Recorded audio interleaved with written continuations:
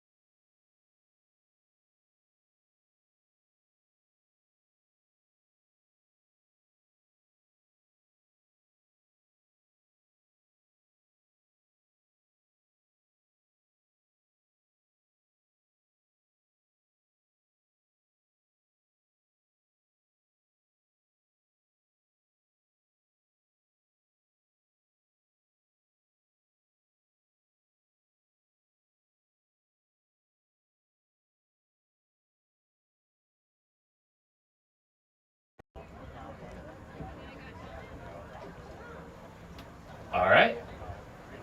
We are live. Oh, and that reminds me too, I need to turn the volume off of that. All right.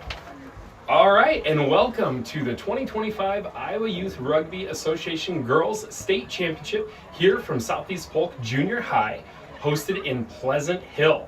We've got a beautiful day today. It's about 60 degrees, currently 55 and sunny. So I am Ryan Gray. I'll be your play-by-play. We have Sam Hendricks on the analysis, and then we have Anna Deegan, who will be covering our color commentary.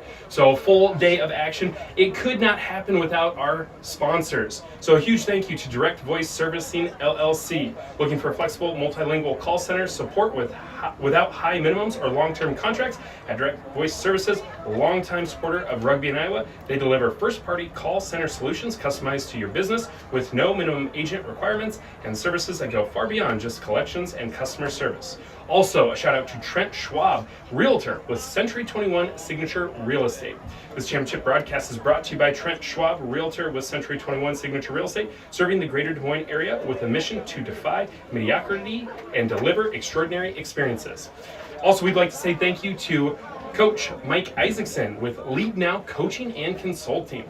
Lead Now Coaching and Consulting is your gateway to unlocking your potential right where you are. Whether you're navigating your career, a high-performing athlete looking to gain an upper hand, or you are balancing multiple life roles, Lead Now is here to elevate your leadership capacity. And lastly, 327 Fitness in Pleasant Hill, Iowa. 327 is a proud sponsor of the live stream based in Pleasant Hill, where we are now. They have a belief that we can all be stronger together every day. So with that being said, we have a full day of rugby for you. About 8 minutes from now, we'll have our first match. It'll be Waverly Shellrock against Cedar Rapids, Washington. Anna, can you tell us a little bit? Waverly Shellrock, they come in undefeated as the 1 seed, returning state champion. They defeated Cedar Falls in a great match last year, 12-10 to capture the championship. They're looking to repeat. Tell us a little bit about Waverly Shellrock and what they need to do against Cedar Rapids Wash, and Cedar Rapids Wash story as well. Yeah. For as far as Waverly goes, kind of a stellar team coming back here to be dangerous again as the 1 seed. Shockingly, only allowed 22 points the whole year, and across 12 games, that's less than a 2-point average per game, which is kind of crazy. So it's definitely going to be a high-scoring game for them. Great defensive game. So the key here is going to be for Wash. If I'm Wash, I'm probably trying to hang on to that ball as long as possible. The logic is the other team can't score if they don't have the ball. So that'd be my biggest thing here. Couple notable players to look out for on the Waverly side are going to be Madison England, Miley Armstrong, and then Ava Sosby. And then looking at the Wash side, we're looking at Naima Muzzo leading this team, as well as a couple of props and a couple of more explosive backline players as well. But it should be a great game to start off our day. Definitely. And like I said, that'll start here in about 5 minutes to kick things off. Right after that, we will have number 4 seed Norwalk against number 5 Central Springs. Central Springs had a huge upset over number 2 Cedar Falls on Monday. I think this could be the match of the tournament, kicking things off in the first round. Expect a lot of fireworks. Who should we look for in that matchup? In that game, you're looking at, on the Norwalk side, Morgan Roth, fly half, as well as Avery Kelderman at scrum half. That Central Springs side, Erica Gass is a pretty stellar scrum half, as well as Charlene Prazak as their fly, and then Zalia Dahlstrom moved around a couple positions this year, but has been mostly playing center. But that's going to be definitely my game of the day as well. Should be a great 4 versus 5 matchup. Definitely. And then moving into that number 2 versus number 7, like I said, Cedar Falls last year, they were the runner-up. They come in as the 2 seed again. They will face off against Mason City. What should we look for in that matchup? In that game, it's going to be Cedar Falls likes to move the ball pretty quick. I mean, in sevens, everybody's going to be moving the ball quick, but they like to get the ball out. They've got a couple of wings who chase kickoffs like it's crazy, like it's their job. So Linnea Bell will be somebody to watch on the outside. And then as far as Mason City goes, they've got a utility player in Caitlin Burgeon who's going to be all over the field doing everything she can to stop Cedar Falls. Nice. And then our last first round matchup, we will see number 3 Southeast Polk, the host of today's tournament. They will be taking on number 6 Fort Dodge, a scrappy team looking to make some noise in this first round. What are the keys to the game for that one? Yeah, in that game we've got Skylar Slade on the Southeast Polk side. She's been a pretty hard hammer in center this year, so I'd look for her to pound the ball a little bit. And then as far as the Fort Dodge side, they've got a couple of props in Kai Mosley and Dakota Palmer who are going to be pretty big assets in that game. Nice. And that'll round out our first round. Should take us to about 1:20 in the afternoon. And then at 1:20, we will get into our championship semifinal and consolation. Remember, there are 8 teams here today. We will crown a champion. We will crown a 3rd place team, and there is a 5th place champion as well. So plenty of rugby. There will be consolation backside matches. placing all the way to 6th place. We also have awards in the middle of the day for those people that have been, working their tails off all year, recognizing that. Also some coach and referee awards that you'll want to stick around for. Should be a fantastic day. And Sam, you coach the Valley boys in the spring. As a coach coming into this tournament, goal is to have 3 games in the day.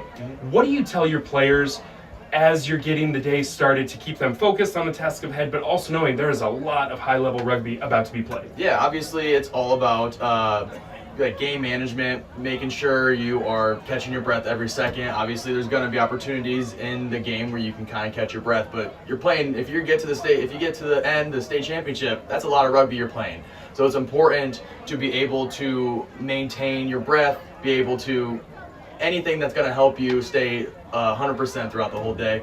That's the biggest thing. What we tell anybody, any player, is that don't burn yourself out in the first 2 seconds. Make sure you find work, but always make sure you're finding ways to catch your breath, because it's a long day ahead. And if you make it to the final, that's a lot of games. That's 4 or 5 games in one day. That's a lot to do, and especially sevens. It's a lot of running around. So yeah, and so as we look ahead, again, beautiful day. The teams are warming up. Waverly, Shell Rock, and Cedar Rapids Wash getting ready to take the field. Final thoughts before we get into it. Anna, what is one thing you're looking for from today's tournament? I'd love to see somebody kick the ball. I feel like that's an underrated skill in sevens, and I didn't see a lot of it this year. And looking at my analysis, I'd love to see someone just kick the ball for space. But nice. Looking for the hard hits, looking for the long runs, just looking for an exciting day. Definitely. And yeah, we don't see a lot of fullbacks or sweepers in sevens in Iowa. People are bringing everybody up on that defensive line. It'd be interesting to see if anyone's going to chip it and chase. And like you said, there's some teams with some speed that could really take advantage of that. Are teams holding some things back in the regular season, and are they going to play their whole hand here today? Sam, how about for you? What is something you're looking forward to, or something you want to see from today's tournament? Obviously, you mentioned earlier, maintain ball is huge today. Obviously, it's cold, it's chilly, it's windy, so that ball is going to fly a lot faster in the air than normally. So maintaining ball as much as possible. But like you said, you never see kicking in seven. So being able to kind of have that IQ to say, hey, if we're in that side, nobody's back there's no fullback rotating over, let's kick it, chip and chase, and see if we can get 7 points on the board. So that would be exciting, but also maintain ball possession is key in the game with it being windy today. Oh yeah, and so thank you again for joining us. We have 4 hours of amazing high school girls rugby ahead of you. Thank you for joining us. Thank you to the sponsors. And, send us messages on either the chat on Facebook or the chat on YouTube. We will try to reply and get back if you have questions. We want to interact with you during this as well. So it's going to be an awesome day. It's going to be the best one yet. A champion will be crowned. We will get this started in less than 2 minutes. All right. Thank you. We'll see you soon.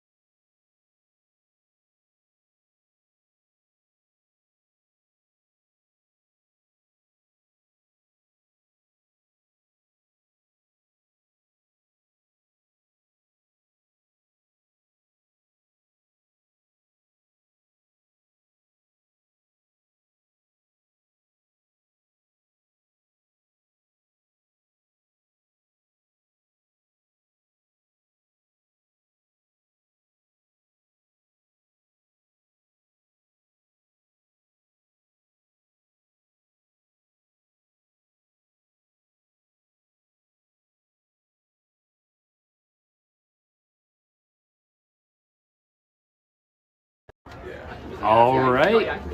And welcome back.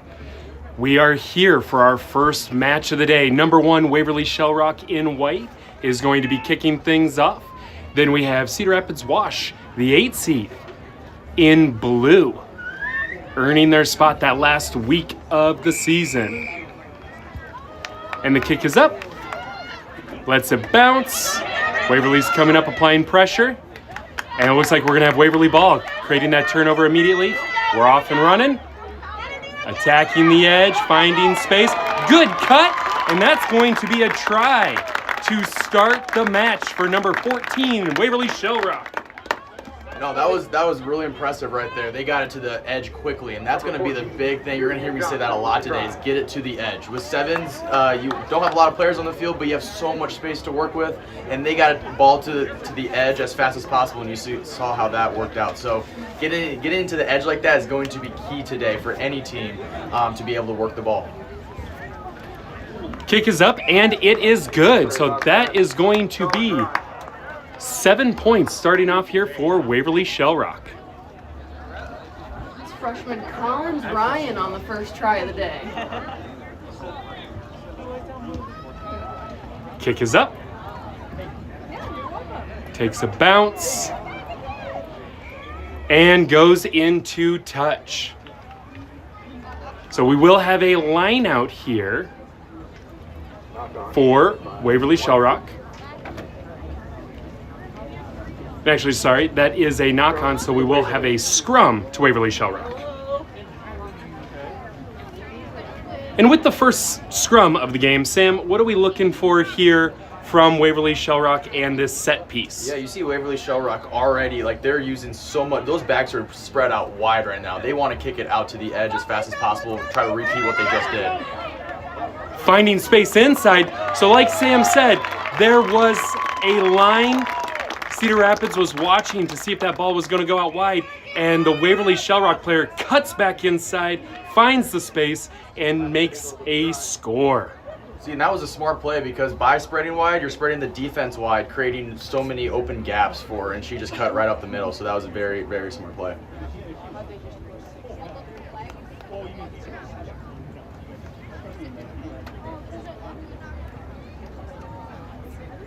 Kick is up, and it is good. So Waverly Shell Rock is off to a 14-0 lead.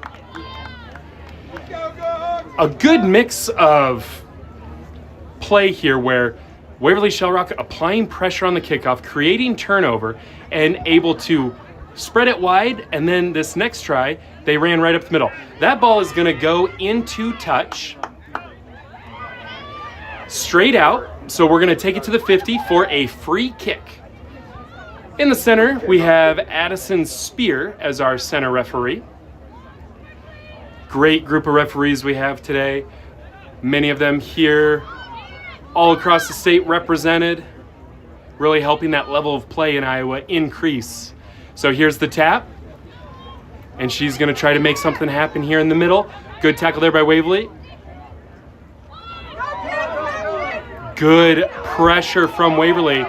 Knock-on happens, advantage to Waverly, and she's just going to pick it up and go, and she's going to take it the distance herself. Another try for Waverly Shell Rock. And Anna, did you catch the number? Who was that who scored that one? I'm not certain. To me, it looks like Miley Armstrong out here. Yeah, and Waverly with the white jerseys and the white primary numbers with this sun, making it a little difficult for us to see, but Miley Armstrong, she's another one of those players from Waverly Shell Rock. She is ranked currently from Rugby Prep Watch. She is number 19 in the country. And then we also talked earlier, Ava Sosby, she's number 13 in the country, and Madison, England is ranked number 17. And Madison, England definitely earning that ranking there. A little bit of a tough kick on that one. She'll be taking on Waverly's kicking duties all day today, and so far 3 for 3. Here's the kick. Kicking it to that same spot each time. This time Cedar Rapids Watch catches it in the air. Good tackle by Waverly. Let's see what Cedar Rapids can do offensively here.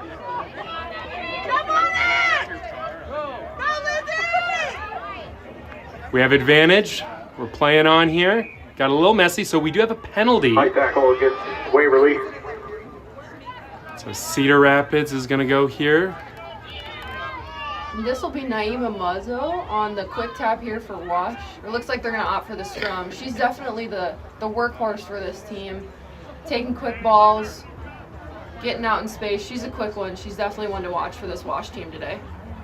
Yeah, I'd like to see her get some space and see what she can do with it. And you can tell she's trying to make that happen, but this defense from Waverly just, it swarms so quickly. It makes it difficult to even breathe. So here's the put. Ball comes out. And again, the pressure from Waverly Shellrock forces the turnover, and they're just going to run right up the middle for another try. Yeah, like what you said, Gray, that the defense is killer right now. They are pressuring in their face. When that ball's out, they're shooting up, getting in their face, making them flustered with the ball. So Waverly Shellrock's defense is pretty stellar right now. To see if they can keep it up.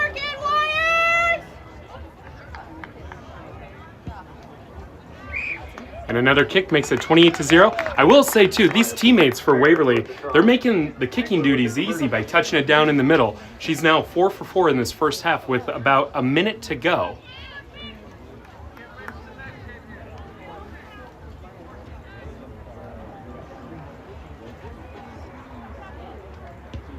Here's the kick.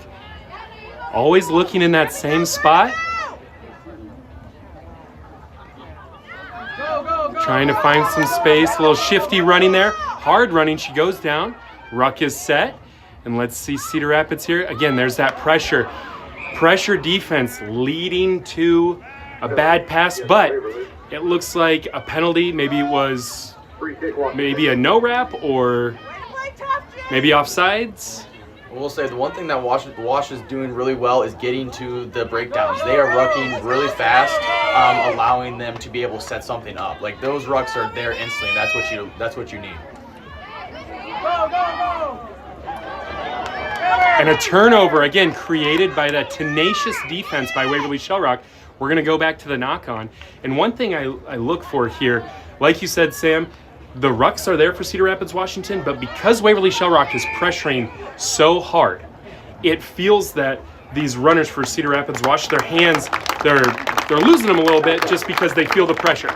So going into halftime now, we have Waverly Shellrock 28, Cedar Rapids, Washington 0.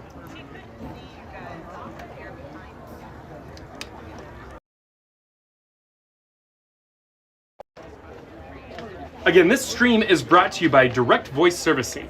At Direct Voice Services, longtime supporter of rugby in Iowa, they deliver first-party call center solutions customized to your business with no minimum agent requirements and services that go far beyond just collections and customer service. Inbound and outbound phone support, appointment setting and customer retention, direct sales, collections and upselling, multilingual, scalable agents, fully compliant, and high-performance operations. They're a perfect fit for small to mid-sized businesses looking for reliable support that grows with them. Contact Joe Gutierrez at 319-804-6511 for more information. Mention the B-Side Boys for 10% off on your first 3 months.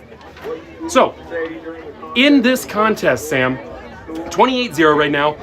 If you're Waverly Shellrock, you're up 28-0, things are going pretty well. How do you keep your girls focused and to keep working on what they need to work on in this next 7 minutes? Yeah, obviously just keep doing what they're doing on defense. Obviously something is working there, shooting up early, right as that ball is off the ground, out of a ruck, the play is live, so you can shoot up. Obviously, if the ball's still on the ground, you have to stay back, but when the scrum half picks it off the ruck, they can shoot up and they can get in the girls' faces, and that's what they're doing right now. So that defensive pressure is key for Southeast Polk just to keep remaining. Waverly Shellrock. Just to keep competing here at the high level that they're doing, but their defense is stellar, and if they keep it up, it's gonna look good for them at the end. And then Anna, what about for Cedar Rapids Wash? What are you going to look for as they have 7 minutes left in this game to chip away at this deficit? What are you looking for?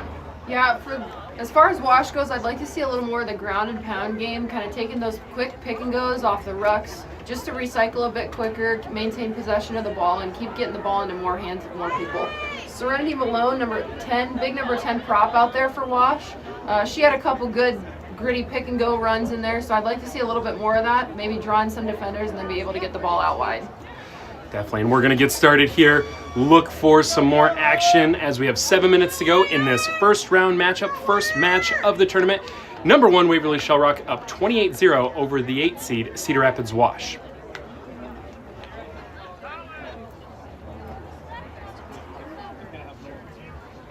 The referee is just about ready to blow his whistle, and he gives the signal. Let's get this second half started. A low kick, fielded by Waverly Shell Rock. A hard run, but she is wrapped up by 2 defenders. And a miscue there from Waverly Shell Rock.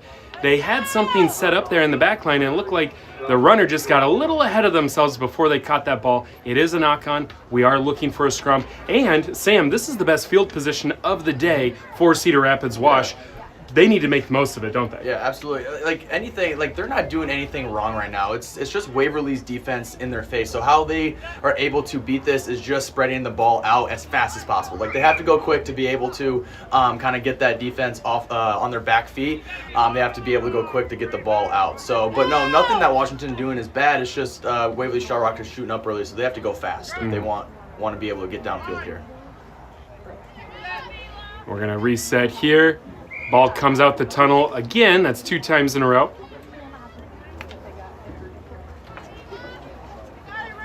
Wash going with a little bit of a different strategy here. Serenity usually in at prop. She's the one feeding the ball into that scrum half position. I wonder if we'll see a good, quick pick off of the scrum here and see what she can find. And that ball is stolen by Waverly Shell Rock. Great hook there from Waverly. And they are off and running. A strong run, breaks through a line, breaks through some tackles, 1 defender to beat, and she gets the corner untouched by that last defender, and she's gonna dot it down in the middle for a try. Huge steal in the scrum, finds space, runs through tacklers, and just beats the last defender on the corner. All starts from that set piece there. Stealing the set piece can be so huge. And what looked like, and the kick is good, and it looked like a miscue there from Waverly. You know, the worst field position they'd been in all day, they turn it into a score. So we are now at 35-0 with about 5 minutes to go in this first round matchup. And you'll notice Waverly currently making some substitutions here. That's one thing too about this Waverly team, as you know, you look at their roster and you look at what they're working with. They have had a couple of injuries, and they've been working in some new freshmen and sophomores, and that's going to really help not only this year, but moving into the next years, getting those girls experience. So we're seeing those girls get that experience right now. And again, Waverly kicks it deep. Pressure, pressure, pressure. The pressure leads to a turnover and a try on the corner by Waverly Shell Rock. Sam, how was that score set up there? Just again, pressure. They were right in their face. They countered that. They countered that ruck there. So obviously, if the ruck is set, if you can blow the rucker off of it, the ball's live, and that's exactly what they did there. They just counter rucked. Ball was free, and well, obviously they were 2 meters from their try line. They were able just to dot it down right there. But yeah, just that pressure right now that Waverly's doing is just what's helping them with this lead. And the kick is no good. Toughest kick of the day right there on the side. But again, if you can create a short field, you'll take those points, right? Oh, absolutely. Pin it deep, create a turnover, and then you have a short field to go. A strategy we'll see a lot of teams. Some teams like to kick it 10 meters and try to get the steal. Other teams, hey, let's pin them deep, create a turnover, and we only have a short field to go. So interesting to see some of the different mindsets there. All right, and with about 3 minutes to go, the kick will be coming. Waverly Shell Rock is up 40-0. Again, they were last year's state champion. They defeated Cedar Falls 12-10 in the championship. And look at the pressure from Waverly. Oh, but there is a knock-on. So again, Sam, we're seeing another deep kick. It's going to be a scrum to Cedar Rapids, Washington. We've got some substitutions. And obviously, she's an amazing kicker. She's kicking that ball deep, giving her teammates an opponent to run on it. Because obviously, the higher you kick it, the more opportunity you can get to steal that. But yeah, if it goes 10 meters, they can get it. So if she's helping her teammates by getting that ball in the air to send them downfield to be able to steal this ball.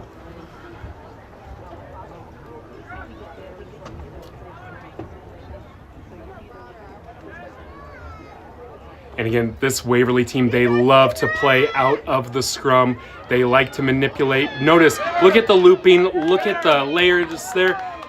And a great offload, that's a great team try there. It took all 7 players to score that try. Amazing work from Waverly Shell Rock. That's what you come to expect from this team, from the coaches and players. They win the scrum, good loops, good follow, and a good offload for the try. Yeah, she could have easily dotted that down herself, but yeah, you're right. That's a very team player mindset there. And obviously, that's Waverly. Like, Waverly play as a team, and so that shows her right there is that she could have been selfish and dotted that down, but she did not. She wanted her teammates to be able to use the rock and everybody be able to get a try today. Playing for each other, definitely. So it is 45-0. The kick is no good. And we have about a minute left here. Our next match will be the 4-5 matchup, Norwalk against Central Springs. Anna, you said earlier in our pregame show, you think that could be one of the best matches, if not the match of the tournament, starting off right away. Definitely. I think both teams have a good group of explosive players playing good team ball. Central Springs is riding a lot of momentum, coming off a big win against Cedar Falls in the last week of the season. And then Norwalk's just been a steady, good, cohesive group all season. So I think it'll be a great matchup. And a penalty there for offsides by Waverly. And let's see, Cedar Rapids, they will play in a consolation round after this. So they're going to want to fight to the end here, build something going into that next matchup. And a powerful run there from the Cedar Rapids Wash runner. And you were saying at halftime, you want to see some pick and goes. They're finally getting into that offense, looking for some pick and goes, having a little bit of success here.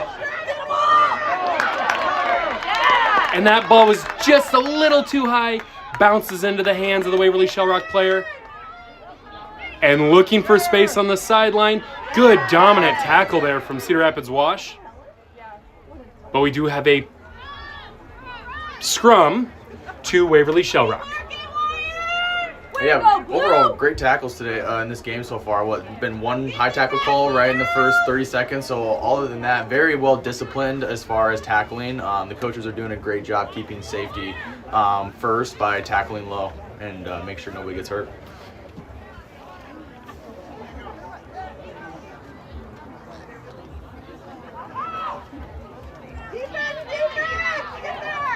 And that ball is going to go into touch. That will be our final. Waverly Shell Rock moves on in the championship side, 45-0 over Cedar Rapids, Washington. Again, thank you to Lead Now Coaching and Consulting with Mike Isaacson. Lead Now Coaching and Consulting is your gateway to unlocking your potential, right where you are. Whether you're navigating your career, a high-performing athlete looking to gain an upper hand, or you are balancing multiple life roles, Lead Now is here to elevate your leadership capacity. With real-life principles at the core, Lead Now empowers you to become the person you were always meant to be.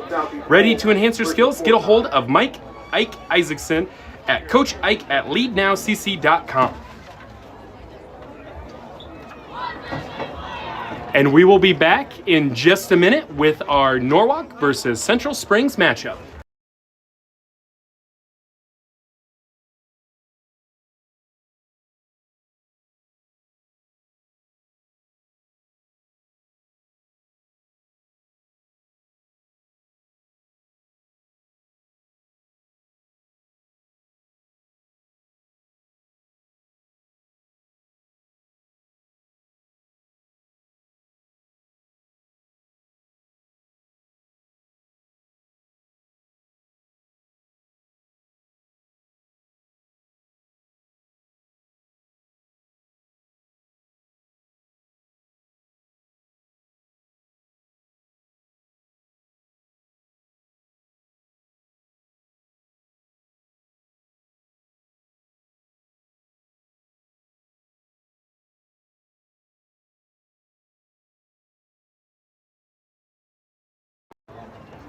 All right, and we are just about underway. We got Aiden Lewis in the middle as our center referee. Norwalk in the purple as the 4 seed. Central Springs in the blue as the 5 seed. And here is the kick. And we are underway. Central Springs with the ball. Good running here. Good support. Now look at this Norwalk defense. Meeting the runner behind the gain line. Here the teammates from Norwalk talking spread, spread, spread. And good sustained pressure from the Central Springs offense. A pick and go. The support is there quick. Little pop to the teammate, another pass. But that Norwalk defense is meeting them behind the gain line. And all of those meters Central Springs just gained was lost in a tackle. But a quick pick and go. Oh, and that ball is lost. Norwalk picks it up. They have the corner. But a quick tackle by Central Springs. It's going to be Norwalk's ball. And look at this action at the breakdown. And another knock on. We are going to go back to the original knock on. And it's going to be Norwalk ball. Sam, right away, we're seeing great stuff from both teams. Not much movement because the defenses are looking great. What are you seeing so far in this first minute and a half? Yeah, obviously Central Springs, like what you said, they are very bunched right now, making it easy for Norwalk to guard them. So it's a very defensive right now because, you know, you can guard one versus two right now with how bunched they are. So they need to spread that defense out to find those holes.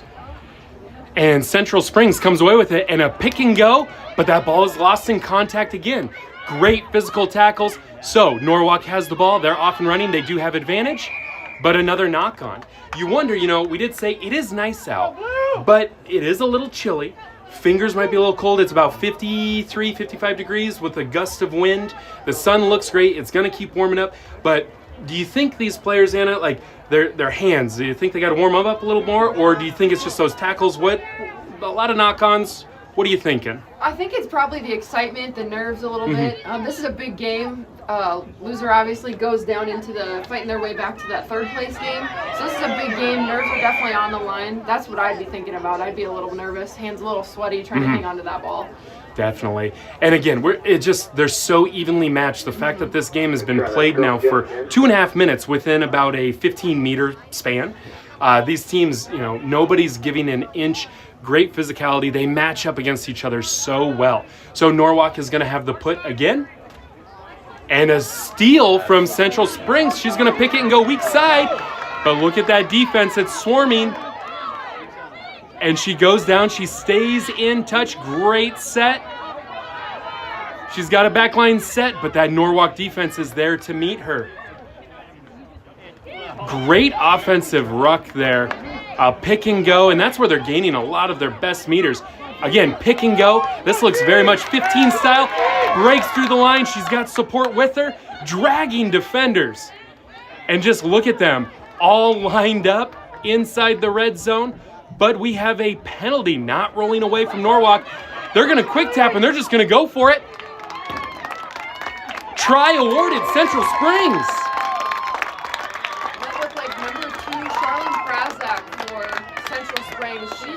That's been her game all season. You'll see her take the quick taps, too, for this team with a couple of girls on her shoulder. She loves to ground and pound that ball. Great team try there. And obviously we mentioned at the beginning that it is windy out, so maybe that is Central Springs' key, is to kind of keep it close. Like, you don't want these balls to go flying with the wind, so maybe their strategy is pick and goes, go with somebody, because I mean obviously it worked right there. So yeah, maybe keeping it close is the key thing to do right now, just by with the wind and getting those, not having those passes go out of hand.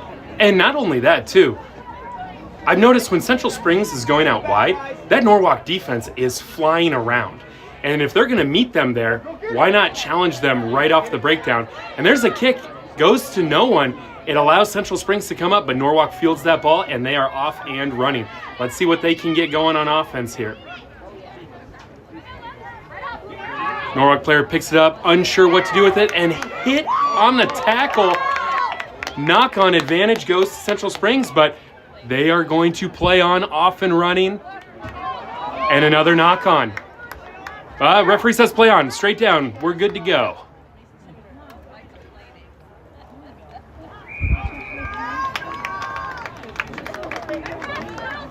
And so that Norwalk team we've talked about all year, they have been led by Morgan Roth. She is currently ranked number 5 in the country by Rugby prep watch. So she's definitely a player. The game runs through her. Anna, can you tell us a little bit about Morgan for people who might not know her story? Yeah, so Morgan's been a captain of this team for about 3 seasons. She's got rugby in her family. Her sister currently plays on the rugby team at UNI, who just had a big win over Iowa's women's team this Friday, number 5 versus number 3. So massive game for that. She's been playing a lot of high-level rugby as well, Morgan has. So definitely some rugby in her future and some high-level rugby coming up.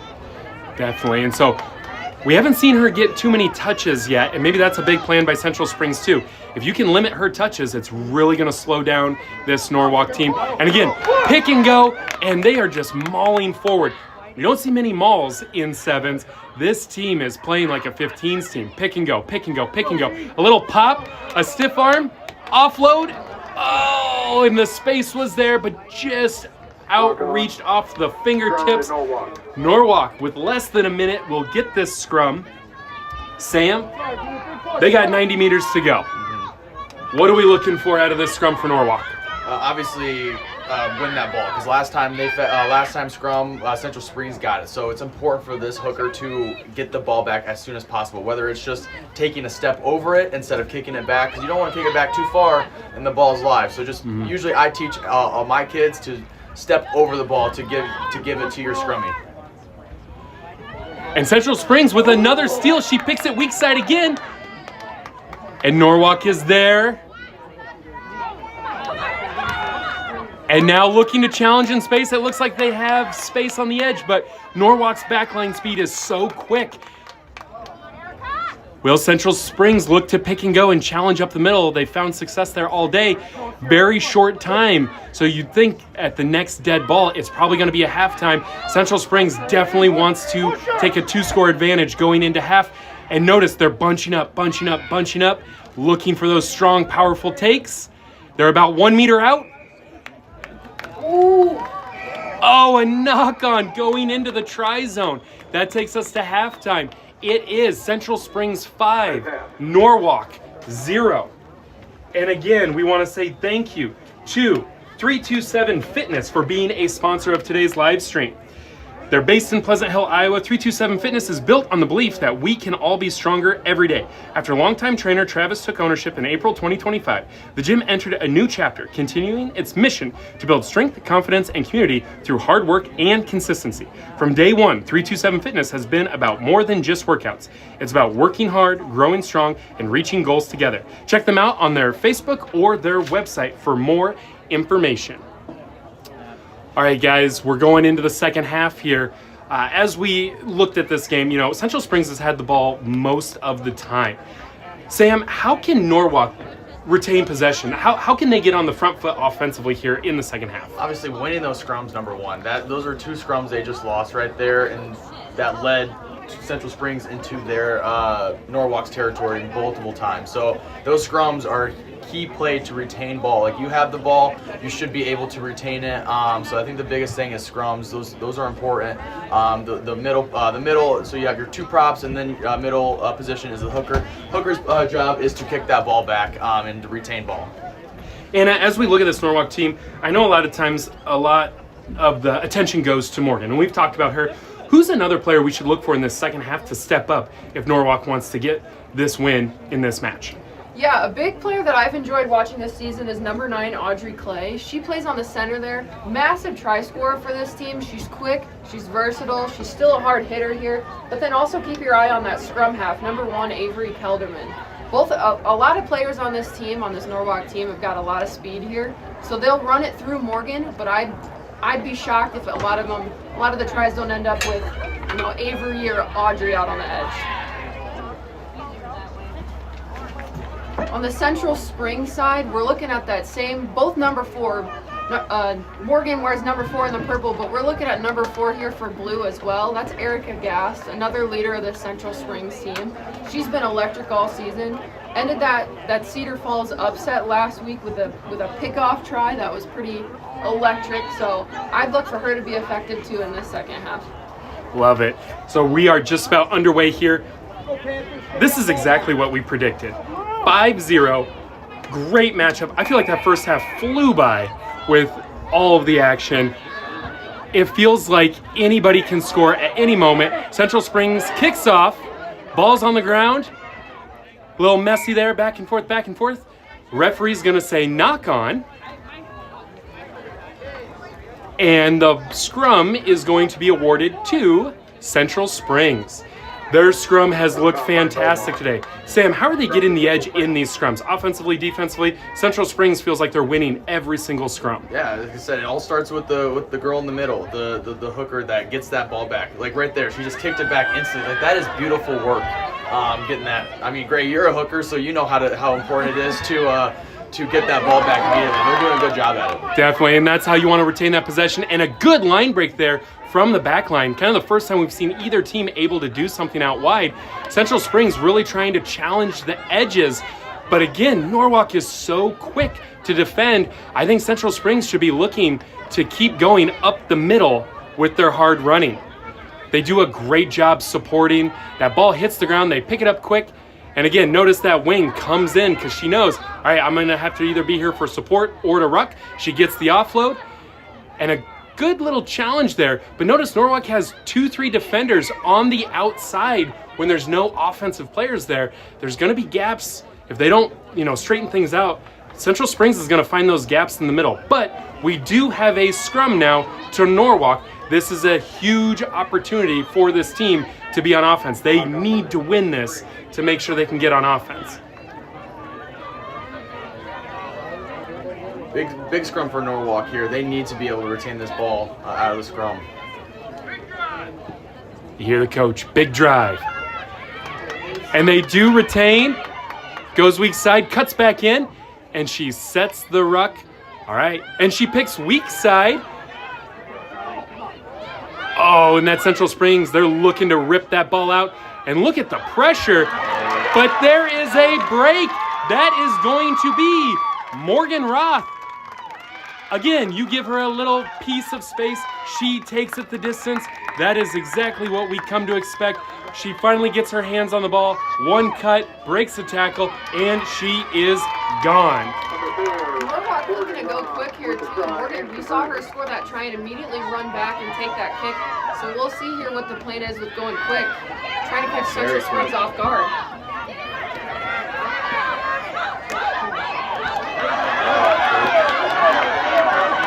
Oh, and she goes into touch. So a lot of confusion there because they were going so quick trying to catch them off guard.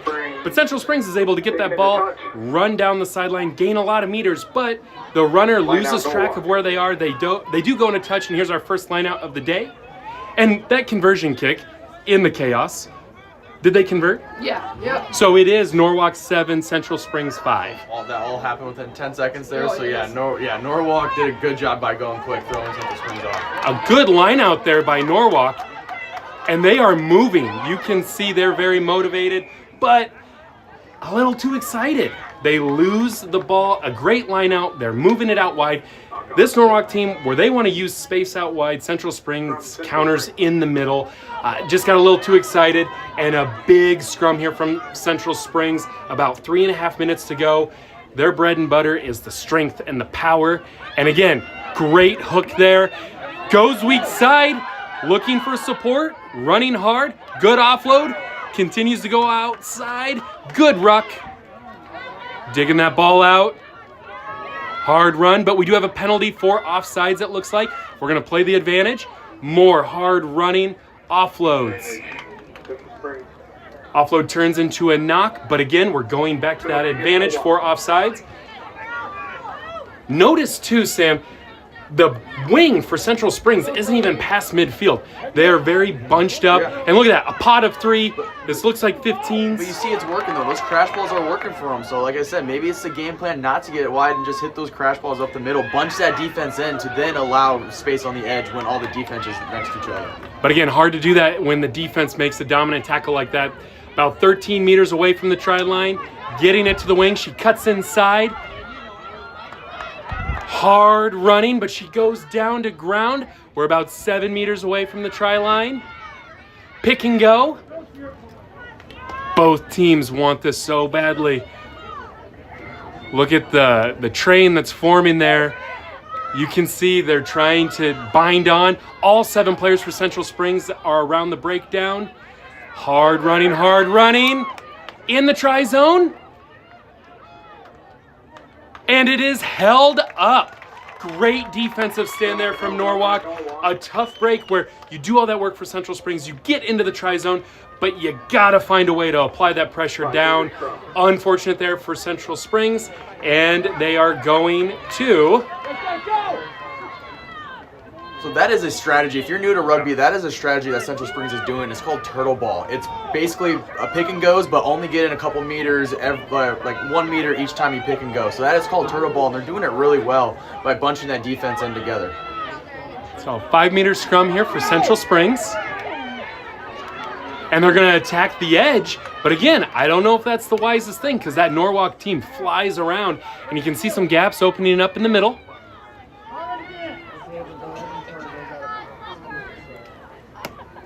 Try to zoom in here for you, because again, all 14 girls are right there, bunched up together. A pick and go. That ball's up there high. Another held up try. Wow, this is an amazing defensive stand here from Norwalk. And another 5-meter scrum. There's got to be a point where bunching up the defense, it is a strategy, but you got to get to the edge. You see there's almost about 20 meters of space to the right there of that wing, so you got to use that space. There's a lot of field to work with. Oh, it looked like they had something set up there, pick and go, but we're bringing it back.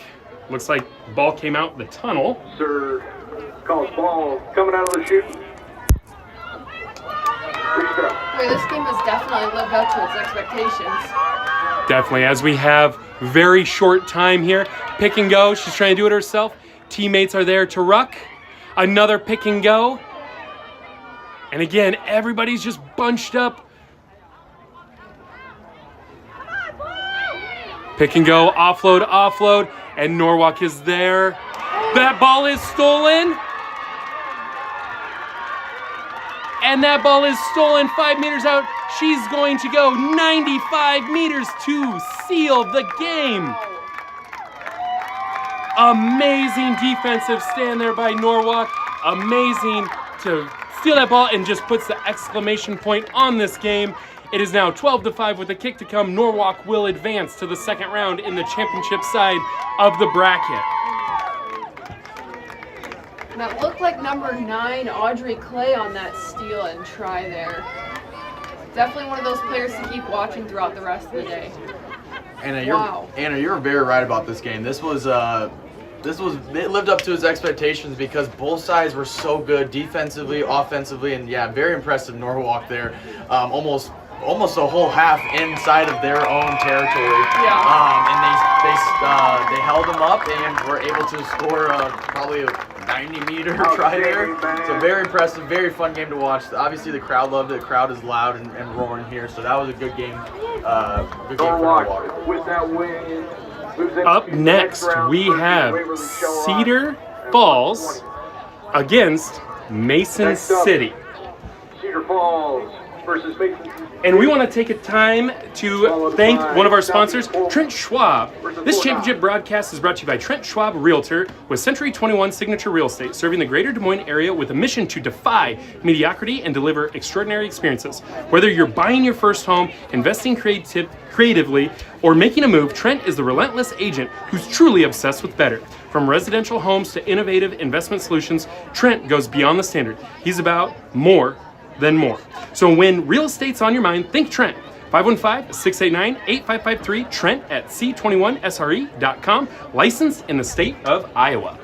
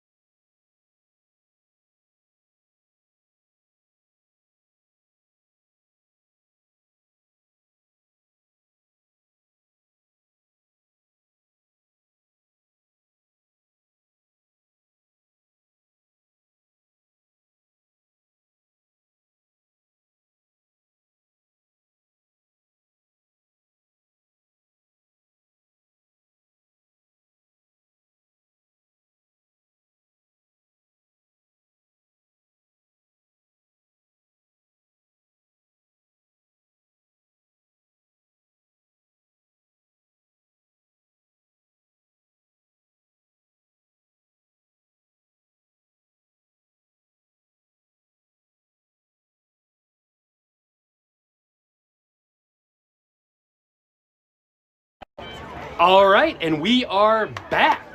Mason City, the number 7 seed in the white, is taking on Cedar Falls, the number 2 seed in the black. Cedar Falls, the runner-up last year, lost to Waverly in the championship, 10-12. They're looking for redemption.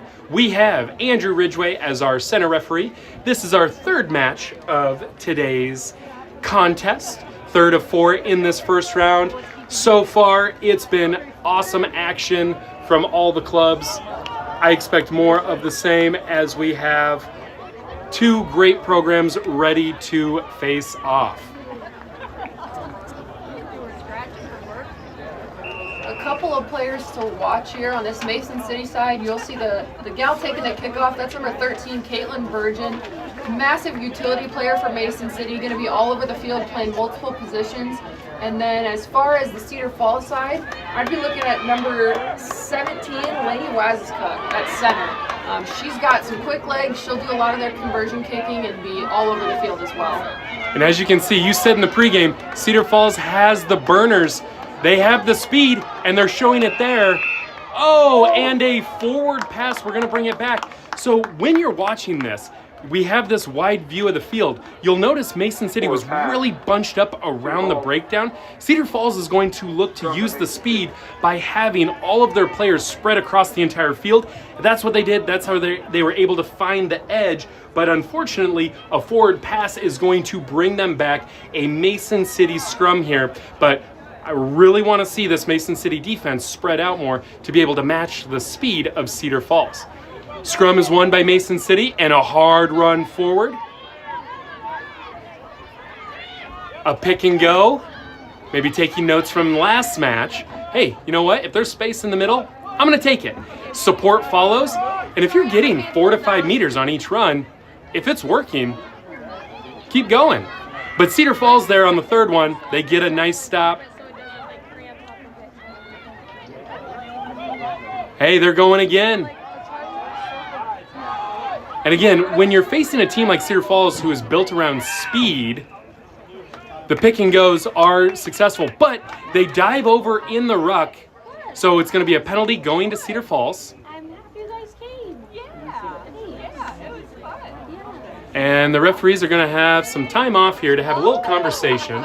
So, Sam, what are you looking for? You know, this Cedar Falls team is fantastic, but Mason City finding some success early. Yeah, I mean they're using that crash ball. Obviously, like I said, maybe the coaches know these long passes are not going to work. So these crash balls up the middle is what's working. Because in rugby, it's all about territory, not really about each meter, each yard. It's about territory. So if you can gain your territory by just doing little passes, then that's how you win the game. And notice the burst of this Cedar Falls team. Every time they're touching the ball, it just looks like each player just bursts out of a cannon. And just like that, Cedar Falls finds a gap, and they're going to touch it down for a try in the center to kick things off. With the try for Cedar Falls. Obviously, up the middle is working today for every team. You know, running it up the middle. Obviously, she found that gap in the middle and is running it up. But obviously, amazing defensive effort by Mason City there. Like, she didn't stop. Like, she was on her heels the whole time until she touched the ball down. So that's what you want. You want to see heart till the very end. So yeah. So it's obviously there's a lot on the line right now. So you can't give up, and that's what she didn't. So I want to definitely see more of that. And the kick does not go 10 meters, so it's going to be a free kick to Mason City. And Anna, can you tell us who was that who scored for Cedar Falls? Yeah, that last try looked like it came from number 11, Lakin Petrie, another one of those players to be on the lookout for today. She's got that next level of speed, great rugby IQ. She'll be all over the field, probably playing some scrum half and some wing today. And a steal by Cedar Falls gets to the edge, a great selfless offload to the teammate, and that sets it up for the try. Again, that's speed. They create the turnover, they find space on the edge, a good teammate, selfless pass there to make it an easier try, extends it to 12. Here comes the kick. Kick is no good, and that was going to be Lanaya Bell. And I want to go back to Lakin Petrie, she is currently ranked number 2 in the country according to Rugby Prep Watch. So again, that is a player we want to keep an eye on because people are keeping an eye on her nationally as well. Kick is caught. High tackle. Penalty. Mason City, again, they're bunching up. You can tell, hey, they're going to come straight at you, and they're going to try to support each other. Cedar Falls bunching up as well, getting ready for that 2-person tackle. But they were not 10 meters back.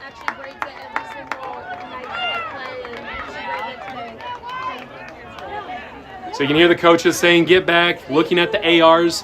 We have assistant referees on the sideline marking that 10 meters. That's going to be a free 20 meters there for Mason City. Strong tackle there from Cedar Falls. Mason City is going to look to continue to challenge them in the middle, but they did not release the ball. Penalty, Cedar Falls now. Sam, what are we looking for? Well, with Mason City, I think they're doing a good job with ball retention. They're keeping the ball, but obviously Cedar Falls is putting that pressure on. Oh, and again, you give Cedar Falls some space, you allow them to find the edge, they will take it the distance. Another try for number 2. Linnea Bell, number 2 on the day. Looking for big game from her. She's also the one here on this Cedar Falls offense who, when they kick, they'll kick toward her to get that chase going. One thing I want to see Mason City more do is get the ball to the edge. They're doing a lot of crash ball retention, which is fantastic. But obviously, now you're down by a couple tries. You need to get that. You need to get that space working a lot more. It's great getting those couple meters every time, but you got to get that space and get upfield fast as possible. So with less than a minute to go in this half, Cedar Falls will kick off here.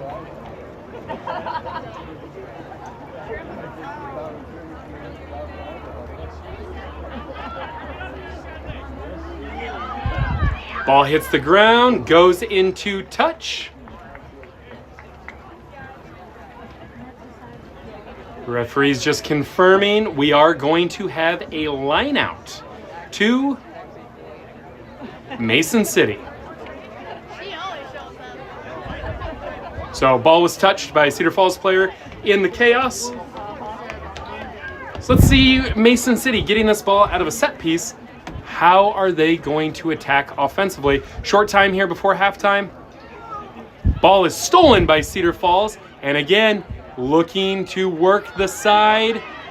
And they've got the speed on the edge. A missed tackle there. Good moves by Cedar Falls.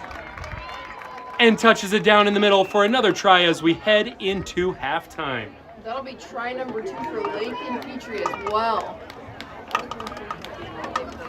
What you just saw from Cedar Falls was beautiful rugby. Everybody touched the ball right there. They got it to the edge. They worked the field like that. That is rugby you want to see there. Just working it down the line, getting it to each player in the back line, and then I don't know. I didn't see which number it was, so I can't remember. But one of the girls did an amazing job by following around with extra support. It got it to the wing. She was kind of going around. She cut back in and got the try. But there was one of her teammates that got around her for extra help, and that is what you want to see. That is beautiful, fundamental rugby right there.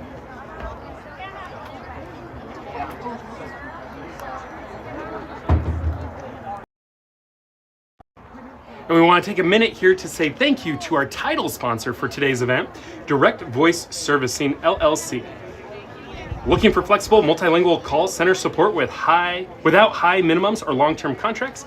At Direct Voice Services, a longtime supporter of rugby in Iowa, they deliver first-party call center solutions customized to your business with no minimum agent requirements and services that go far beyond just collections and customer service. Contact Joe Gutierrez at 319-804-6511. Mention the B-Side Boys for 10% off on your first 3 months and let them find the perfect voice for your business. A huge shout out to Direct Voice Services. They have been a longtime supporter not only of the B-Side Boys, live streams, the podcast, but also rugby in Iowa. They have helped Cedar Rapids Wash the last few years as well. They're always there. So, give them a follow, give them a like. If you are looking for their call center solutions, hit them up. let them know we sent you, and you'll get some nice 10% discount there. Again, we are the B-Side Boys Rugby Podcast. We have new episodes weekly. We talk everything from high school rugby, college rugby, senior side rugby, international, professional, everything. Anything happening in rugby, we talk about it. We interview coaches, players, people involved in the game. Check it out, Spotify, Apple Podcasts. You'll hear from coaches in this league. You've heard from players in this league as well. So again, thank you for tuning into this stream. We're so happy to bring this to you today. We are just about ready to get started with the second half of this game. So as we're in the middle of the third game, Anna, how are things going so far today? Just overall the experience here at Southeast Polk as we're going through this first round. Yeah, I'd say vibes are high. It looks like everybody came here, showed up, showed out. Got a massive crowd of fans here. The home side stands are packed. We've got teams over on the away side stands. I mean, vibes are good. I'm having fun. Great day. Yeah, that's the thing. I wish we could see the crowd that's underneath of us. It is packed. In Cedar Falls, they kick off to start the second half here. Sam, what are you looking for from both teams in this second half? Yeah, obviously Cedar Falls is doing a great job getting to the edge. Like they're kicking it, one more pass right here, and boom, and that right there just sees it there. Obviously you can see the ball movement, the passing, it works. So getting the ball to the edge, bringing it down the line. That's what I say. I want to see more of that of Mason City. Getting the ball to the edge, getting it down the line, rather than these crash balls up the middle. Hey, it's fine for a little bit, but we need to get the ball to the edge to use that space. It's a big field. Obviously, it's bigger than a football field, so there's more room to work with, and you need to utilize every single yard you have. And with that kick, it is now 33-0. Again, the great part about this tournament, we're not only crowning a champion today, it goes all the way to 6th place. So these teams, they will be competing all day. And so it's something too, good hard run here from Mason City. You want to build into that second round. Things may not be going your way in this first match, but you still are competing for 3rd place, 5th place all day long. So I love to see this fight. And again, what we know from Mason City, hard physical running, they're supporting each other, more pick and goes. And you see they're bunching up, and Cedar Falls is also bunching up as well. We do have a penalty. Mason City not releasing the ball. I think, when you get around that many people and there's that much contact, you feel uneasy if you don't feel your teammate right there, but you have to release that thing. And a good gap there from Cedar Falls. Player from Mason City shoots up, and the Cedar Falls player takes the gap for about a 40-meter gain. Support is there to set the ruck, and they're about 10 meters out. Pick and go. Good tackle there from Mason City. Now they're going to swing the ball backside the other way, and they have 2 people on the edge wide open, and she's going to dot it down for another try. Sam, that all starts there from the penalty and the good pass and the good cut back inside from Cedar Falls. And it doesn't happen without the support. 100%. The rucking is amazing. They're getting to the rucks as fast as possible, and that helps allow you to retain ball. They're beautiful. 2 beautiful rucks were set right there at the end, and that's almost key. Those are those things that it's hard to watch and hard to look for, but those are the keys to success: is getting to the ruck to be able to retain ball.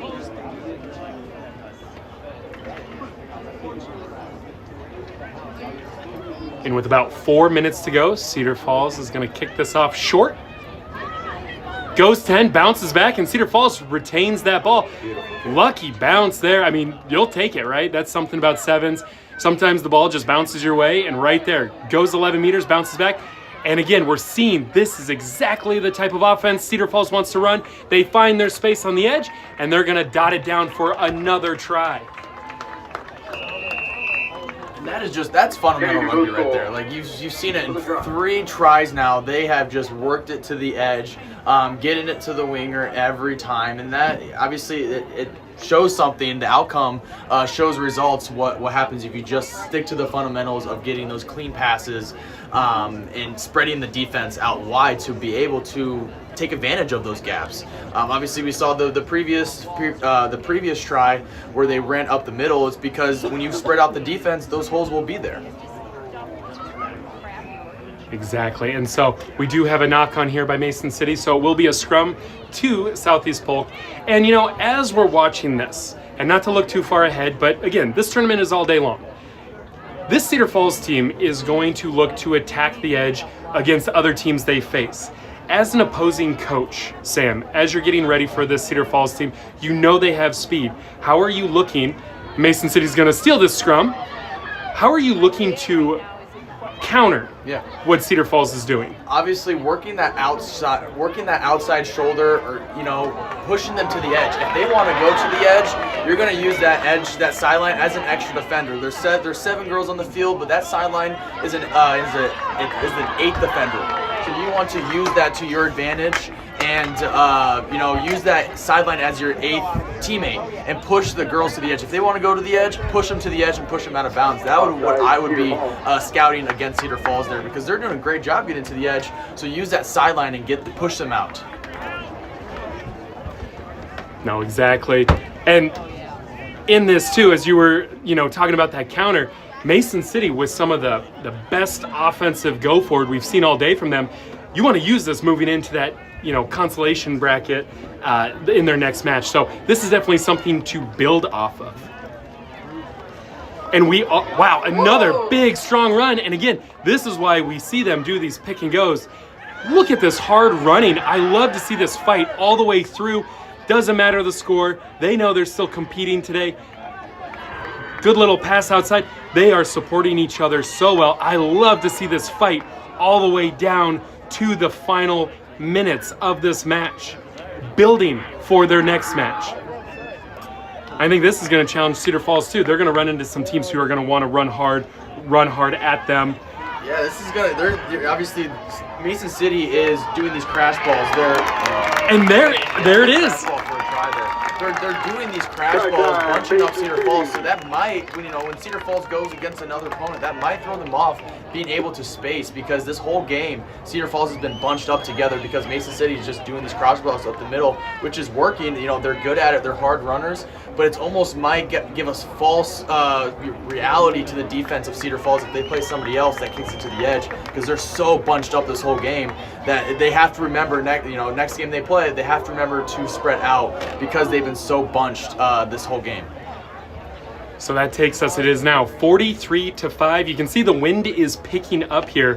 One of the team's VOs just got blown over. But as we are in the final seconds here, we are joined in the booth by co-head coach of Norwalk, Bryant Reynolds. Bryant, how you doing? Still trying to rest the heartbeat here. So yeah, we just saw before this match as Cedar Falls is running really hard. What a powerful run there. That game was exactly, as fans of the sport, exactly what we were looking for and exactly what we expected. Came down to the wire. And Cedar Falls, again, finding the edge, running their structure, running their system, and they are going to find another try as time is getting close to expire here. But yeah, Bryant, exactly kind of what we thought was going to happen in that first round matchup. Really, Central Springs was kind of, really pushing you guys, challenging you guys. But once you were able to, find Morgan Roth some space, you were able to take the lead. And then that defensive stand was just fantastic. Well, I will say we practiced, we watched Central Springs and Cedar Falls, and they did a lot of pick and goes, right? That's how, kind of what Mason City did on this last one here. They probably watched film, and defense paid off, right? Working defense all week, it paid off. And it's kind of hard to win a game when you're only on defense, but we did it. So it's great. What an amazing, exclamation point too, where it's defensive stand, hold up a try, defensive stand, tackle, rip it out, go 100 meters, score a try. Who was that player, and how was she? How did she react when she came to the sideline after the game to put, the cherry on top to be like, sealed, we're moving on? I think we're all still adjusting to the win, right? There's a big win. First win in state for Norwalk, by the way. That was Krista Baker.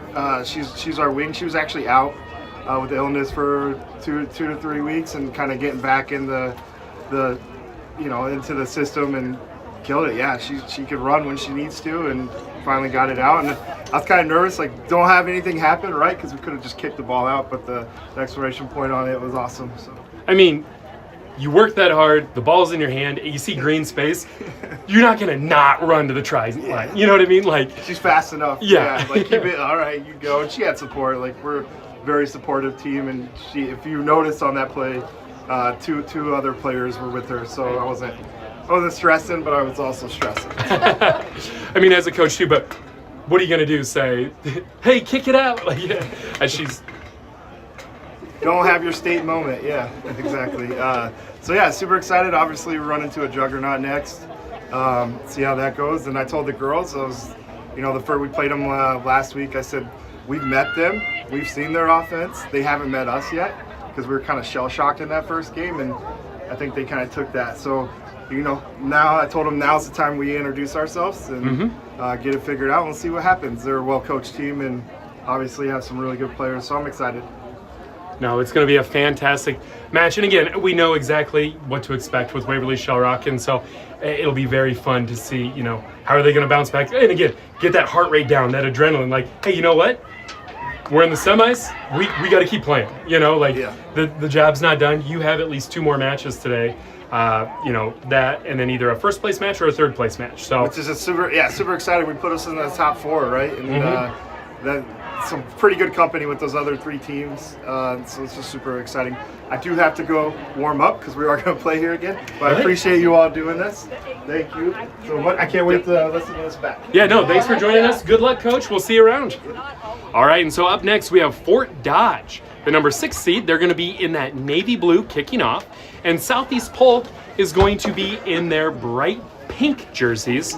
They are receiving. So this is the last match of our first round in the 2025 Iowa Youth Rugby Association Girls 2025 State Championship Tournament presented by Direct Voice Services. And the kick is up.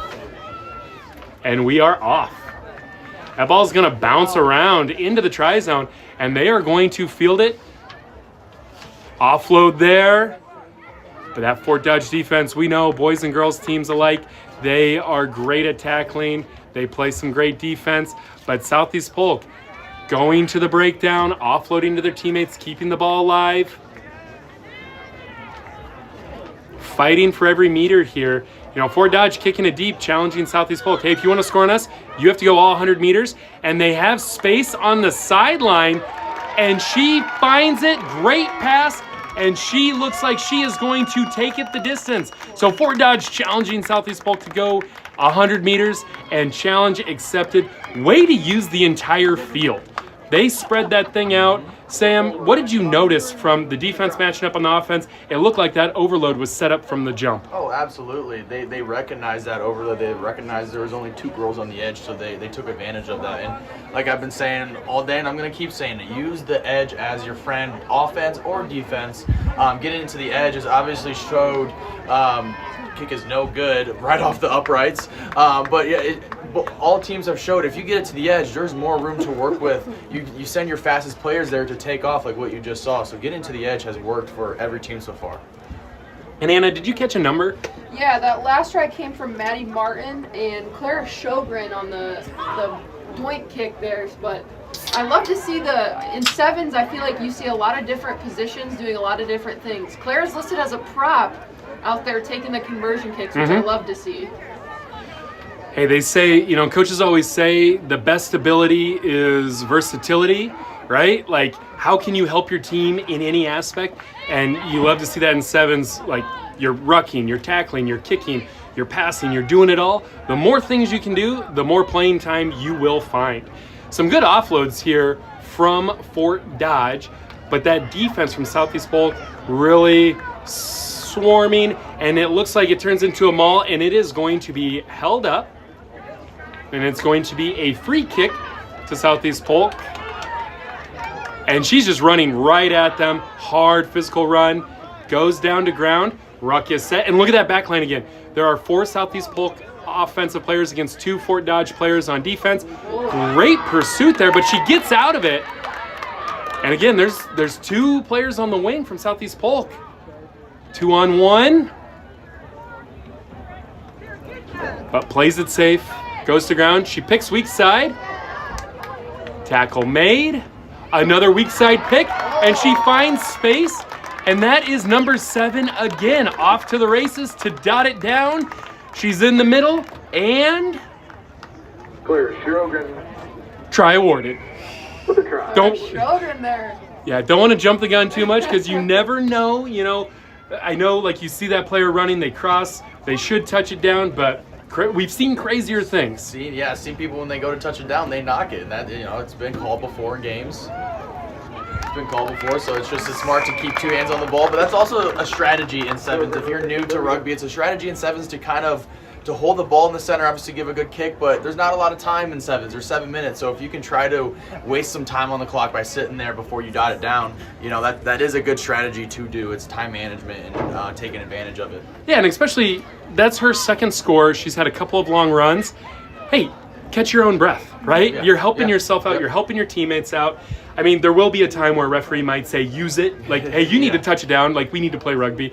But as that Fort Dodge player or as that defender is chasing, I mean, they can try to hold it up. They can try to make a tackle. They can still try to prevent that. So that's why you see that player hold it, wait, touch it down at that last second. But if no one's chasing, you will hear the referee be like, use it, let's go, we want to play. Oh, absolutely. So we do have a line out to Fort Dodge. And notice the wind is picking up. You can see that referee's flag really blowing there. Early jump there. So I do love Fort Dodge's spacing right now. They are spacing wide. They're using that whole field to their advantage. And now you can see that they have that wing way out there. But again, that defense, though, from Southeast Polk is matched up very well. And in the tackle, Southeast Polk is able to force the knock-on. About 2 minutes to go in the first half. Big opportunity here for Southeast Polk to extend that lead.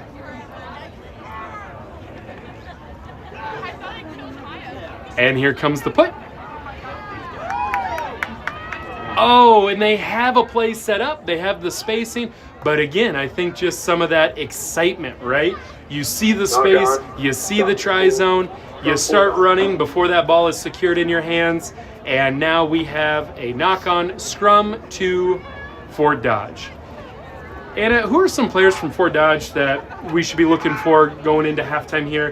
Who are some of the players that have really stood out and made a difference for this club this year? Yeah, the dual prop system here of Dakota Palmer, number 8, and Kai Kai Mosley, number 12. Ooh, what a tackle. Yeah, they're going to be some big hitters, some hard runners there, all over the field kind of playing the game. Dakota will switch out to that back line too, so I'd be looking out for those two on the Fort Dodge side. And so there was a penalty there. Fort Dodge is off and running, but you're noticing they're catching that ball flat-footed, and then they're starting to run, and that's where Southeast Polk is able to meet them as they catch the ball, and it's really causing these knocks. Yeah, one thing I'm seeing a lot from every team so far is in rugby, like I mentioned earlier, when that ball is picked up out of the scrum, you can shoot up. You can attack the scrummy there. You saw it there where she picked it up. She didn't know who to pass to. That's something that you just need to go to each ruck, take your breath, look to see who's open before you pick that ball up. Because if you pick it up and start looking around, you could get hit or lose the ball pretty quickly. So that is one thing as a coach I tell players that, like, hey, if you know where your players are before you pick that ball up, before the play's live. And so some penalties here. Now it's going to be Fort Dodge need to go through the mark. There's the tap, and we are off and running. Here we go. Here's some sustained offense here from Fort Dodge. Like to see it. But again, catching that ball flat-footed allows Southeast Polk to get right in their face and making the game more difficult for this Fort Dodge offense. Some good counter ruck pressure, but it allows a Fort Dodge player to find some space on the wing. But again, they're swarming. Short time here. You think maybe that next dead ball could be halftime. Fort Dodge inside the 50, about 43 meters to go. I mean, they want to dot one down, make this a one-score game before half. They find some space in the middle, some good offloads, good hard running. Taking 4, 5 Southeast Polk players to bring her down. She does go down. That ball is out. but Southeast Polk able to swarm. And just good pursuit from Southeast Polk. Knock on. And we are at halftime with a score of Fort Dodge 0, Southeast Polk 12 in our last match of the first round.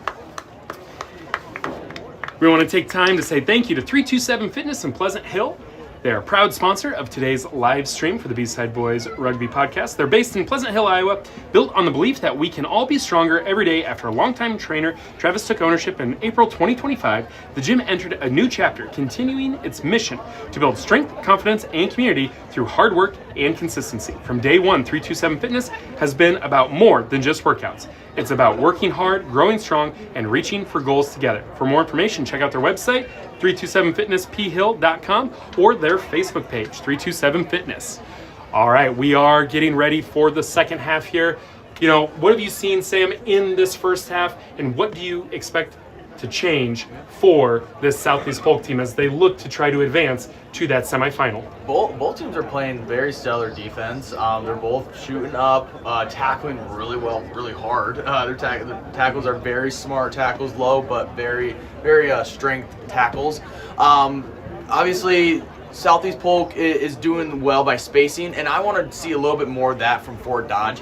Their spacing is good, but their depth needs to get back a little bit. They're kind of playing a little flat, and that leads to either forward pass, or it allows the defense to come up, you know, to meet you at the gain line. But if you're deep and back depth, then you have more room to work to get more momentum to, you know, whether you can find those gaps, space it out. But I want to see a little bit more depth from Fort Dodge, because they're a little flat, and that, you know, that leads into kind of running into each other or even forward passes. So their spacing's good, but I want to see a little bit more depth. And while you were explaining, you know, what you're looking there for from Fort Dodge, you'll notice we've got our eye on those referees, all in matching green. One thing I'll say, I just think our league continues to grow, not even year to year, but season to season. From spring is the boys, fall is the girls, and this right here, that collaboration, they're talking about what does everybody see, where can we improve, and you know, Anna, you know some of these referees, you know some of them closely, right? How important is that to the development of the game of our referees to be able to work like this? Oh, it's huge. I want to shout out to Paldo, our center ref for this game. He's wearing a camera on his chest there, if you can see it. Nice. Watching back his own film, these guys are always trying to take steps to get better, to keep making our game safe, but to keep making it fun too. So, yeah, definitely shout out to our refs. Yeah, it's one thing. Adam Polk, he is, you know, for the senior side referees, he's helped out with the high school referees over and over. One thing, he's been on our podcast a few times before. One thing that really stuck out to me is his view of when he helps out and refs. He talks about how it's his responsibility as referee to create the highest level platform for these athletes to have. And he looks at it as his responsibility as a referee, like, you are creating this environment for good rugby to be played. And if you can set that, the girls are going to rise to that and play the best rugby they can play. And I just love that mentality, and you can see it going through every single person, whether it's an AR, center referee, girls, boys, senior side, college. We're just seeing that growth over and over. So special shout out and a special thank you, because again, the games don't happen without these, you know, selfless individuals. So yeah, shout out to them. Southeast Polk with the scrum, a nice little switch there. And we are about a minute into the second half. You know, you saw that kickoff, goes to a scrum. We do have a whistle, penalty. Looks like not rolling away. We're gonna see a quick tap. And she's just gonna do it herself. Quick tap, runs right up the middle, dots it down for the first try of the second half. Southeast Polk now up to 17. And I know too, I like these pink jerseys, but again, with the black stripes and black numbers on it, were you able to catch a number on that one, Anna? I haven't. I can see which gal it was here that scored. I haven't seen a number on her back yet. Again, I love the uniforms.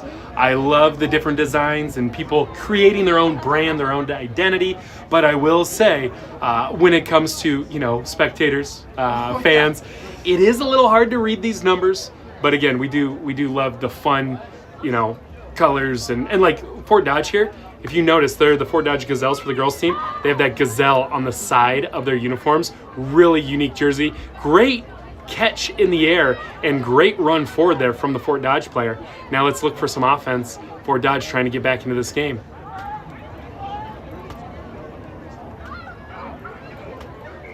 And I'd like to see more, intention of Fort Dodge players getting back on side and trying to recycle to get into the play. That pass was forward, but I feel like it came from they just were so flat they weren't able to get depth to attack forward. And then you also had 3 or 4 players that were in front of the ball. I'd like to see more urgency to get back on side and ready to re-attack. So it's going to be a scrum to Southeast Polk with about 30 meters to the try zone. That ball is stolen by Fort Dodge. And we have a penalty for offsides. Quick tap, but it is dropped. That's going to be a knock-on. Unfortunate there, unforced error. And we're just going to go right back to the scrum for Southeast Polk. Sam, how important is it to win these set pieces and take advantages of your penalties? Yeah, we've seen multiple games now that the scrums is where you get the ball back or you can take the ball. So it's very important if you are the scrummy to feed it in to give a clean feed to allow your hooker to get it back. But you can see their set pieces are going really well. They're switching off of those scrums. They're kind of confusing the defense on where the girls are going. You might have a center that loops around the scrum, and then the scrummy goes around the scrum. So obviously they're doing it well off those set pieces. But ooh, powerful run there from Fort Dodge. They create the turnover, and now they are off and running a strong, dominant run, running over that tackler. But that ball is stolen. Great jackal there from Southeast Polk. Getting a little messy in there, but Southeast Polk now has reset, and they are attacking to the wide side of the field. Good tackle there from Fort Dodge, battling for every single breakdown. And you can see these passes, even the short passes, the wind is affecting where that ball is going, making it messy and making it difficult for these offenses. So you see why getting to the ruck is very important to be able. Oh, and there it is. So many things happening there. It was a ball stolen by Fort Dodge, a great run, but then just that knock on there and that pressure from Southeast Polk creates another turnover. Sam, go ahead. Yeah, what I was saying there was you're seeing a lot of those breakdowns get really messy. Whether the other team is trying to poach it, they're trying to get into a ruck. That's why it's very important to follow your ball carrier so you can beat it on the ruck immediately so nobody poaches it. But yeah, props to the defense for poaching there. But it's really important to be able to ruck to get to every breakdown so that there is no messiness. It's that's a good ruck right there. Mm-hmm. Pick and go. And just Southeast Polk not allowing Fort Dodge to find any gaps. You're seeing them run sideways, looking for any sort of space, but the Southeast Polk team does a great job recycling. And look at that counter ruck, just driving back, making the day difficult for Fort Dodge. But Fort Dodge is retaining ball, and they are fighting. That's something about Fort Dodge. They're always going to fight to the end. They're going to run hard. Look at this hard run. They cannot find a way to get her down. She does go down. Teammates are there. Notice Southeast Polk is bunched up. Fort Dodge is finding some space, but they go weak side, and she is run into touch. It's going to be a line out to Southeast Polk with about 1.5 minutes to go. With about 90 seconds to go, Anna, what are you looking for from these teams as we're wrapping up the end of the first round of the state tournament? Yeah, it's been a great first round. Want to shout out Kai Mosley here for those big, hard runs, taking 3-4 Southeast Polk gals to bring her down. That's what we've been looking for her all day. So hopefully in that last minute we can maybe see Fort Dodge get a try on the board here through some kind of offense there. But hoping just for this momentum to carry into these next rounds of games. Yeah, we've been lucky with these first rounds. Yeah, and I'll say too, I would love to see these Fort Dodge players with that hard running play 15s in the summer with the Hawkettes, right? That you are going to love that game. If you love 7s, continue to play the 15s for the Hawkettes. Those powerful runs. We have a lot of great players in the state that'll be fantastic at 15s. I just haven't seen it yet. So a penalty there.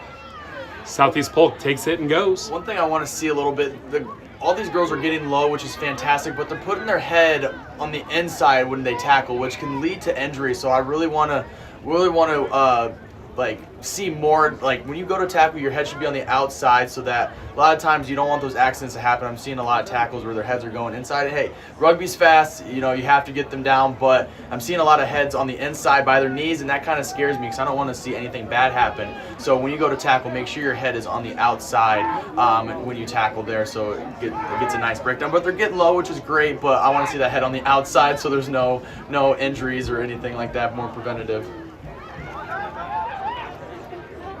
Southeast Polk gets that scrum. Good piece of running there. She's got one on the outside. Good offload. Fort Dodge able to track her down and tackle her into touch. And that will be the game. Southeast Polk moves on to the semifinal. 17-0 over Fort Dodge. And Fort Dodge will move into the consolation. We will start our semifinals here in just a minute. We'll be right back. Thank you to Direct Voice Services for being the title sponsor for today's live stream. Waverly Shell Rock versus Norwalk.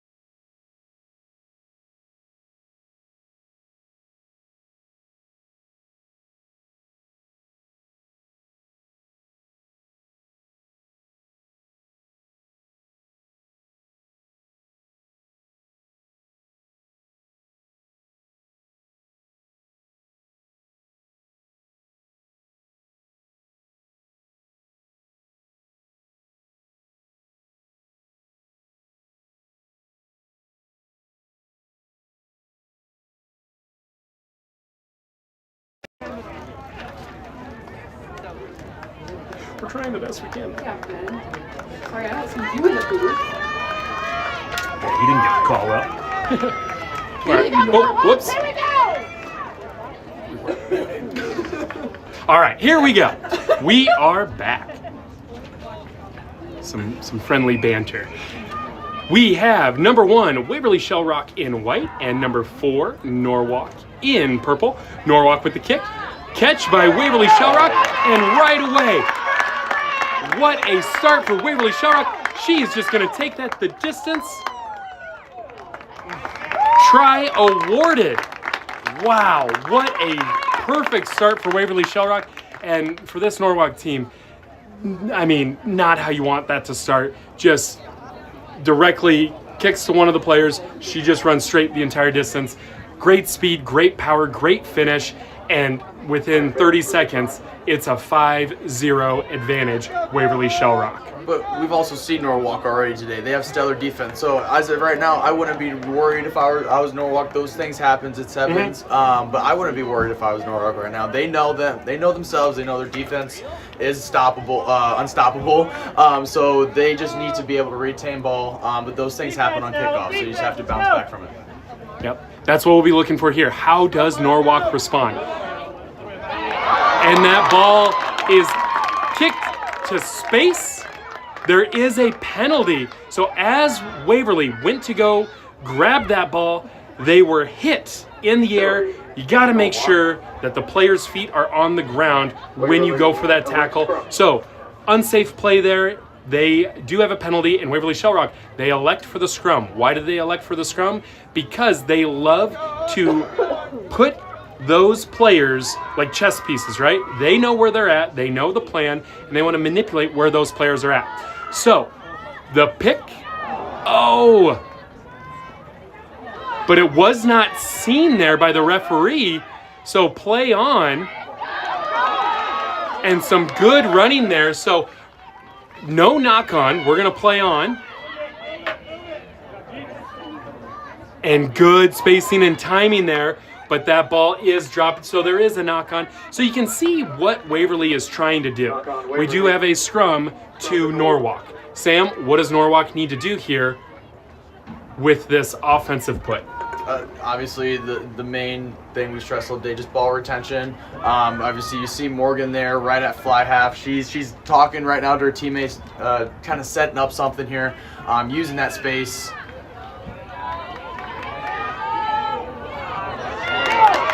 And that ball is knocked on. There was a good piece set up there by Norwalk, but the knock-on turns into a turnover. Waverly running it right up the middle.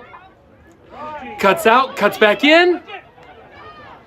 Right at the goal line there. And a pick and go try awarded. Waverly Shellrock is up 10-0 with a try dotted down in the center. Obviously, it's Waverly Shellrock. We know that they're an aggressive team. They're going to be in your face on defense, and they're going to attack you within seconds on offense. So obviously, Waverly Shellrock is just doing what they do best, and just being aggressive throughout the whole game. When they get the ball back, they're within the 10-meter mark within seconds, and then not wasting time, at all. They're going quick, and they're finding those gaps to expose. And the kick is good, extends the lead, 12-0. Waverly Shellrock is up. And I'd really like to see, this ball has been on this half the entire time. Norwalk has got to do something to get across the 50. Ball hits the ground, kind of over pursues, and Waverly is going to win that ball again, but she goes into touch, so it will be a line out to Norwalk. But again, so much to overcome here. Having to travel the entire length of the field against a very strong team, and the wind is picking up here. It's taken me a little bit of searching, but those first two Waverly tries are going to be from number 6, Maya Behrens, and number 8, Cambry Westendorf. These white numbers on white jerseys are a little difficult, but we'll keep pushing through.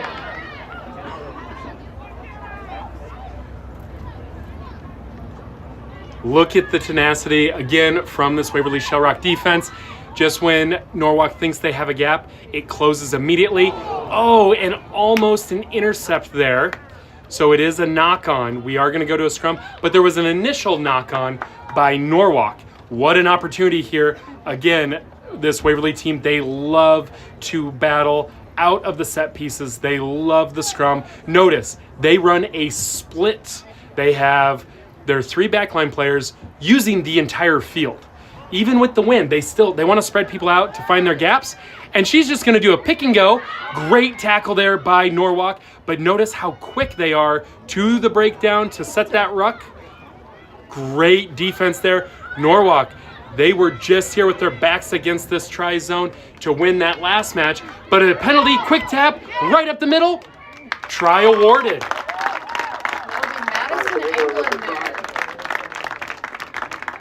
When you have 3 players on your roster that are nationally ranked in the recruiting, and multiple players for this Waverly team that have played at high level, select side, U18 USA camps, going on tours over the summer, really cool stuff. And then just the coaching staff there at Waverly Shellrock to bring in a high performance attitude and some mindsets. This is just a very deep team, and you can see it. Every girl on the roster just playing at that level, doing what they need to do every single phase of the game.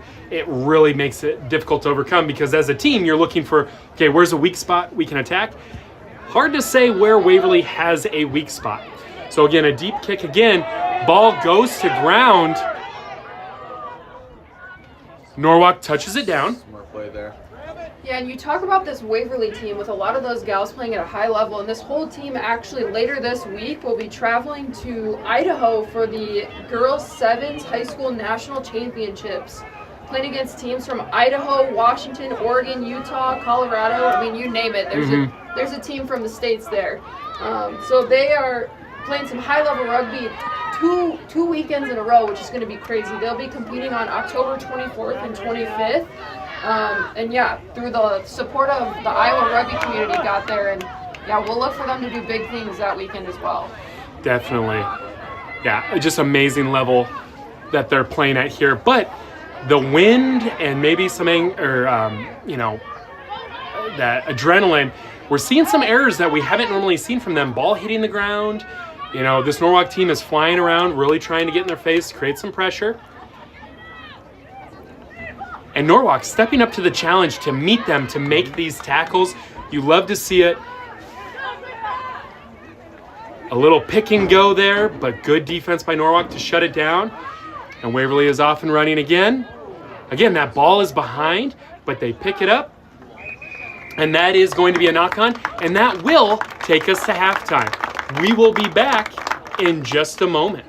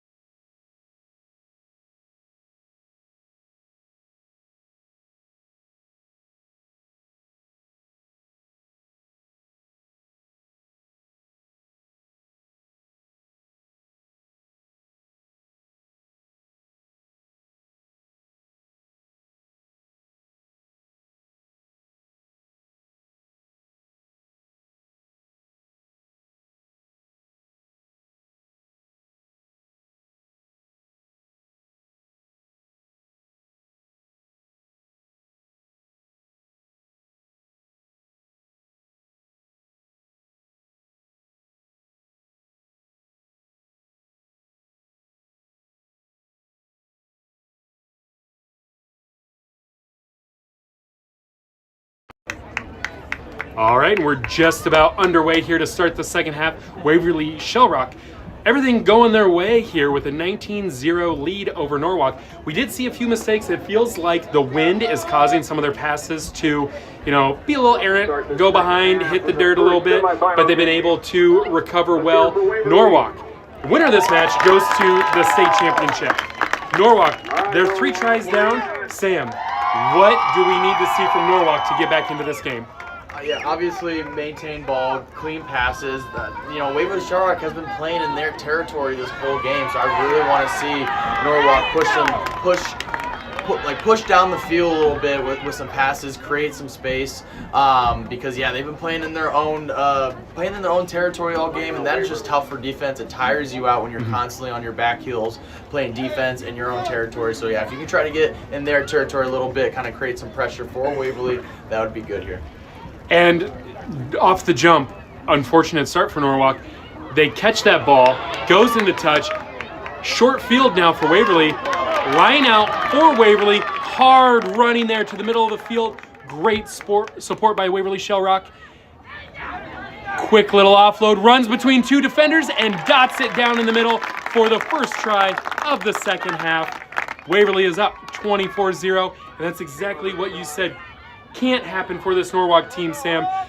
You cannot give Waverly Shellrock a short field, because that is what happens. When you give them a long field, they're going to fight their way through, but a short field, 2 passes, hard running, falling forward, they're in the try zone. say, like I said, we know Norwalk's defense is good. We've seen it before, but when you're constantly on your back foot playing defense in your turf, it gets exhausting. So at this point, you can just kind of see they're starting to wear down, being exhausted. Which is a good thing. That means you're playing till the end. But it's just hard to stay in the game when you're constantly out of breath because you're playing defense, and that's just. So, defense wins championships, but you're playing defense the whole game. It does get tiring after a while. Mistakes happen, errors happen when you're kind of out of breath. Another deep kick. And that's the thing, I want to see Norwalk catch the ball in the air. So many of these kickoffs have gone to ground, and they allow Waverly Shellrock to come up fast, come up hard, and create turnovers. But offsides there. Norwalk here. Let's see some sustained offense here. What are they going to do? Here's the quick tap. And she's running forward right into the teeth of the Waverly Shellrock defense. But Waverly Shellrock was not back 10 meters. So Eddie Tapia, our referee in the middle for this match, he's going to back them up another 10. Another quick tap. And again, just challenging right at this Waverly Shellrock team. Good, hard running. They have now crossed the 50 for the first time in this match. That's the thing here. Waverly's creating some mistakes, some penalties, so Norwalk really needs to capitalize here. Like you said, pushing down into Waverly's territory, you have to capitalize off some of these mistakes that Waverly's doing. Yeah, and a high tackle there by Waverly Shellrock. Another free 10 meters. They've gotten 30 meters for free due to penalties. Going into that championship match, Waverly's going to want to clean things up and make sure they're playing more disciplined ball if they want to repeat as a state tournament champion.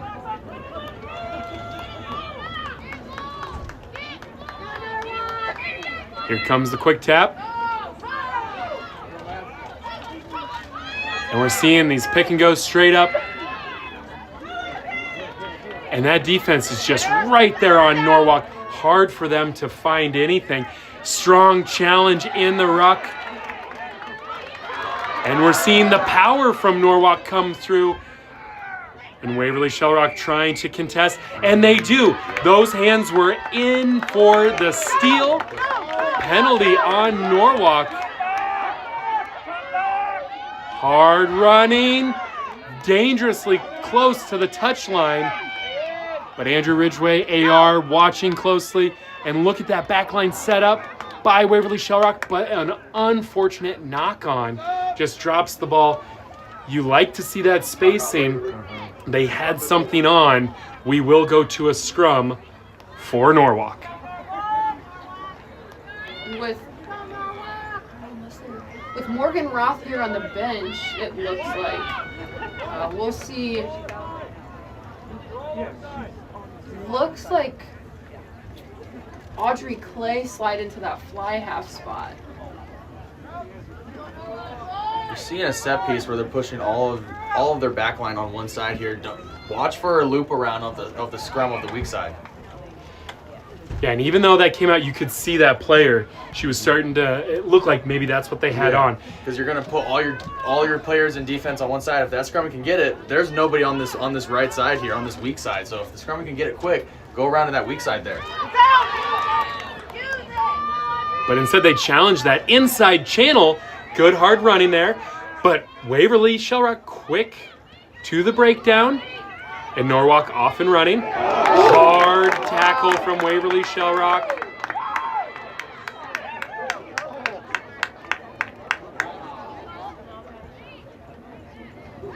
And we are going to take a minute here. We do have a player down for Norwalk. A hard tackle there.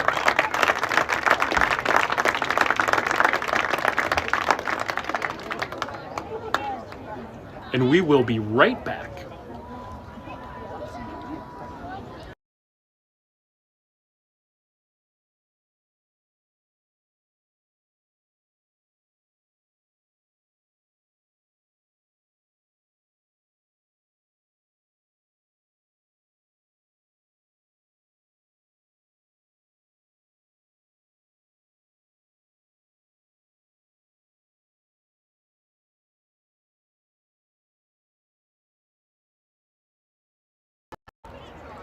All right, and that player from Norwalk makes it to the sideline there on her own strength.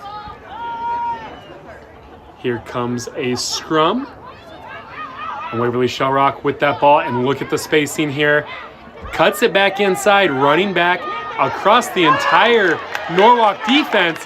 She's gonna go from middle to the outside, has the speed, cutting back in to dot it down and try Waverly Shellrock. I believe that's a hat trick in this game for Madison, England. And with that elusive speed there, you see her cutting back. She's so quick after those cuts. That's why she's that high-rated player here in the nation, playing at those high level in rugby. I believe, too, last year at the state tournament, Madison, England, as a junior last year, was the MVP of the state championship tournament. So definitely continuing that form into this year's tournament. Yeah, I think having a hat trick is definitely puts you as a contender as MVP for sure. Kick is no good. It's 31-0. Waverly Shellrock looks to be heading to the state championship later today. Norwalk will move into the third place match. The winner of the Cedar Falls Southeast Polk game will play against Waverly for the championship, and the loser of that match will play against Norwalk for the third place match. So short time remains. Again, fighting to the very end here. You know, Norwalk, they want to build, and you heard from their head coach, oh, finds the gap. And now it's a foot race. Two Waverly Shellrock players are chasing, but Norwalk is going to touch it down. And let's see, what's the decision here? Referees are going to talk about it. Very close to a knock on. Eddie Tapia is talking to both ARs. And that's why we say it's very important to two hands. I think she did have two hands, but you know she felt that pressure, so she had to go quick. Oh, and it is a knock on. But doesn't take away from the fact what a great piece of rugby from Norwalk to be able to set up a gap, hit that line hard, and have an amazing clean break. You know, when you have those defenders trailing you, you might want to slide in and tuck that ball close to the body. I don't think she realized how close they were. And Waverly Shellrock, they don't want to give up a point, right? We said earlier, they gave up in 12 matches, 22 points all season. They want to defend every single point. They kick it into touch to end the match. And Waverly Shellrock heads back to the state championship. Norwalk will head to the third place match. This is the first time Norwalk has ever competed for third place in the state tournament. Up next, we have our first consolation match. It is going to be coming up soon.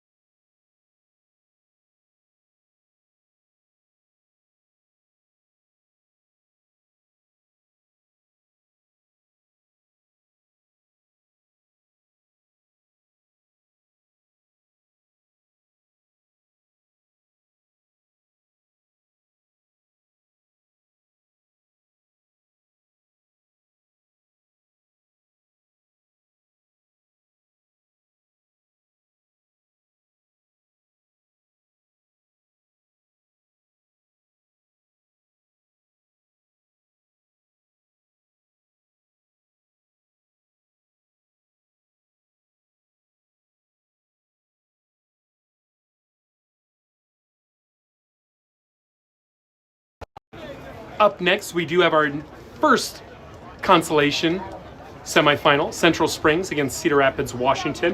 But first, we want to say thank you to the title sponsor of today's live stream, Direct Voice Servicing LLC. Looking for flexible, multilingual call center support without high minimums or long-term contracts? At Direct Voice Services, longtime supporter of rugby in Iowa, they deliver first-party call center solutions customized to your business with no minimum agent requirements and services that go far beyond just collections and customer service. They're a perfect fit for small to mid-sized businesses looking for reliable support that grows with them. Contact Joe Gutierrez at 319-804-6511 and mention the B-Side Boys for 10% off in your first 3 months. Help them find your voice for your business. Also, give them a like on Facebook. We're really big proponents of support people and businesses that support rugby. These are longtime supporters, so give them a follow. Even if you don't need their services now, check them out. And when someone does need them, share them out, right? So we have in this match 2 teams wearing blue today. We have Cedar Rapids Wash on the left in a darker blue with a little bit of red. They're going to be kicking off. Central Springs is going to be in the lighter blue with the white sleeves receiving the ball. Addison Spear in the middle, and we are off. And right away, catching the opening kickoff, a hard, strong run through a few would-be tacklers. A good move there, and she is going to dot it down for a try to start for Central Springs. What an amazing run. You catch the ball, you run through some tacklers, you make a move. Sam, talk me through that try. I mean, we've seen that a lot today. A lot of tries off of kickoffs today. I mean, that's very important in sevens, because when you don't have a lot of people working, there's opportunities to find that missing gap, or that missing player in that gap area. Like if you can kick it over, you know, if you see Cedar Rapids Washington, they have a front 4 line, and then 2. If you can kick it right over that girl right in the middle there, that gives you more opportunity for your teammates to rush down. Especially if you if you have a good kicker that leaves the ball in the air, it allows time to be able to rush down. But we've seen a lot today, and you take advantage of it. Oh man, off the fingertips of Cedar Rapids, Washington. And that ball is just bouncing around all over the place. Let's see what our referee is going to say here. Just got a little messy. Knock on, knock on, knock on, knock on.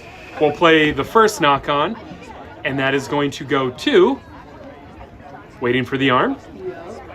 And did you catch, Anna, who scored that try for Central Springs? Yeah, that was senior prop Emmy Molstad from Central Springs getting on the board. And she had a big workload in that first match as well. A great hard runner, really, carrying some of those, like the momentum and getting the team really fired up with her runs.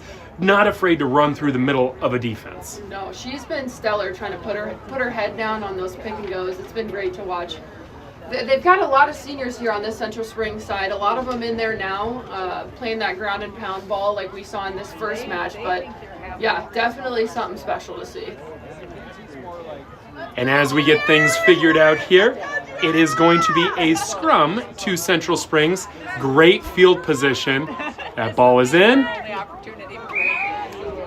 And offsides there, that scrum half a little over eager. And we see a quick tap. Right up the middle, try awarded. That'll be it. Senior Charlene Prazak again. Saw her get on the board a couple of times in that first game against Norwalk. I love to see the dancing celebration too, but yeah, she's been having a solid day so far. Obviously, it's very important. Good teams will go quick off of tap and goes, off of penalties. So it's very important on defense to get back. You hear that whistle blow, just get back 10 automatically. Doesn't matter if you have the penalty or not. Just get back 10 automatically so that you're ready. But yeah, high IQ play by tap and go when you see the defense kind of trying to get back 10. You see a lot of people try to go quick in that way. And that ball is kicked to the space. But Cedar Rapids Wash off and running, trying to make something happen on her own here. But a strong tackle drives that player back. But we do have a penalty and a quick tap, and she's off and running again, looking to find space on her own. Good bit of movement here. Like to see her use her teammates. Ruck is set. And there we go, we're off and moving. And that ball's intercepted. Great heads-up play there by Central Springs. Stiff arm to a couple of defenders, and she's going to run right up the middle for another try to Central Springs.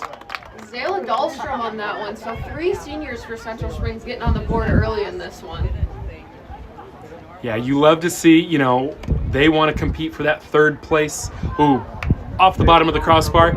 And just finding that physicality, creating turnovers, and not afraid, a lot of old-time coaches, they'll say, hey, the quickest way to score is a straight line forward.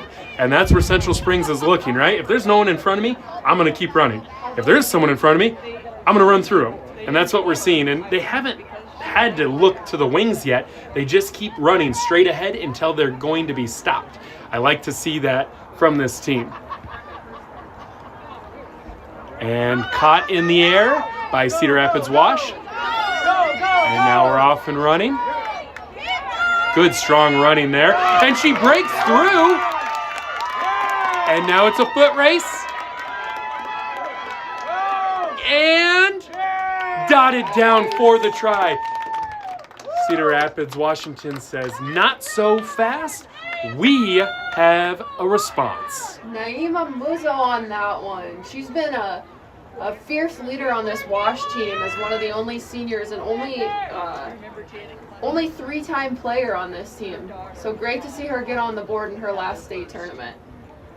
Obviously, playing those many years, that IQ is pretty high. She saw that gap in the defense off that pick and go, and she just took it. Which that's what you want from one of your seniors, your leaders there on the field. Just kind of reading where people aren't looking to take advantage of them.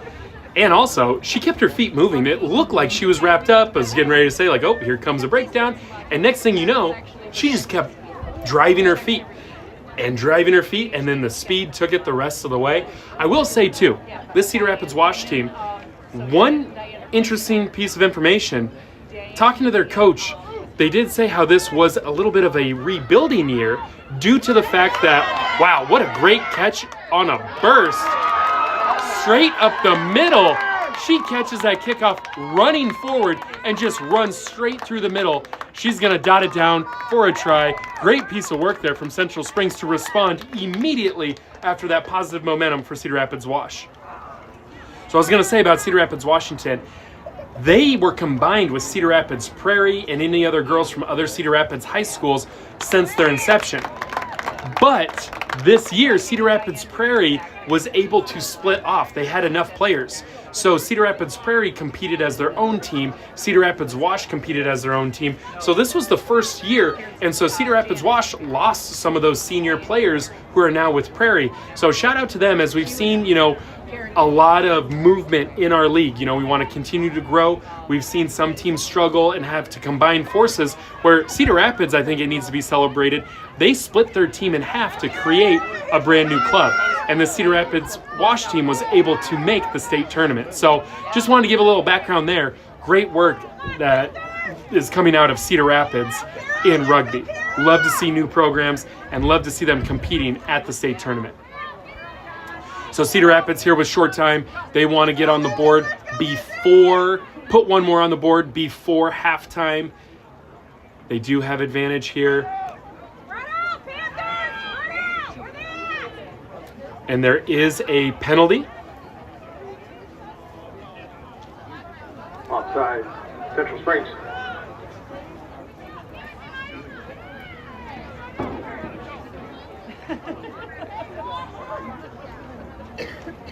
And it looks like Central Springs did make a substitution, but normally you can't substitute when it's a penalty on your team, but we're off and running.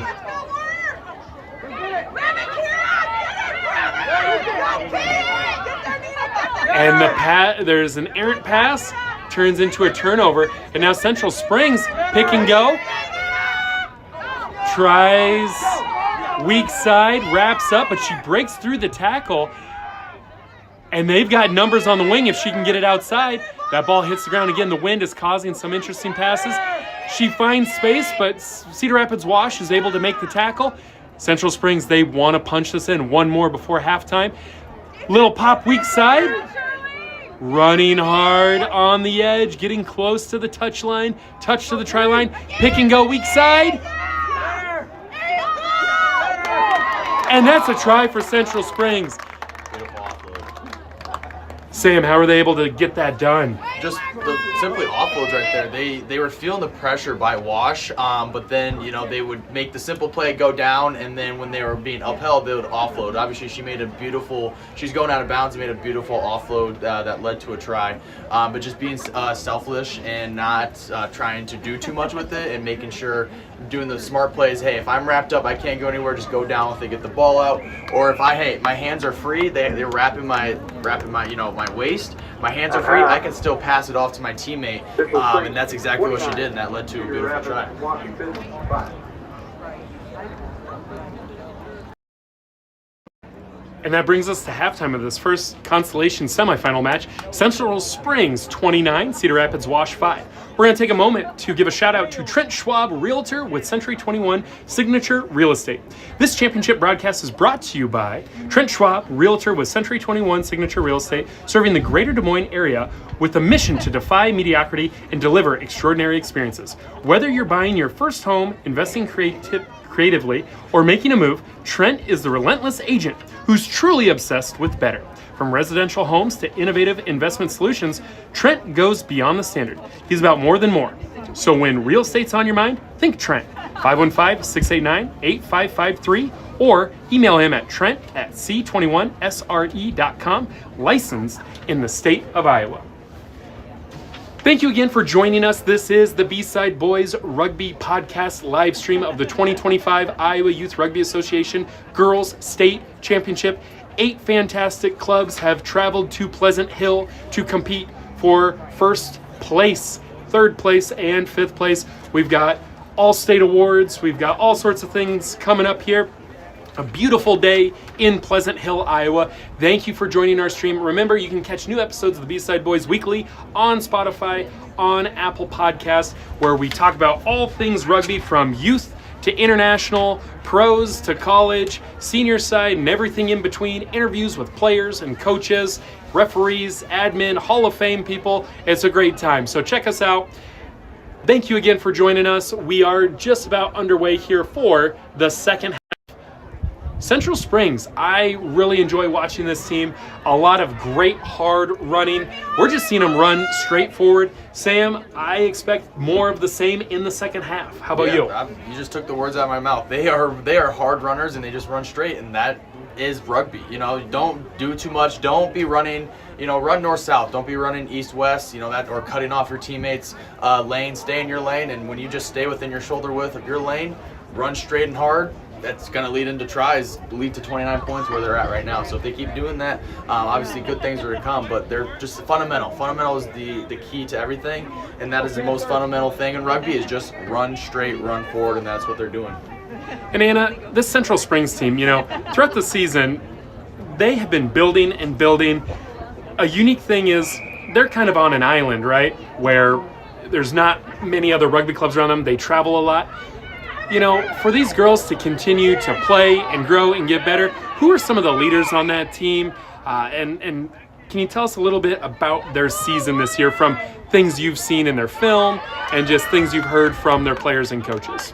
Yeah, Central Springs has been the team that I think throughout the season has made the most growth. They've kept the gameplay kind of the same, always been playing that ground and pound ball, but have been shuffling girls around positions here. Couple notable ones. Charlene Prazak currently plays fly half. Started the season playing scrum half, so she's been moved around a little bit. Zayla Dahlstrom. It's mostly in this back line here that we've seen the movement, but Zayla Dahlstrom currently out on the wing right now. She started as the fly half. She'll slot in at center there. She moves around quite a bit, which is great for a versatile player. And then Erica Gass, my personal favorite on this team. She's currently wearing that number 4 jersey at scrum half.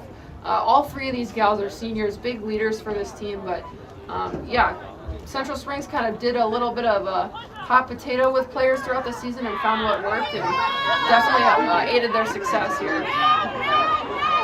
Yeah, I think that is such a huge key, is when players can do multiple things and they're finding themselves in different spots. You understand the game a little bit better. Why is it important, Sam, to look at the game through different lenses of different positions to understand your teammates? Oh yeah, absolutely. It's just being more versatile to the team. Obviously, if you want to play, find work, find every position, but that also makes you more knowledgeable as a rugby player, high IQ. If you go from scrum half to fly half, there's different responsibilities, but they're very similar in feeding the ball out and being there at the breakdowns. But if you're prop, your job is to hit those gaps hard and keep on your feet. But then obviously wing, you're fast, but I've seen wings that go to scrummy, so it just makes you more versatile and a smarter rugby player overall. And it allows you to see the field a lot better and knowing where to be at all times. Definitely. And that ball is stolen by Cedar Rapids Wash, but a great tackle there by Central Springs. Got a little messy there.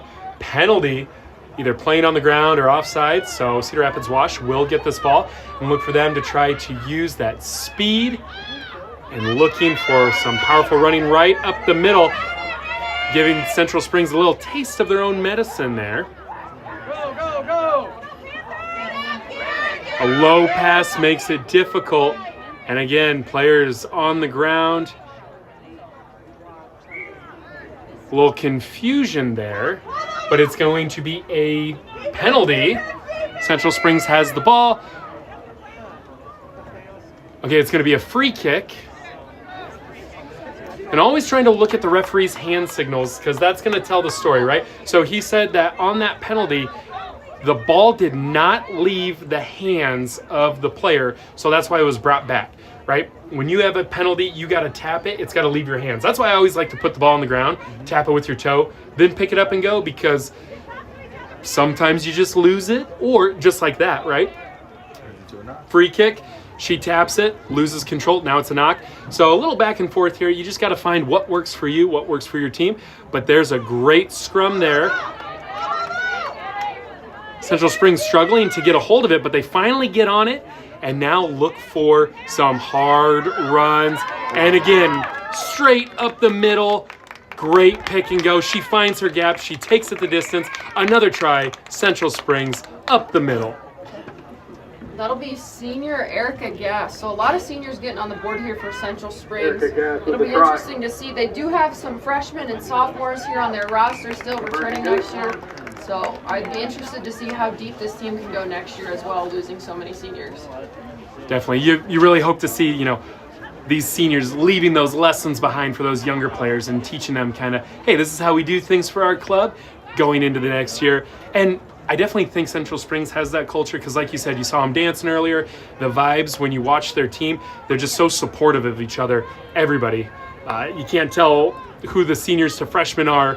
They're all together. You know what I mean? And you love to see that when clubs are, supporting each other just so positively. Obviously, team chemistry is a big thing in any sport, let alone rugby. Team chemistry is a huge thing. Working together, knowing that you can rely on your teammate, it's going to be next to you. You're putting your body on the line for your teammate. That's really big, especially in rugby, but all sports, just having that good camaraderie. So a good hard run there by Cedar Rapids Wash, but the player from Central Springs rips it out of her hands. Central Springs takes the ball, gets it to the wing. It's kind of the first time we've seen them even think about going to the wing, and it works for them on the outside as well, as number 19 dots it down for a try. That's number 19, right? Number 3. Number 3. Zayla Dahlstrom. Okay. I'm sorry. No, you're good. She's out there. Number 19's out there. Looks like Bill's got most of his, Bill Dahlstrom, head coach of Central Springs, got most of his seniors out there right now, trying to get them one last time to play together. I love it. And again, they will get another opportunity to play together for that third place match against the losing team, or no, of the winning team from Mason City and Fort Dodge.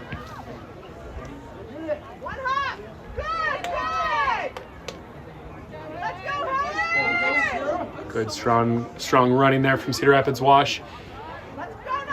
Ooh, strong, dominant tackle. Pops up to her feet, but Cedar Rapids are going to retain ball. And trying to get something on the wing there. It does become a knock-on.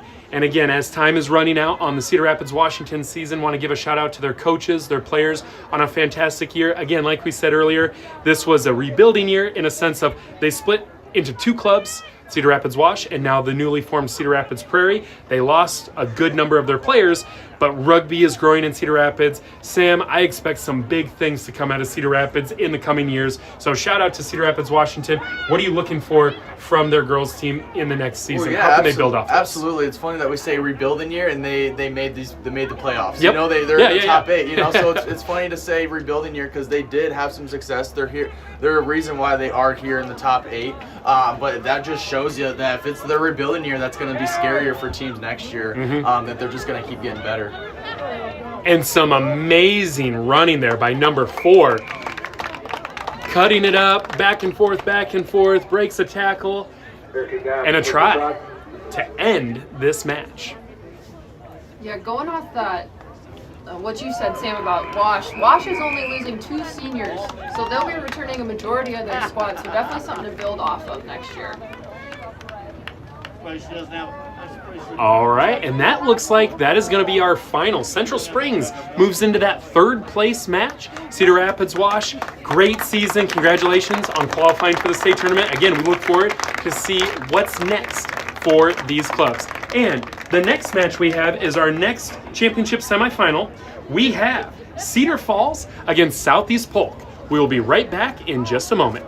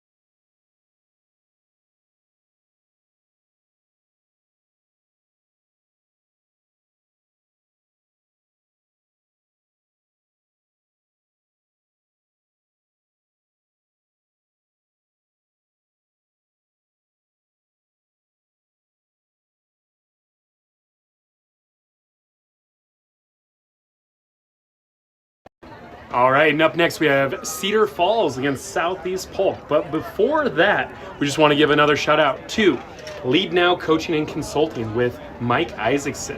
It's your gateway to unlocking your potential right where you are, whether you're navigating your career, a high-performing athlete looking to gain an upper hand, or you are balancing multiple life roles. Lead Now is here to elevate your leadership capacity. Reach out to Mike now at Coach Ike at leadnowcc.com to learn more about his leadership and training programs and keynote speaking services and discover how he can help you and your organization thrive. Thank you for joining us on this stream on this beautiful day. We have 2 of the most historic clubs in the state of Iowa. Southeast Polk, the host. They had a run of championships a few years back. They're looking to get back into the championship game for the first time in a few years. And then they'll be in pink. And then Cedar Falls in the state championship, runner-up to Waverly Shell Rock last year in the black. This looks to be a fantastic game. Cedar Falls will kick first. A high kick challenging at 10. But it goes straight into touch. Obviously, that was a good kick. You know, when you look at that, it went out of bounds. Sorry, it bounced in. Yeah, it bounced in the touch. Yeah. So, but you look at that, it's like, it went out of bounds, bad kick. That was actually a very good kick because she pinned it right on the sideline, and her winger was running up on that. So it's one of those things, shoulda, woulda, coulda, but like if that would have executed, that winger would have taken off because she pinpointed that right on the sideline, and left it in the air. So that was a really good kick. Ooh, what a line there by Southeast Polk. I love the speed already of both of these teams. You know this is going to be a heavyweight fight. Both these teams know each other very well. They also play very similar. High tackle penalty. And notice, they're going quick. Southeast Polk on the front foot. We saw this player last match. She was scoring tries and running, and she is leading the way again for Southeast Polk. Oh, maybe trying to go a little too fast there. Gets a little sloppy with the ball on the ground. And it is going to be a scrum to Cedar Falls. I think Southeast Polk just got ahead of themselves a little bit, and that's what led to the bad pass. They were doing great on offense, really moving the ball, but now we have a shorter field for Cedar Falls in this scrum. And to talk about how close this game will be, these 2 teams met once in the regular season, and it was Cedar Falls who took the win, just edging them out 19-15. An amazing gap there by Cedar Falls.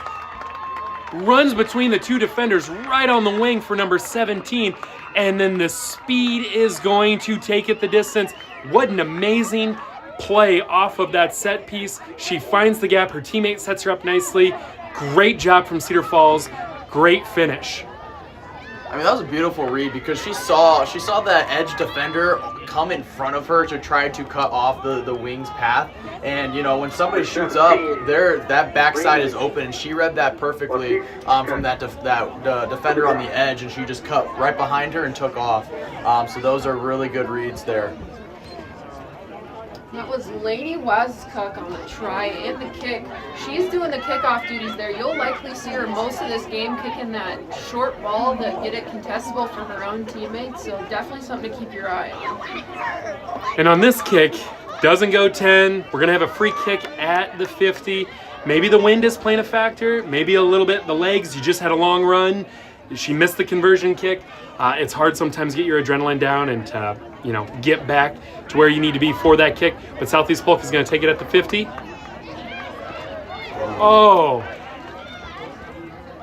And it looks like that was straight down. But that ball is stolen by Cedar Falls, but into touch. Oh, yeah, that was beautiful defense there. Beautiful poach. She was ready for it. You know, definitely got to be faster with those rucks. But honestly, Southeast Polk was there. She was just the quicker one in that moment. So yeah, beautiful poach. I think both teams thought maybe there was a knock on, but referee says straight down, play on. Good line. Oh, good line out, and you know, it's kind of one of the better contested lineouts we've seen. Nice little switch there. Finds a gap. Good defense by Cedar Falls to make that tackle, and they really want to try to get a steal there. And she does steal it, and she's going to find a gap in the middle of the field, take it the distance. Again, that speed. You give this Cedar Falls team the slightest gap, they will take it the distance. I like that offensive play there from Southeast Polk, but the speed to the breakdown by Cedar Falls creates the turnover and another try up the middle for Cedar Falls.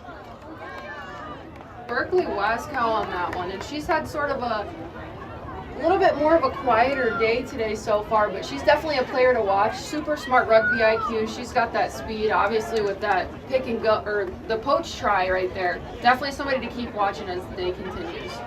Yeah, like you said, that high IQ on full display, because there's a time and a place to try to challenge that, and she knew, hey, I'm going to steal this ball, and she found her gap immediately.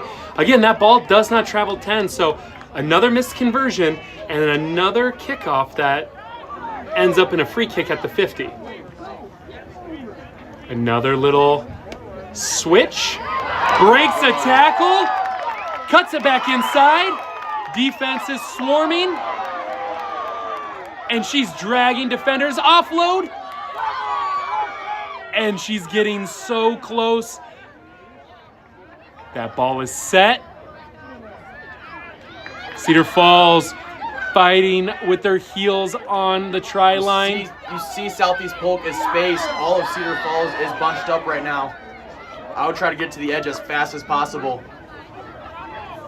We know Cedar Falls is fast, but they're going to dot it down for the pick and go.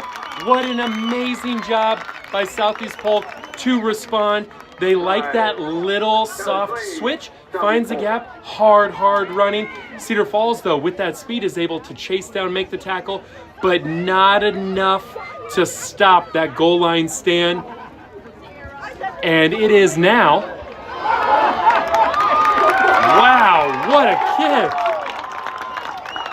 Doink that one in there. Cedar Falls 10, and with the doink into the post, it is 7 for Southeast Polk. Obviously, you don't for that what that try happened there. You obviously they're gonna just keep trying those crash balls and pounding it. But Cedar Falls definitely has to be aware that Southeast Polk was spaced beautifully on the edge, so they need to make sure that they're out a little bit more. But amazing job by Cedar Falls again with that speed. It looked like there was going to be a mishap there. The first person to go to catch the ball for Cedar Falls mishandles it, but it goes backwards directly into her teammate's hands. And again, she finds space along the sideline, and she takes it the distance. There is a lot of action and fireworks in this match. It feels like anytime someone touches the ball with the smallest bit of space, whether it's Cedar Falls or Southeast Polk, anybody can score from anywhere. And who was that on that score? Yeah, Lainey Wazcook on that one again. That's number 2 for her in this game. So definitely an impact player here. She's got that speed, was able to turn the corner and bring it on home. Short time here. Cedar Falls 15, 3 tries, no conversions. Southeast Polk 7, 1 try, 1 conversion. And that ball doesn't quite make it 10, but Southeast Polk plays it. They think it's going to be a good opportunity for them, but we do have a penalty for offsides. Offside, Cedar Falls, free kick, Southeast Polk. All right. So again, short time here. Southeast Polk really wants to get a try here before halftime as they're at the 50. Good teamwork there, good hard running. Offload, but the offload goes to no one, and Cedar Falls steals that ball. A little unsure what to do with it here. Southeast Polk trying to counter ruck. Southeast Polk has some good defense there, but a broken tackle, and Cedar Falls is off to the races, and they look like they are going to punch it down, but it's a foot race. Southeast Polk is chasing, and try awarded.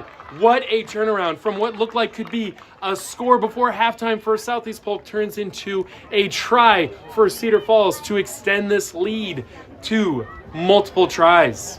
And that's Lady Waziskuk again. The hat Hat trick in trick. the first half on this one.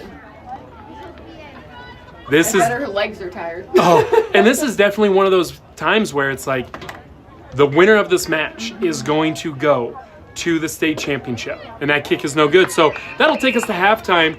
20 Cedar Falls, 7 Southeast Polk. And again, this is what these teams want. They know how important this is, especially for those players that are seniors. This could be their last time playing for their high school, right?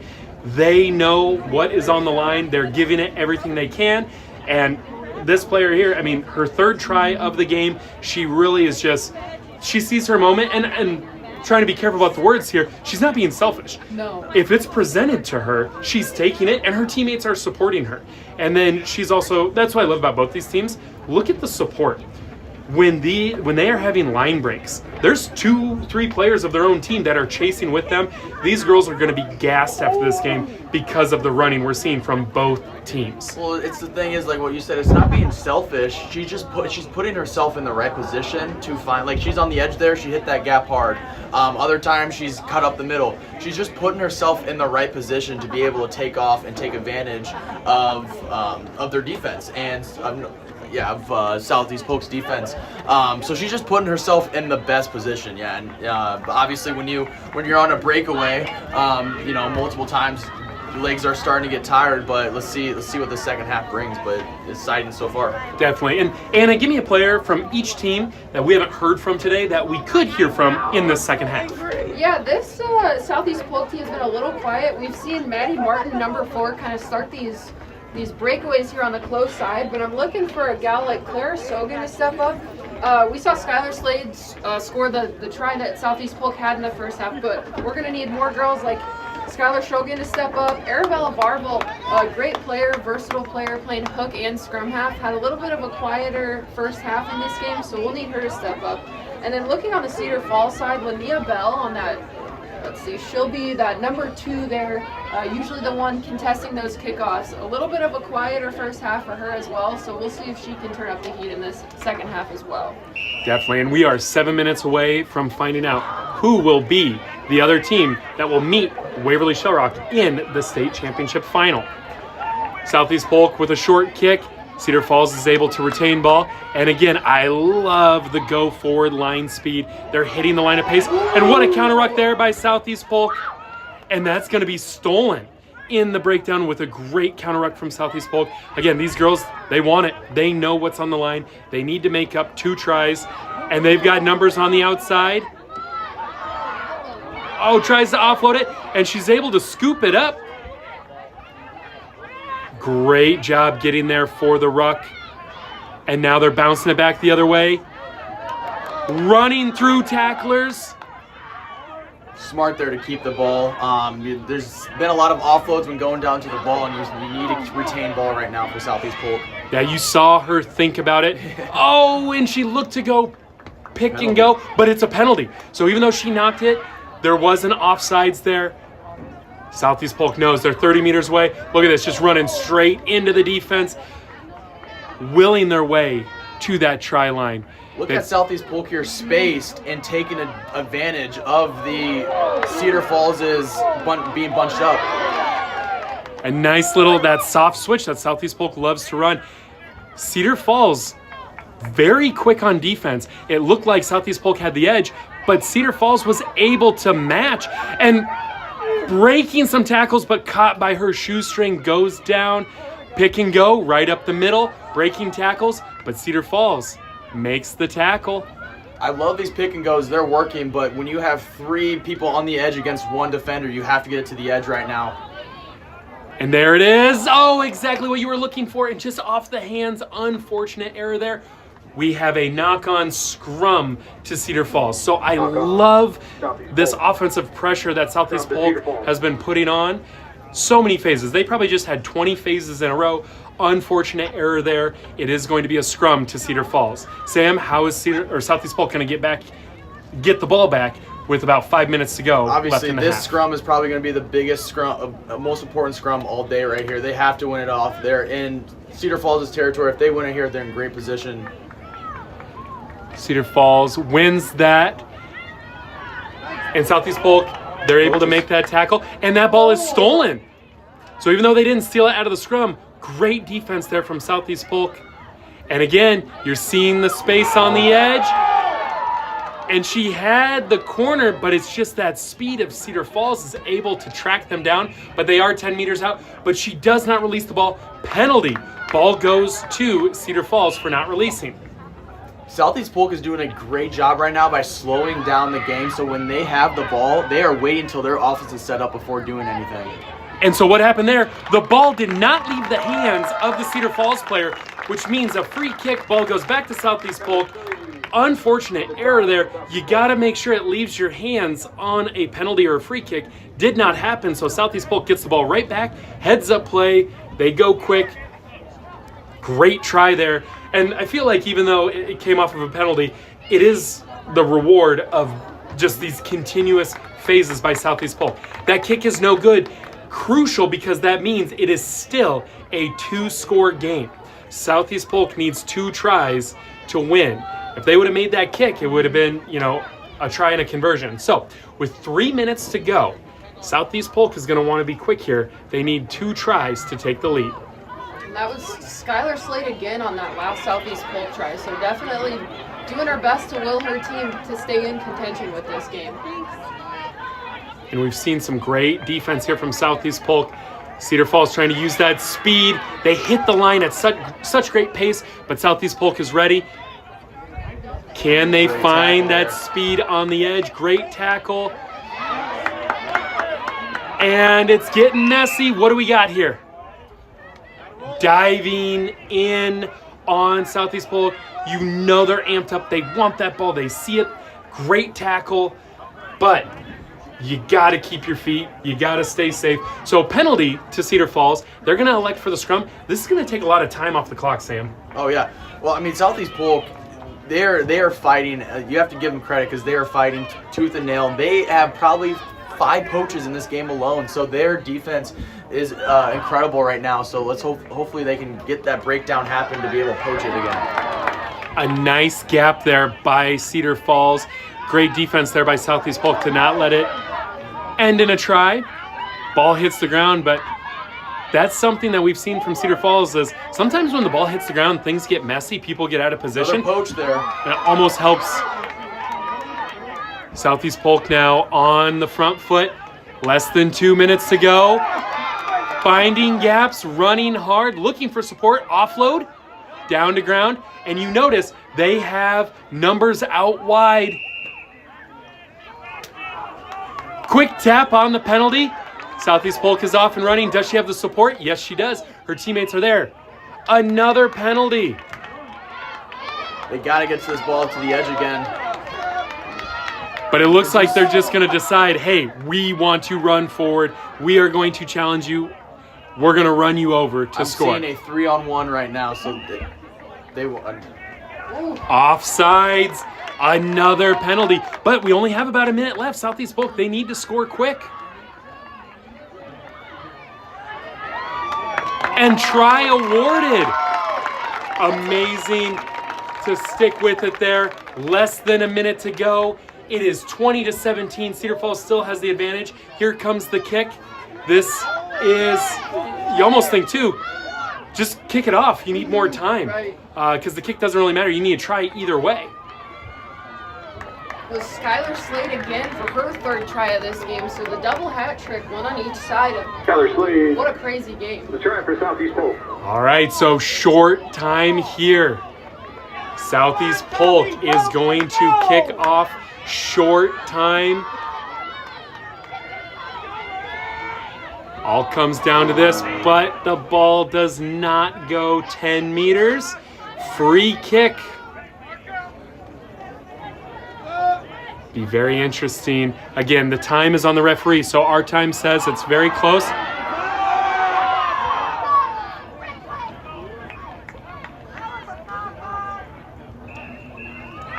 And the game ends. Cedar Falls is heading back to the state championship, a rematch of last year's state championship. Waverly Shell Rock against Cedar Falls, and Southeast Polk will meet Norwalk in the third place match. This was an amazing game. Both teams, I just love how both of these teams play. Coming down to the final play, great job from these coaching staffs. They know each other so well. These girls know each other so well.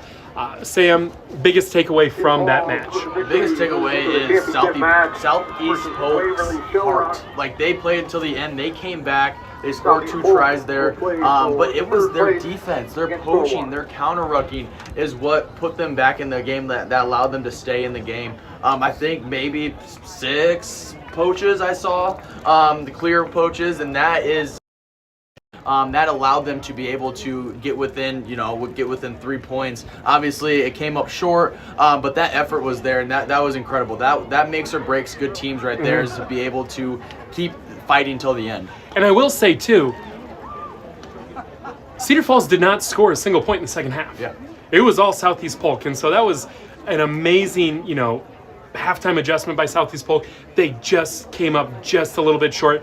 Probably a few of those little errors they want back. And I will say too, boy, was I scared. You said they got about maybe 6 poaches. Whew, I thought you almost were going to say 6, 7. I stopped myself for you. I still had to say it. Oh my God, my brain is broken. Middle school kids have broken my brain. 6 or 8 poaches. Oh goodness. So we have our final consolation semifinal of the day. The winner of this match will go to the 5th place match. We have Mason City against Fort Dodge. Mason City will be in those white jerseys with a little bit of red and black. And Fort Dodge will be in the navy.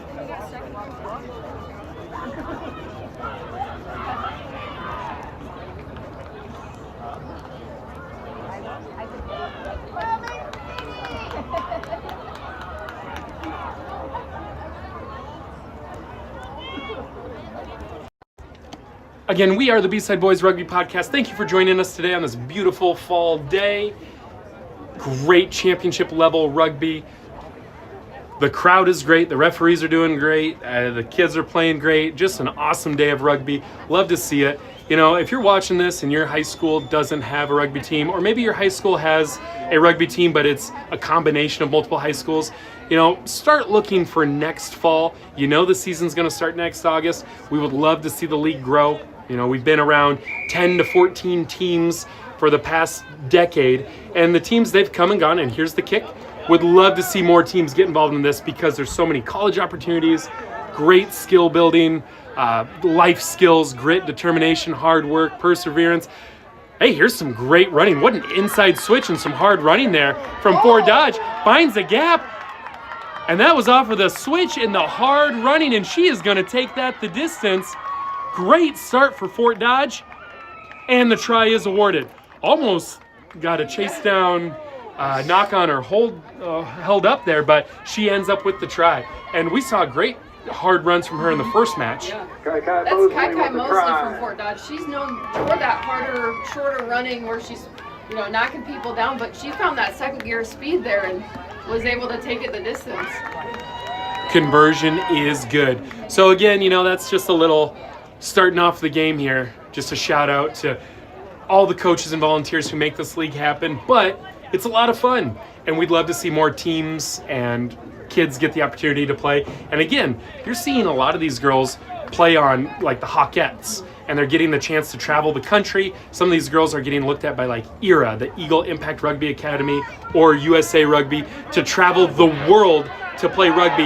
And an amazing catch and a good hard run right back at you for Dodge. Mason City is responding with a run up the middle to their own. They do have advantage here for the high tackle.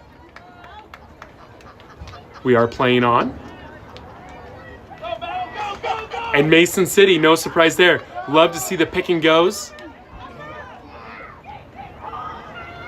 They still have that advantage. Aiden Lewis in the center there. So we're going to play the penalty. And I anticipate a tap and run up the middle. Breaks the tackle. Drag down. Support is there. Mason City does have a few players out wide, but she picks weak side. Dots it down. This is also going to be a knock 'em out, drag 'em, like a heavyweight fight. Yeah. Blow for blow, punch for punch.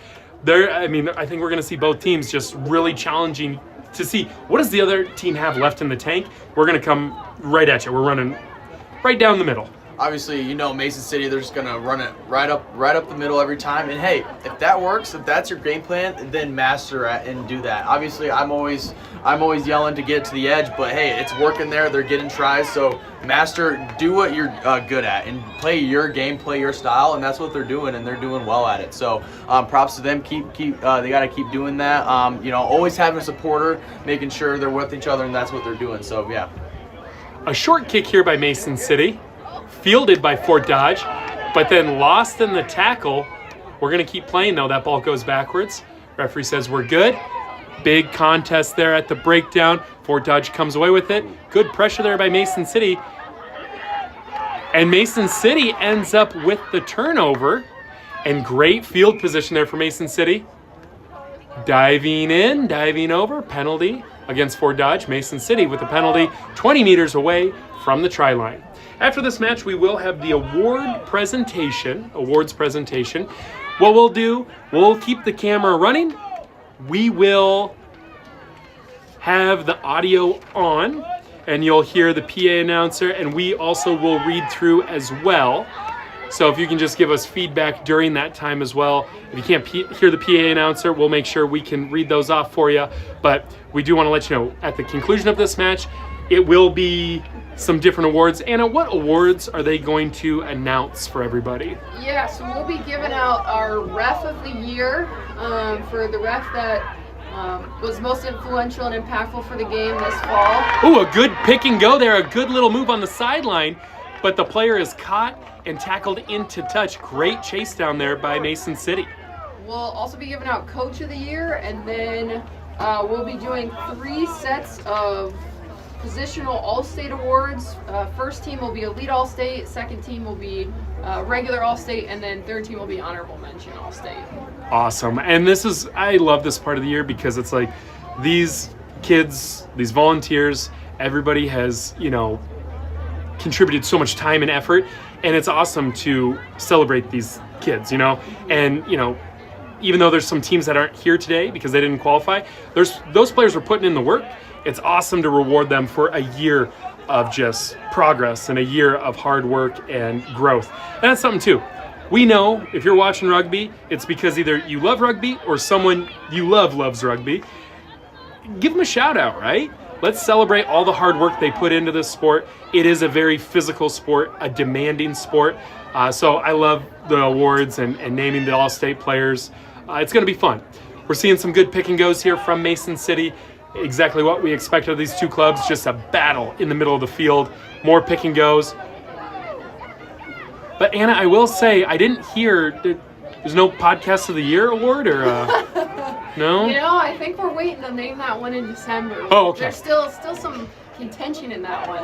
Oh, and a great heads-up play there by Mason City. She pops up, good run, but Fort Dodge says not so fast. The chase down tackle, but Mason City, another pick and go, but loses it forward in contact. That's going to be a knock-on. Scrum is going to go to Fort Dodge with about a minute to go in this first half.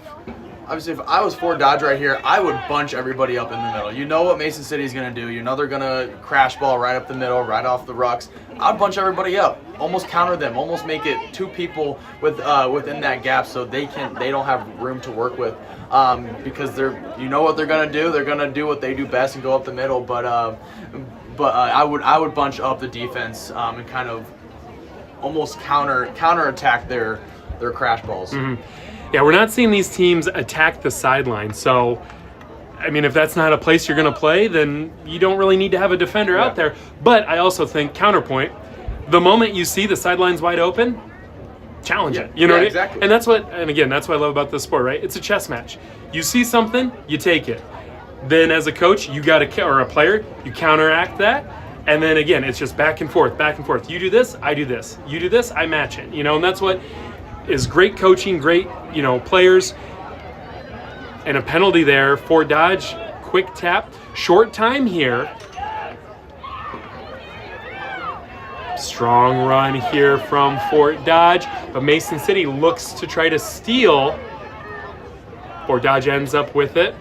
Good tackle there by Mason City.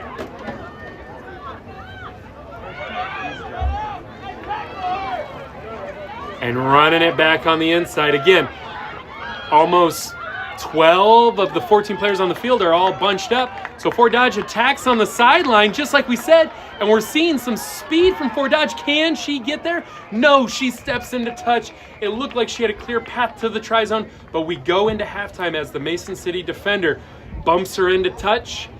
Mason City 5, Fort Dodge 7. We want to take a quick break to say thank you to all 4 of our sponsors today. Direct Voice Servicing, LLC. We will need all teams and coaches to line up on the field at the conclusion.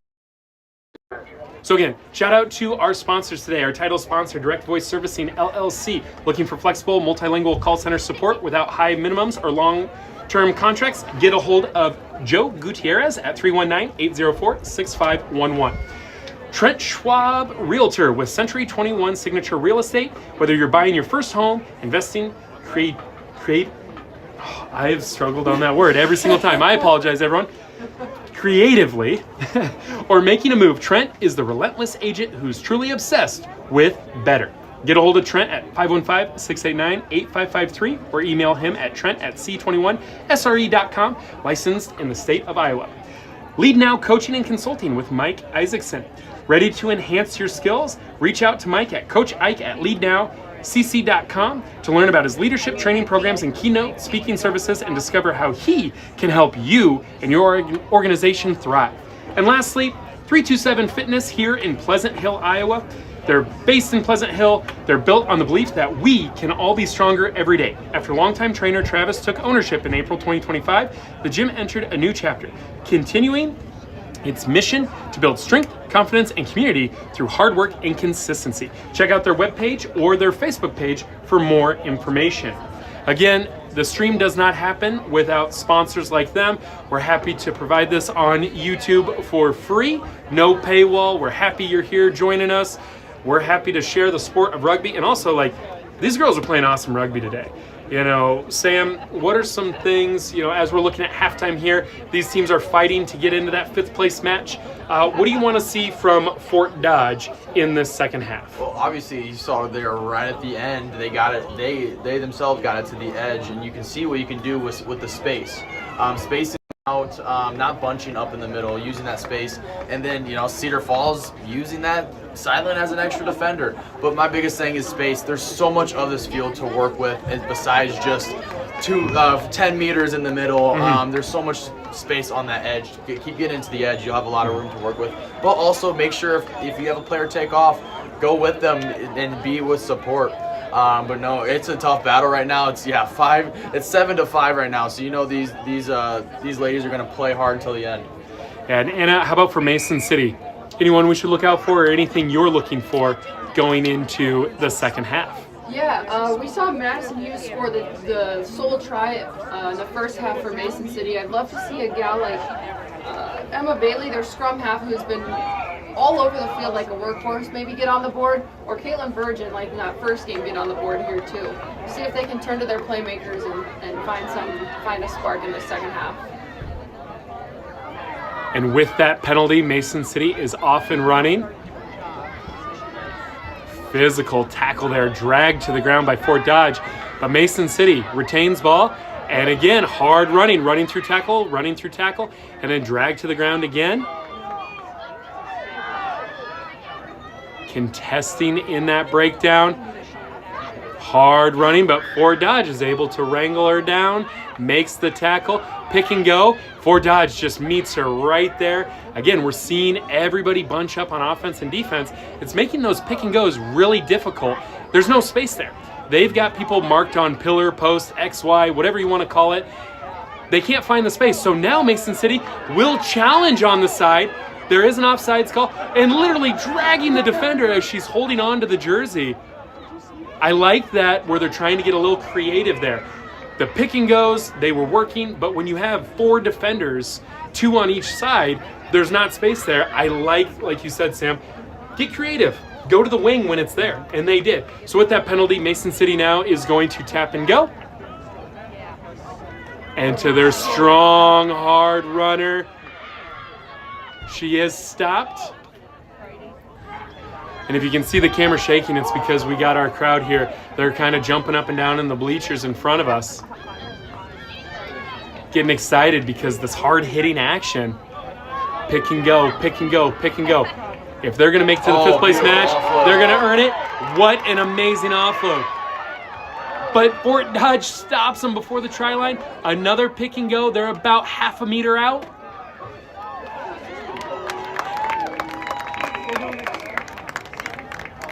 Knock on, no try for Mason City. Scrum to Fort Dodge. But a great play there where you're used to pick and go, pick and go, pick and go.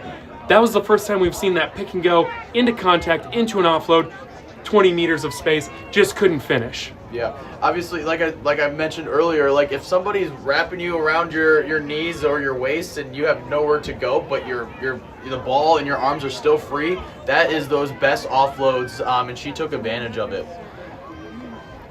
Yeah, I love that little bit of creativity there where it's like pick and go. The defense thinks like, oh, I know what's coming next. They did not see that little tip pass there. Fantastic job there. Just want to see them finish. But Mason City steals the scrum, but then knocks it on when they tried to pick it out. And it's going to go back to another scrum to Fort Dodge. Dangerous situation to be here by Fort Dodge. They have a 2-point advantage, but with your heels on the try zone, you know, what do you want to do to kind of alleviate some of this pressure?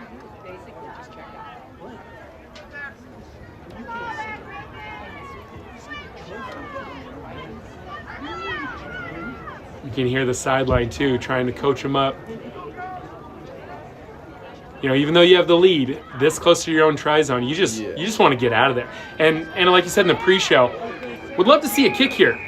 There's 90 meters of space, no players back, but a penalty on Fort Dodge allows Mason City a quick tap, tackled about 5 meters out. Pick and go, strong run, and try awarded. Mason City does not give up. They get the penalty, a quick tap and a couple of pick and goes. They dot it down. They have the lead, 10-7.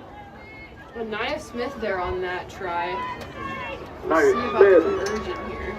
with the try. She's had some strong runs, really gets her teammates excited when she breaks line and breaks through some of those would-be tacklers. You always love to see that when like a teammate does something and the other 6 people on the field, you see them playing harder because their teammate is doing well. So that kick is no good with about 2 minutes to go here and a shot at a 5th place match on the line. I mean, I'm glad she got the try there. She definitely deserved that. She was the one that set them up in that field position with that big run, with that big offload. So yeah, props to her, and then getting the job done there at the finish.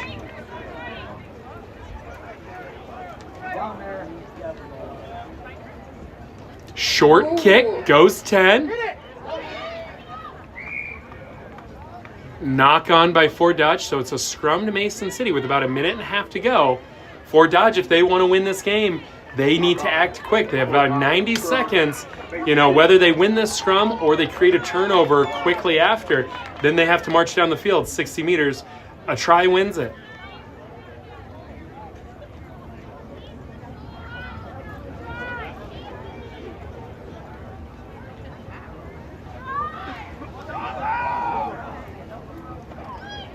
A little messy around the breakdown, but Mason City maintains ball. And you know, their style of pick and goes might come in handy here as they're trying to run out the clock, but they go wide.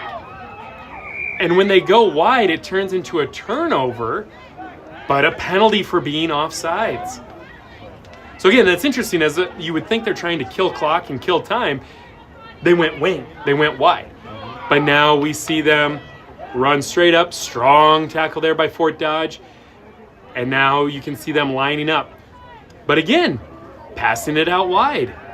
Fort Dodge is there, pick and go. Strong running, support is following. And she just pops it to her teammate. Another strong tackle from Fort Dodge. Less than 30 seconds to go. Fort Dodge has got to find a way to create a turnover here.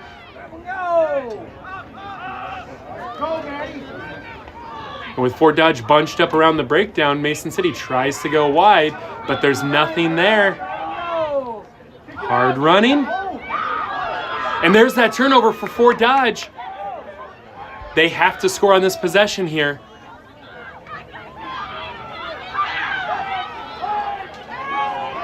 Hard running up the middle. Offloads it to a teammate. Trying to get it out wide over the head. Finds the corner, now it's a foot race. Gets tackled, looking for support, releases the ball, keeps going, pops up. Great heads up play there. Does she stay in? Needs to touch it down. And try awarded. Fort Dodge wins with a walk-off try. Way to not give up. You see the teammate. They knew they had the wing open. Overhead throw. Just do whatever you can do to get it to the edge. Like, great heads up play. You get tackled, you release the ball, pop up.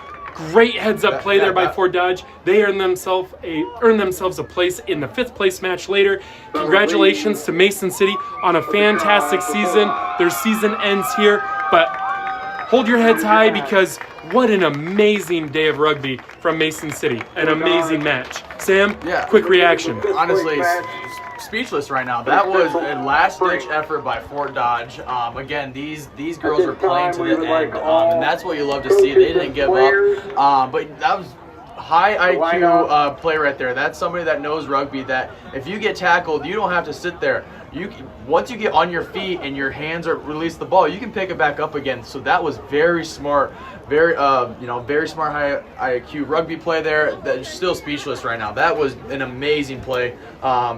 Beautiful poach there at the end. That's what set them up. So these poach balls today, this defense is just that's what I'm saying. Defense wins championships. Defense wins games.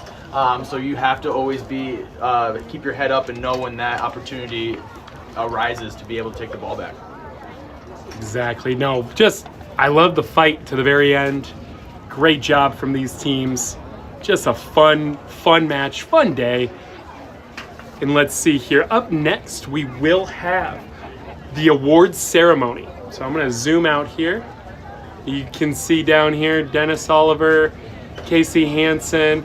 There is the state championship trophy. That thing is what, 3.5 feet tall? No kidding. There is the awards. We will take a look here. So we'll keep our eyes right here. And then after the awards ceremony, we will have the 3rd place match. It'll be Norwalk versus Southeast Polk. Then the 5th place match between Fort Dodge and Central Springs. And then our first place match, the main event, the rematch of last year, Waverly Shell Rock against Cedar Falls. So, without further ado, here comes the award ceremony.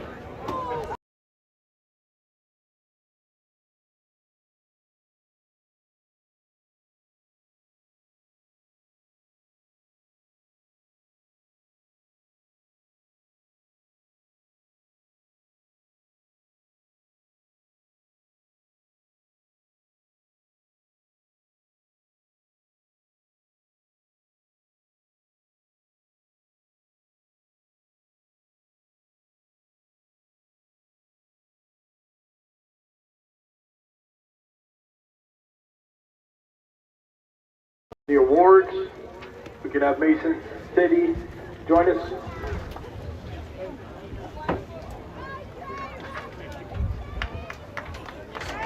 Sit down for a second. He's standing up a while.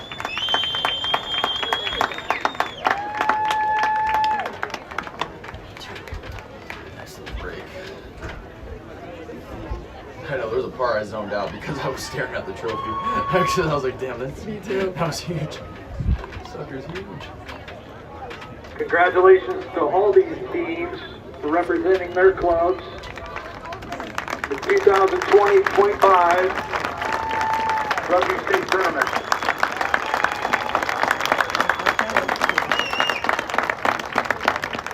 At this time, we're going to start with honorable mention. These 7 players have earned recognition for their on-field presence. These 7 players are considered to be in the top 21 of the league. At prop, Kai Mosley. You'll have to let me know if you can hear the awards being announced. If not, I'll give you a recap. They're announcing honorable mention All-State Awards first. So they'll announce first 7 players here. Arabella Marvel.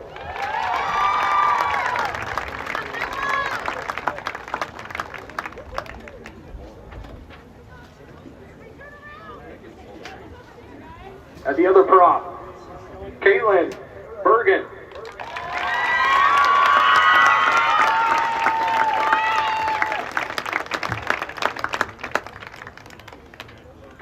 At scrum, Camille Schultz.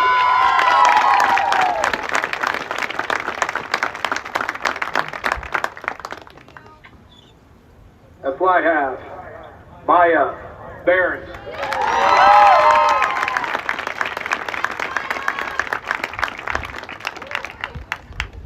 At center, Audrey Clay.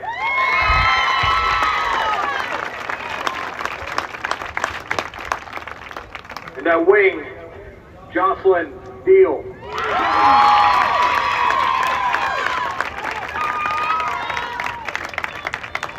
These are your honorable mention All-State players. Congratulations.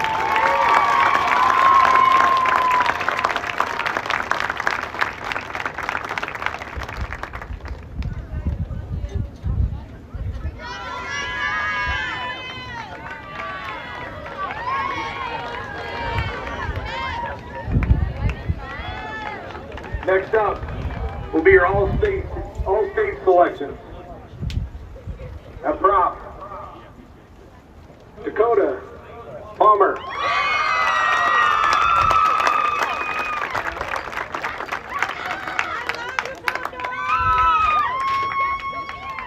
At hook, Collins Ryan.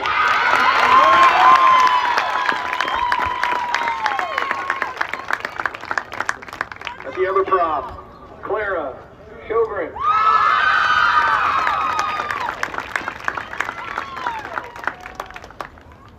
At scrum half, Berkeley Waskow.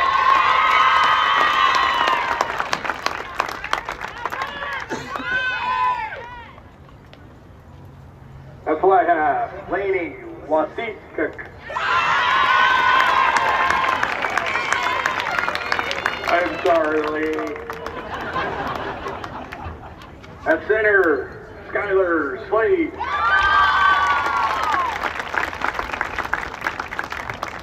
And that wing, Lincoln Petrie.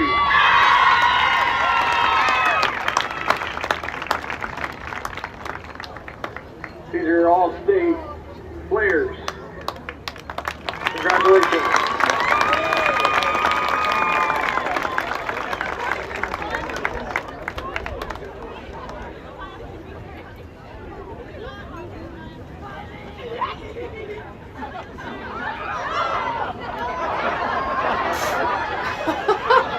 For those that can't see, there's some dollars flying on the field. That's what we're chasing down.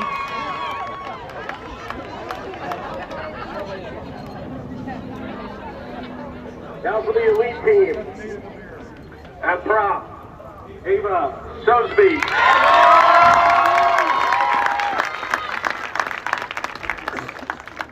At hook, Lania Bell.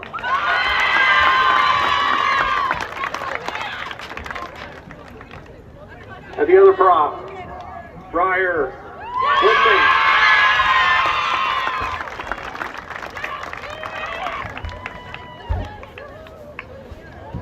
Scrum half, Erica Gadd.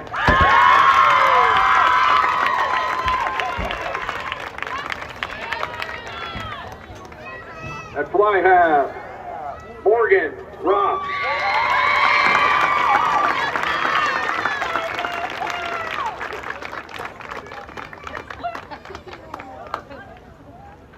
At center, Madison England.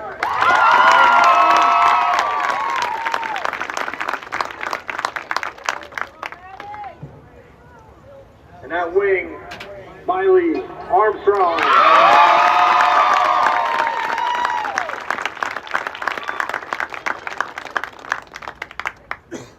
Congratulations to the elite all-state team.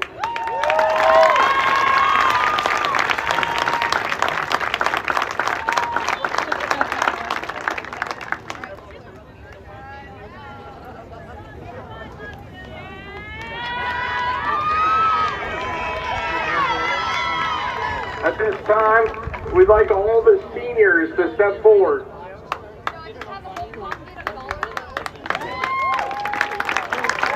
Give them a hand.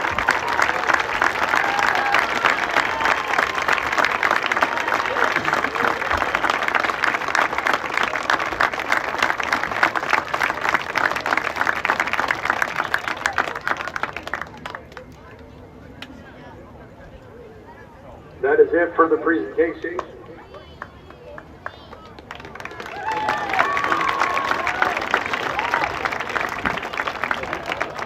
All right, and we will be back to the action in just a couple of minutes. We have our third place match, Norwalk Southeast Polk, coming up next. Next match will be Norwalk versus Southeast Polk.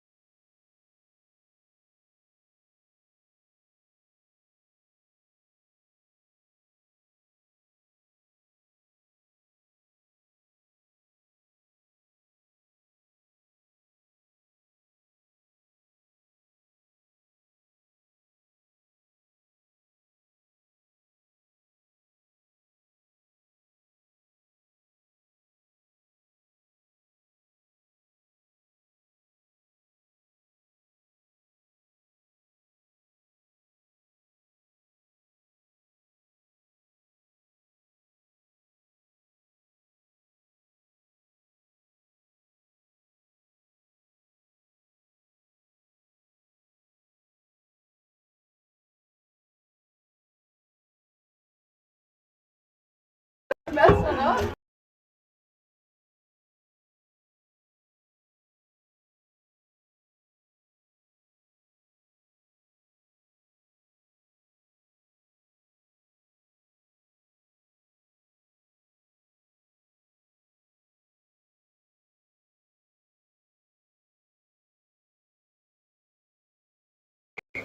All right, and here we are, the third place matchup. Norwalk in the purple, Southeast Polk in the pink. So great kickoff there from Norwalk, goes directly to Southeast Polk, and it starts with a knock-on. So can Norwalk take advantage of this early great field position? You know, Southeast Polk is coming off of a very emotional game, just couple games ago, right? How can they get that adrenaline back down and reset here against this talented Norwalk club who's competing for third place in the first time in club history? Sam, as a coach, oh, and here comes a free kick for Norwalk. So hold that thought. Smart play there. Well, Free kick. it wasn't a penalty kick, so it shouldn't be a line out. It was a free kick. Oh, it was a It free should kick. be, yeah, it should be a line out to Southeast Polk, but maybe his arm signal was, it was a penalty. He just had his arm in a free Okay. kick. Sorry. Gotcha. Sorry. Here we go. Okay. So penalty, kicks it into touch. Southeast Polk with the steal. And now they're going wide. Good defense there. Southeast Polk trying to get to the corner and then hit a switch. Norwalk was there, but now it looks like there's some space and some gaps in the middle that Southeast Polk is going to try Love the and ball attack. movement, and I love the spacing on Norwalk right now. They are evenly matched up on each person. Number one, their wing is kind of playing inside shoulder, using that side as an extra defender. Now they're on offense. Another penalty by Southeast Polk in their defensive red zone. Norwalk really needs to strike early and take advantage of this, because you never know how many opportunities are just going to be given to you at this level, so close to the try zone. Gets it out wide. Can she touch it down? And she does. Great job. You think they're going inside. They swing it wide. As she's tackled down, she spins around to touch it down. Great team play there. And Anna, earlier we saw in that match previously of Norwalk, Morgan Roth was out, and we didn't know why. She back in the game? Yeah, this is her taking the conversion kick here. Not sure if it was off the some bar.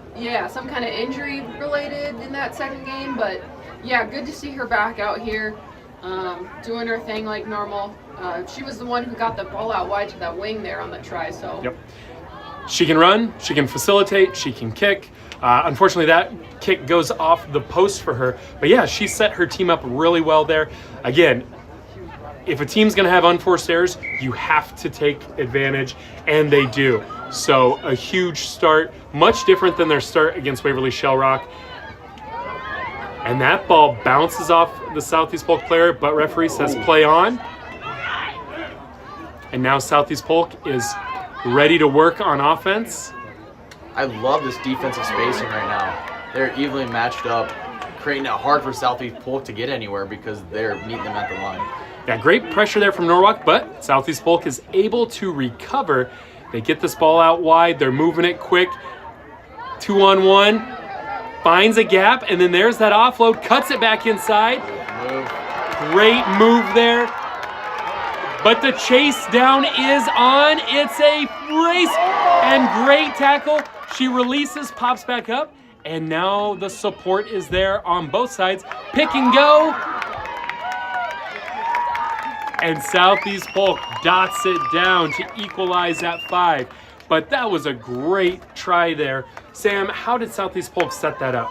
Obviously, they kicked it out to the edge. You know, they used that space, but it was obviously that athletic move right there, that cut back, that little juke, really made that defender on her back foot, kind of throwing her. She had to play back. She had to backpedal a little bit, kind of juked her out, and was able to take off. But again, using that edge to your advantage.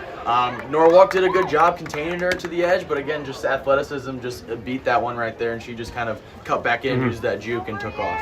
I do like, too, how the teammate from Southeast Polk waited until the last minute until Norwalk committed before they gave that ball to the wing, and that really set that wing up for success.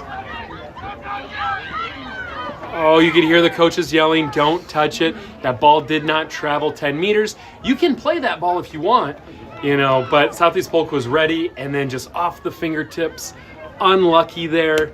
Again, in this moment, you're competing for third place. You're in this spot.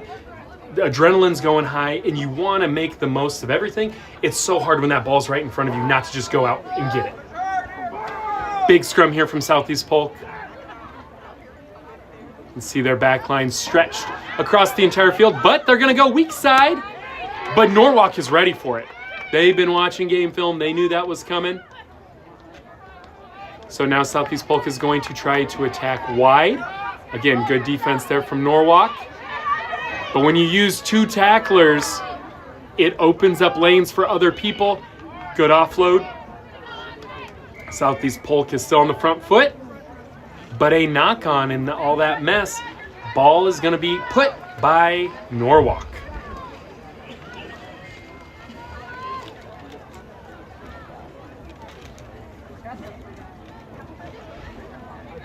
It looks like it's going to be a Southeast Polk scrum. I wonder if Norwalk was trying to poach it and knocked it on the attempted steal. But again, if you're Southeast Polk, you're playing in front of your home fans. You want to end the season with a win on your home field. And again, I like that soft little switch that they do. Sets up nicely, and now some good hard runs here. They've got a nice backline set up. Support is there. Getting it out. Good passes. Breaks the line. Oh! Unfortunate there. Again, like you said, Sam, if you feel someone wrapped up around your waist, your arms are there, offload it. She did, but just the timing of it was behind her teammate. Couldn't get it. Those things happen. Obviously, rugby's a fast game. Mistakes are going to happen, but it's the ideas, the smart plays that you just have to get the ball back. But that was a smart effort. She did a good job. There was nothing that wrong there. There's just sometimes there's miscues, and those things happen. Some power in the scrum there. I think Southeast Polk sees you know what, we are on defense here, but man, what an opportunity to score if we can steal this. It is 7-5. Southeast Polk has that advantage. Short time here before halftime. See if Norwalk can make use of this. Heard Paldo yelling last play here, so we'll see what they can do here.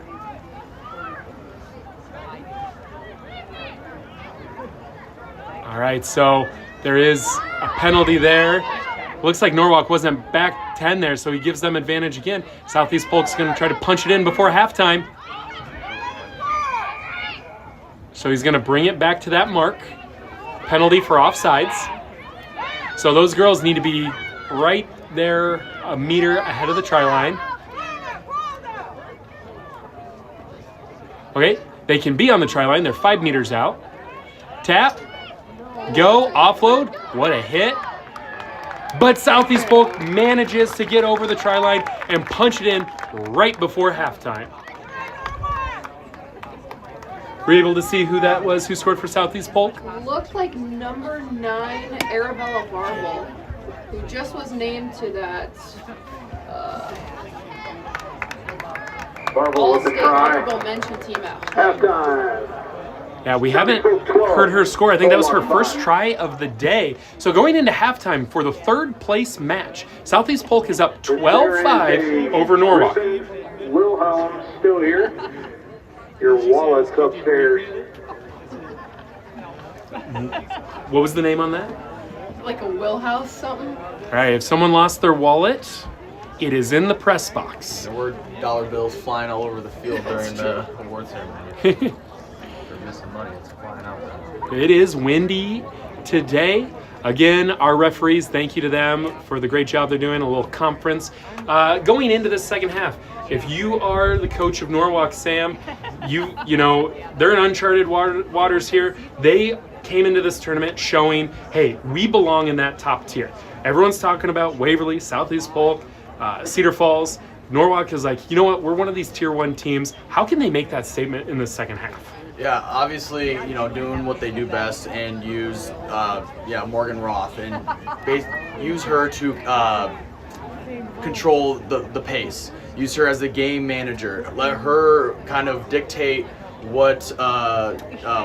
how she plays with her teammates. Obviously, she's ranked for a reason. She does what she does, but obviously they're going to attack her, so she needs to be that game facilitator and help her teammates get into space. Yep. Obviously, she's a good fly half. She can set her teammates up, but it's going to have to go through her right now to be able to get those passes out to the edge, like I always say, because right now it's working. They're getting it to the edge. There's nothing Norwalk's doing right. It's just Southeast Polk is really they came out for vengeance right now, so they want it. And Anna, some names from Southeast Polk maybe we should look for in this second half. Who's someone you think in front of this home crowd could step up and make that difference and maybe shut down the game plan of Norwalk? Yeah, you'll see her closest to us right here in the number 4 jersey, Maddie Martin. In that second game against Cedar Falls, she was the one kind of getting all of those breakaways started here on the weak side. So we'll see if maybe that can happen again here. Otherwise, Skylar Slade has had a quiet first half here, so we'll see if maybe she can turn up the heat here in the second half. Good pressure from Southeast Polk. You can hear them yelling at each other, up, up, up. They want to set that defensive line, and they create a turnover. Southeast Polk now on offense. Good passes there, getting it out wide. Strong running. Support is there. They're going to look to bounce back. Look at that gap in the middle. The Norwalk is now shutting it down. I'd like to see Southeast Polk running forward more on these lines. They're catching it flat-footed, then starting to run. They have so much pace. I want to see them catch that pace, and that'll help them break line. Sam, you've talked about it all day. This Norwalk defense has been stout. They're in game number 3 now. Legs are getting tired. Really going to be gut check time. Yeah. Obviously, they're playing a lot of defense this game. They played a lot of defense last game. So the key is to right there, that just happened. Poaching that ball, getting that ball back, and going quick. Good idea there by Norwalk, but just a little miscommunication. You had 2 Norwalk players, weren't 100% sure which one it was going to, and the ball just rolls into touch there. Again, if you are... Southeast Polk wanted to go quick, but I think someone touched the ball on the sideline, and also there's a lot of people at the mark. You can't go quick at that point. So again, if you're Norwalk, if you're going to get that chance, you got to take advantage of it, and just off of one pass goes into touch. Unfortunate there, but we have about 5 minutes to go in this third place matchup. Good steal there from Norwalk. And now Morgan is off and running. She finds a gap right up the middle, and that is exactly what this Norwalk team is looking for. We talk about we want to see Morgan facilitate and set up her teammates, but if you give her the space, you know what? She is a huge threat to score from anywhere on the field, and she proved it there. Well, that's the thing about somebody as talented as her. You have to stay in front of her. With that center or that one that she back cut, shot up too early. Every good fly half is going to back cut people that shoot up too early. You have to stay in front of somebody like that who can easily just burn you on their feet. But I mean, heads up play by Morgan to see that hole open and take off. And that's kind of the play we expect to see from the number 5 ranked player in the country. Great job finding that space, kind of putting the team on her back. And that kick hits bouncing around. Again, you can see Norwalk maybe getting a little tired. You'd like to see them charge that ball a little more, put some pressure, maybe even steal that ball. But again, they've played a lot of sevens rugby today. How much is left in the tank for both teams? Hard running from Southeast Polk. We've seen her run hard all day today. There's no quit. You can hear the coaches yelling, move it quick, move it. They see they have an advantage on the sideline, but when you wait, Norwalk is able to slide over. Ball hitting the ground. Southeast Polk is still there. Southeast Polk amazes me every time they're spacing. They space the whole entire field, and that is what happens right there when you have space. You're able to run on it right there. And that's what we're talking about. When they hit that line with speed, oh! So again, the spacing was fantastic. She hit that line at a full burst. You cannot tackle someone when you're flat-footed and they're running full speed at you and they hit that inside shoulder. But great defense. We've said it all day from Norwalk. They did not give up on the play. The support was there for Southeast Polk. I love the support. The offload was a great idea, just unlucky. lose it in contact, it is going to be a scrum to Norwalk. Huge scrum here inside their defensive red zone. And they're off and running. Ball's on the ground. I'd love to see a clearing kick here, just at least give them some breathing room. Yeah, Norwalk is in their own try zone with that tackle. So that ball is brought into the try zone by Norwalk. Tackled. We do have a substitution here. And coming on for Norwalk, we'll have to get her name and number here, but she was one of the strong runners and really led that charge in that match to get to this third place match. I like how she would run point almost on every single penalty, and it ran through her, which allowed other players to set up in that back line. I think it's number 10, Olivia Drish. Not 100% certain on that, but that's what it looks like from here. Look at Southeast Polk shifting over. Southeast Polk with the put. Good drive there from Norwalk, but it's one of those things, you drive that scrum back, there's no body behind that scrum. She just pick and goes, runs behind where those players are stuck in the scrum, and that is a try for Southeast Polk. And huge, it's in the middle, which will set up for an easier kick. Yeah, that formation in there was beautiful. Last second before feeding in, those backs, that center and wing shifted over to push the defense over, leaving just that wing off to the left side, and then the scrummy went around to the left and took advantage of that weak side. So that was just beautiful heads up playmaking off of the scrum by Southeast Polk. Arabella Varble on that last try there, and that missed kick there could be the difference maker if Norwalk can get down the field and dot down a try of their own. Huge. Less than a minute left. I mean, Yeah. Norwalk has to retain ball here. They just have to keep smart passes. That ball does not go 10, and it goes into big. touch. Oh, All right. that is huge. So we are going to go to the 50 for a free kick, and it's less than 30 seconds to go. Coming down to the wire. This Norwalk team, their first match came down to the wire. Now again, Morgan with the quick tap, gets it out. Smart there to retain ball. Yep, they want to do something here. Good little give and go. Southeast Polk is on it. Norwalk is about 35 meters away. Norwalk's definitely got the playmakers to get this try down there. We'll see if they can put it all together.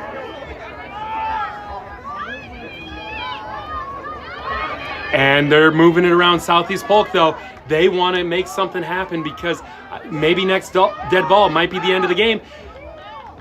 Oh, unfortunate there. Unlucky, but Yep. didn't know if the referees are talking here. There might be something. I mean, those were good phases by Norwalk there. They retained ball. They didn't get flustered. They just went down with it to get the ball out. So that, I mean, those phases are really good by Norwalk. Referee says there's enough time. He has time on his clock. Again, the time we have is what we have. We go off of the referee, and we are not synced up with them. So this could be the last phase. It is a knock-on. It's going to be a scrum to Norwalk. And I guess I don't know how that happened, but here's another chance. Morgan with the ball, tries to get it out wide, just over the head of her teammate. Chasing it down, needs to stay in on the sideline. Runs into touch, and that is the game. What a season for Norwalk. So close there. That final chance just ran out of space on the side, but great job down to the wire, and congratulations, Southeast Polk, the host of the tournament, winning 17-12 to finish this season as the number 3 team in the state of Iowa. Congratulations to Southeast Polk and Norwalk on an amazing season. Anna, anything to add for these two teams as they wrap up their year? Yeah, Norwalk has been, I think, if I have any opinion on it, they're definitely working in to be one of those top tier teams. Southeast Polk has been super exciting to watch. Happy they could bring home third place in front of their home crowd, but don't count out this Norwalk squad. They'll definitely be a force to reckon with, returning only 3 seniors leaving this year, so they'll be a force to reckon with these next couple of years. I love to see it. And Sam, what was your takeaways from this match? I mean, obviously the defense from Norwalk is just so impressive, but they're, Southeast Polk, they showed that they need to be in conversations too. Their offense is stellar. They kick the ball out. They have good passes. They're very disciplined. They use the whole pitch, which you love to see that. So those are my favorite things with Southeast Polk, is that they use the pitch. They're like, hey, we have this field, we're going to use this field, and I like seeing that, getting the ball out. And I mean, they had that. Obviously, it didn't go their way, but they had that 60-meter run because they got the ball to the edge. Because like what we said, you have the spacing, but honestly, the depth is more important. When you have 10 meters to get a full steam of head before they're at the line there, that makes a huge difference of wanting to tackle somebody at full speed versus just 2 steps. Definitely. And so up next, our 5th place match, Central Springs against Fort Dodge. They're in the coin toss right now, talking to our referee.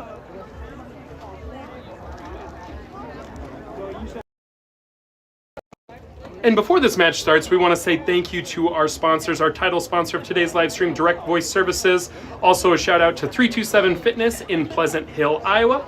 Also Lead Now Coaching and Consulting with Coach Ike Isaacson. And lastly, Trent Schwab of Century 21, local realtor supporting youth rugby. Again, this stream does not happen without them. We are the B-Side Boys Rugby Podcast. We thank you so much for joining us. We only have 2 matches left in the entire girls season, but don't worry, there will be more opportunities for these girls with Hawkettes and other select side opportunities. We talked about Waverly Shell Rock next week is going to compete for a national title, and there's other things that will be popping up. So again, thank you for being here today. Thank you to our sponsors. We love rugby. We love that you're here. And now our 5th place match. Fort Dodge is going to start the game kicking off in their dark blue kits, and then Central Springs in their bright blue kits with the white sleeves. Addison Spear is in the middle. Here we go. Central Springs fields it off 1 bounce, running straight ahead, and this is what we've come to expect from this team. If there's space in front, they are going to run forward, but when you get close to the sideline, Sam, what do they need to do? Because you run into touch, which means you run out of bounds, that's a turnover. Yeah. So, I mean, you have to, again, if you're on offense, you have to cut back. Obviously, we saw that beautiful juke move last game.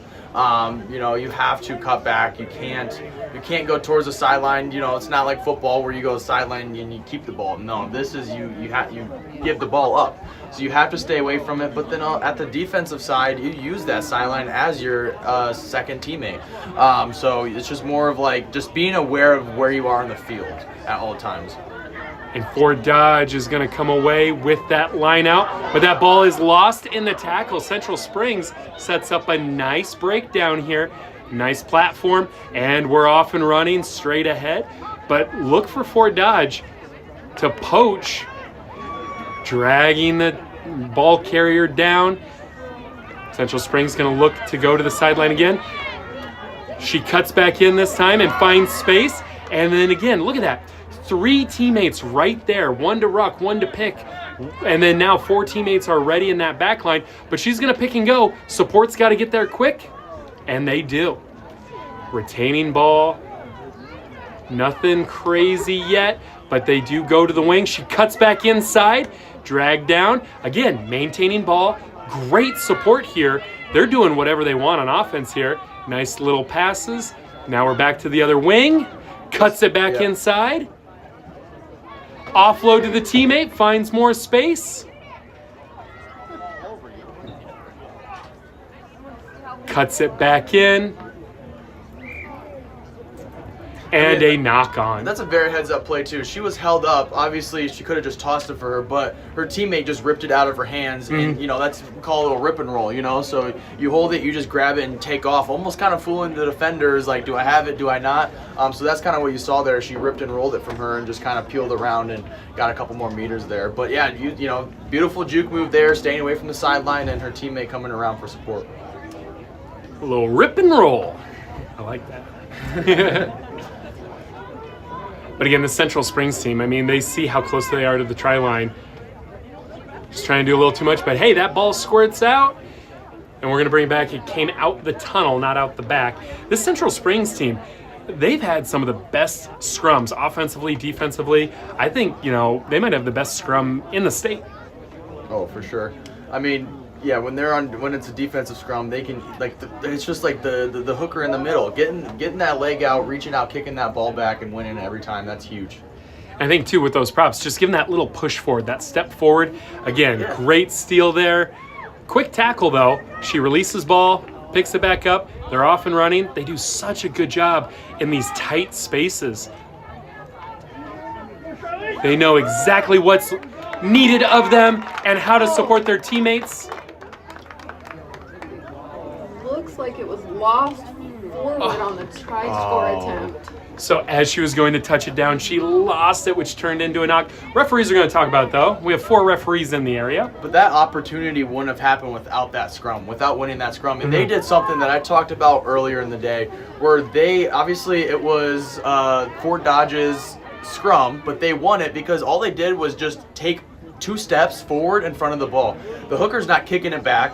All they're doing is stepping over the ball, making it a clear pickup for the scrum half. And sometimes that's the better move. If you have more of a dominant scrum, just push their scrum back a couple feet and then just basically step over it without kicking it back. Because when you kick it back, it makes the scrum, you have to scramble for it. Definitely. And this is kind of a big loss here for Fort Dodge, number 12, limping off the field here. She's kind of been their biggest ball carrier of the day. Anna, can you tell us a little bit about her? It looks like maybe twisted up an ankle. There's just been so much, you know, action at the breakdown. Got twisted up there in a tackle. Yeah, that's going to be a huge loss, too. Central Springs already dominating these scrums, but that number 12 subbing out is Kai Mosley. So going to make it a little more difficult for these Fort Dodge scrums moving forward. And another stolen scrum by Central Springs. Good little offloads. And she dots it down this time. Jocelyn Deal on the try there. Another senior on the Central Springs side. She happened to be a honorable mention wing this season, so definitely showing her skills this season. She'll be a big hole to fill in that team next year. Central Springs, they one of my favorite saying in the game of rugby is that forwards win games, backs decide by how much. That's one of my favorite sayings in the game of rugby, and it's true. Central Springs is showing that they are winning every scrum. These forwards are getting these scrums. They're winning every scrums, getting out to the wings, and the wings are racking up the points. So that's, you know, the wings will give you the points if the forwards can win those scrums to get the ball back. So beautiful effort from all over by Central Springs. Ball hits the ground before Dodge is able to come up with it.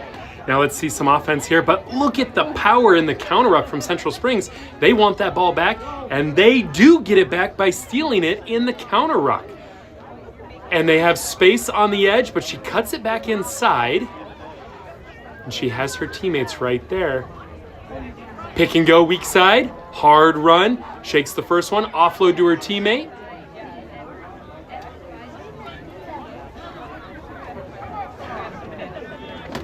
So that ball hits the ground there, but it goes backwards, so we're going to play on. And so instead of pick and go, Central Springs, they're trying to do little pop passes and find some space on the outside. She was looking for an offload there, but again, if it takes 2 people to tackle, there's going to be gaps that open up. They are bunched up pretty tight, so that way, you know, one defender can cover multiple people. But the way Central Springs runs their offense, it will tire a defense out. And another try for Central Springs, just punching it down the field over and over. And Sam, you mentioned it before. That will tire a defense out if you're on defense for over half the game, 3/4 of the game. When you're on your back feet, when you're backpedaling the whole game, that's tiring. You know, it's probably, honestly, backpedaling is probably more tiring than having to run straight and sprint straight, just because you're getting up, tackling, backpedaling, like that tires you out real quick. So Fort Dodge will have to answer here and get the ball back and march down the field to make Central Springs on their back foot. And so we do have short time here, but we are going to have time for another kickoff. It is 10-0. Short kick. Fort Dodge fields it. Good tackle there by Central Springs. Central Springs looking to contest in that counter ruck. They got to keep their feet, though. It's getting a little messy down there. Hard to kind of see. Ooh, a good pick and go there from Fort Dodge. Good offload. They're finding a little front forward for the first time in this match. Like to see this life right before halftime in this 5th place match. But the defense from Central Springs, they are just motivated right now. I mean, just the pace and the intensity that Central Springs is bringing is awesome.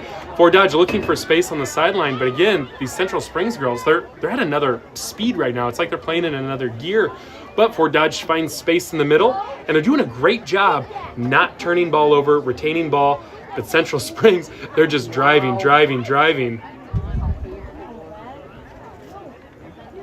And he's going to call diving over on Central Springs. Good pass there, good pace, but great tackle.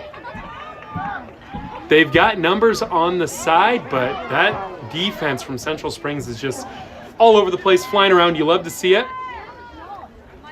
Erica Gass has been a monster on defense this game. Offsides, just a little too excited there. I would like to see Fort Dodge get a little bit more space than we talked about before the game. They're a little flat, making the defense easy to guard, no momentum. Yeah, this is the first time they've been on this side of the 50. And again, they're doing a great they're doing a great job. I was just going to say doing a great job retaining ball here. That's what we need to see more of in the second half from Fort Dodge to get them back into this game. And just unlucky there. They attacked the wing and just a knock on to take us to halftime. Central Springs is up 10, Fort Dodge 0. Again, this is our 5th place match in the 2025 Iowa Youth Rugby Association Girls State Tournament. Thank you again to our title sponsor, Direct Voice Services, 327 Fitness, Lead Now Coaching and Consulting, and Trent Schwab with Century 21. After this match, it will be the main event. Cedar Falls against Waverly Shell Rock for the state championship, a rematch of last year. Again, last year, Waverly won in exciting fashion, 12-10. Today, looking ahead to this match, Waverly has not allowed a point. That's something we've talked about, defense. So it'll be interesting going into that match. Can they keep that defense going, or will the speed of Cedar Falls break that defense open? We do have 7 minutes left in this 5th place match. Fort Dodge, we saw some momentum going into halftime. Sam, how do they keep that going into this second half? Obviously the passes are there. I like their passing. They're making good passes. They're catching the ball. Like I mentioned, I just want them to get a little bit more depth, more run onto the ball, more speed. Sometimes I saw a wing kind of get ahead of the ball carrier, just getting a little too antsy, and it's kind of giving that and stopping that short of that extra pass. So just stay in depth, holding your feet until that time is ready to run onto it. But they're doing fine. The passes are there. It's hard to go against this Central Springs' defense. They're in your face. It's hard to not to get flustered by it. But Central Springs their defense is solid. So if Fort Dodge can kind of get the ball wide, because Central Springs does bunch up a little bit. So if you can get the ball wide, I think they can do something with it. Anna, give me a player from one of the teams or both teams we should look for. Yeah, kind of a quiet game today, or in this Fort Dodge side, from Dakota Palmer. Defense has been pretty stellar, but we're just looking for the ball to get a little wider. Want to put it in her hands, especially if what looks like Kai Mosley back on the field for Fort Dodge, so that would be huge for them. And then on the Central Spring side, like I mentioned, Erica Gass, insane defense this first half. We'll see if she can keep it up, but they've been doing a good job of getting this ball wide, contradictory to the style of play they had the first two games. So we'll see how the Central Spring side goes. I wonder too if that's a little gamesmanship of, hey, we know people know we're going to go straight up the middle. Let's get a little more creative in this 5th place match. Give them a look they haven't seen. So we are underway here. 7 minutes left in this 5th place match. And there we go. Fort Dodge is finding space on the edge. This is exactly what you were talking about, Sam. I mean, they're spaced well. I mean, they're kind of using most of the pitch, but they are a little still flat. And just clean up those hands. Clean up those hands, and they can make some things happen.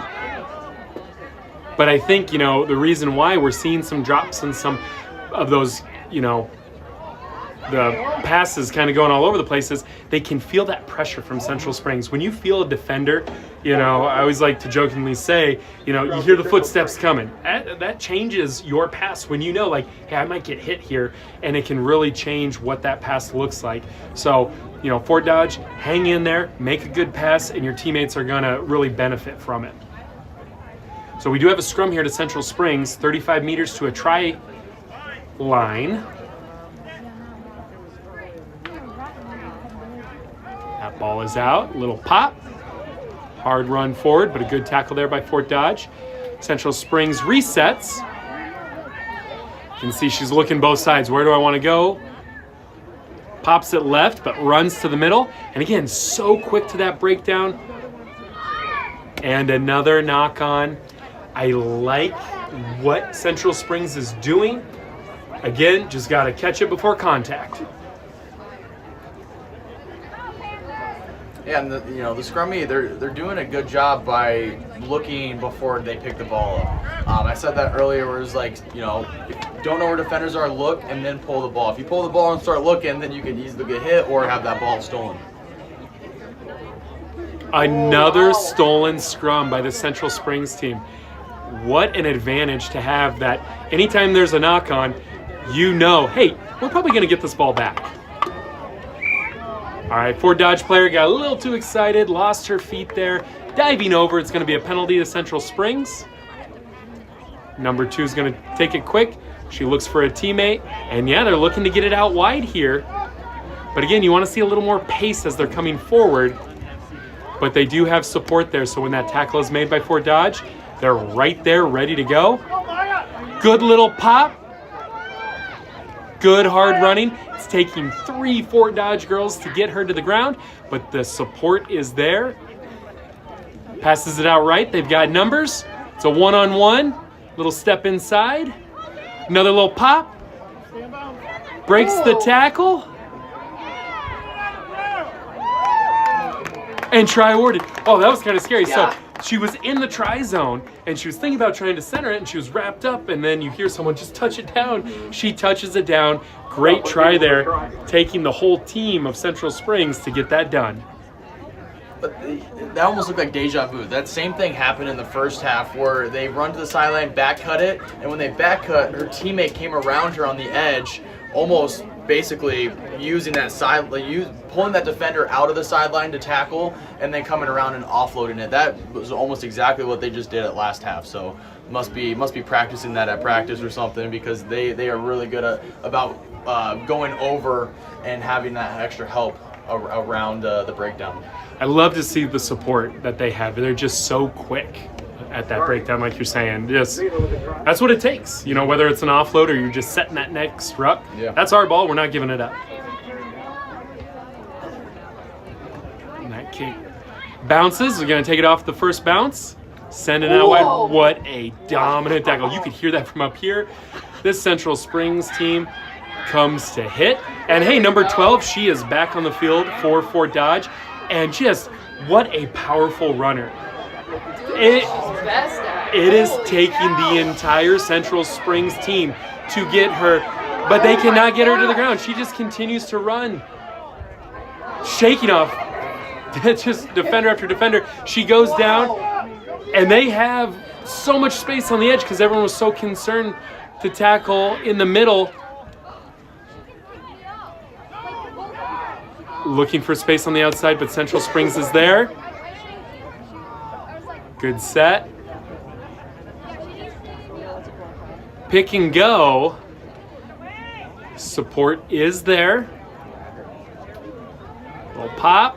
But Central Springs, that defense, they're ready. Going weak side, getting a little close to the sideline. Central Springs, we've seen them rip and roll from themselves. We've seen them rip the ball away from the opposing team. Notice, instead of going for the tackle, they wanted to create a turnover. Oh, and what a cherry pick. She read that perfectly, and she is going to take it the distance. She was waiting for that. They kept going weak. Little move and dots it down. Great heads-up play. Wow. Number 4. Erica Gass, who had that one against Cedar Falls last week in the final week of the regular season, and becoming her kind of little signature defensive move is getting those pickoff tries. I know, that was impressive. Like, Fort Dodge definitely, they were slowing the pace at the ruck, which is fine at times. But when you're sitting there just not looking at your teammates or where to go, and you're just kind of looking at a gap, you're starting to read their eyes. When they're pulling, they're going weak side, and they're looking at that weak side, that defense is going to pick up on that and then see them go that side. And obviously she took advantage of that, kind of just tunnel. Having that tunnel vision, you have to make sure you use your whole, your whole peripheral vision and use everything instead of just that tunnel vision. Catches it in the air, and we are off with less than a minute to go. Fort Dodge, though, they're going to play till the end. A lot of heart, a lot of fight from these girls. In Fort Dodge, no matter boys, girls, whatever, they've got a lot of fight and a lot of heart. Penalty there on Central Springs. Oh yeah, that's what I love to hear. That's Kai Mosley saying, I want the rock, let me put the team on. And that is exactly why she wanted the ball. Breaks the line, she called for it, and she gets herself a try. Wow. Respect. Mad respect. That is what I love to see. She kind of just ran through that line like nobody wanted to tackle her. That was pretty impressive. You could hear from up here, give me the ball. She gets it, taps it, and takes it the distance. Wow. What a leader. I would love to see her play 15s for the Hawkettes. I mean, yeah. The speed, the power, great player. Wow. But that shows a leader right there. Obviously, there's something's happening where your offense can't click. That leader is going to take it upon themselves to do what they need to do to help the team. And that, that's not being selfish. Maybe some people look at it selfish, but that's just being a leader. That's just being like, hey, we need a little push here. We need a little spark. Momentum. We need a spark, and that's what leaders do. They provide that spark.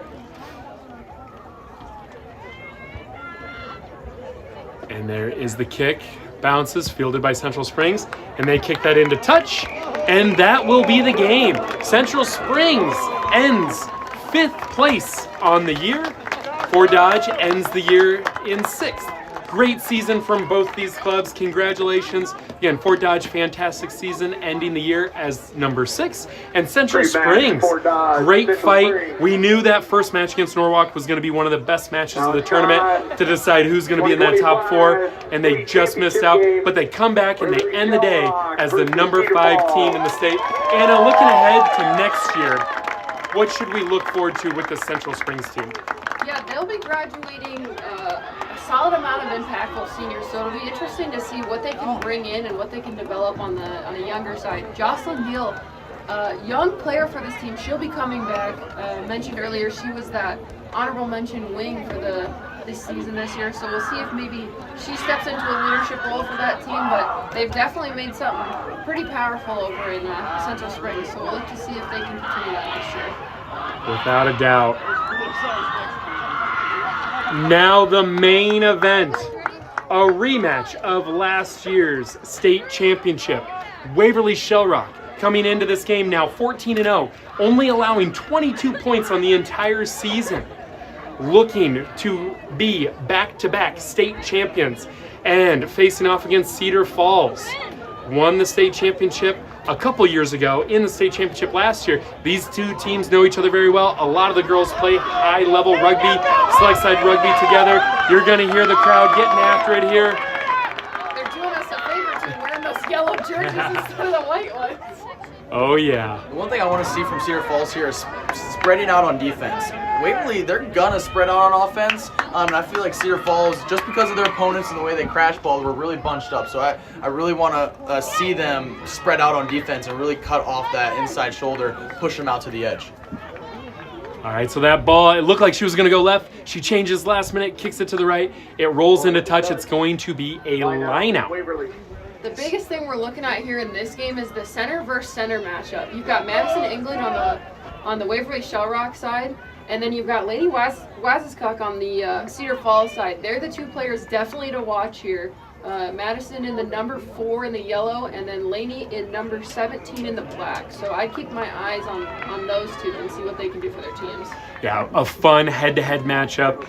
And that is going to be a not straight line out. So it's going to be a scrum to Cedar Falls. And again, whether it's, boys, girls, we are so used with the B-side boys seeing these two teams face off in high pressure games with a lot on the line. Big push there early. Again, both these teams, they know what's at stake here, giving it their all. And to be 25 meters away from the try line, Waverly Shell Rock, they want that ball back. They want to make something happen here. And Cedar Falls, again, they want to find their gaps, their space. That ball is out. Huge tackle there. Waverly Shell Rock really setting the tone there, but Cedar Falls recovers. They grab ball. Look at the recycling on defense there by Waverly Shell Rock. Another big tackle, and she's right there looking to poach. Back 10, saying that the tackler did not release. Look for Waverly Shell Rock to, again, be in their face. But there's a gap. She finds it. It's a foot race on the sideline. Huge tackle there by Waverly Shell Rock. Cedar Falls is going to reset now. Running down the line, looking for a little gap. High tackle. That was a really smart play. She saw the defender shoot up, so she just crash balled. And off of the penalty, we have a knock-on. So again, uncharacteristic of Waverly with the penalties back-to-back like that, but they get bailed out with a knock-on. So let's see here. Because again, just the defensive structure that Waverly has and those tackles, that's going to wear down Cedar Falls throughout this game if they keep hitting these big tackles. But let's see what they can do on offense. They pick weak side, and she has a teammate with her. Good tackle by Cedar Falls. Great platform there. Oh, and what a tackle. Looks like there's going to be space, and then it's erased immediately. Sidestep, and then a hard run. It's going to take more than one person to get her down. Great platform again. Oh, and she knew she just had one more to beat. I would say be careful, Cedar Falls. Dangerously close to offsides there on that backside wing. Something to keep an eye on. We do have ARs on both sides. And I'm liking what I'm seeing at Cedar Falls. They are matching up perfectly. They're taking off that inside shoulder. They're pushing out to the edge as that extra defender, matching up perfectly. Huge scrum here. Cedar Falls puts it in.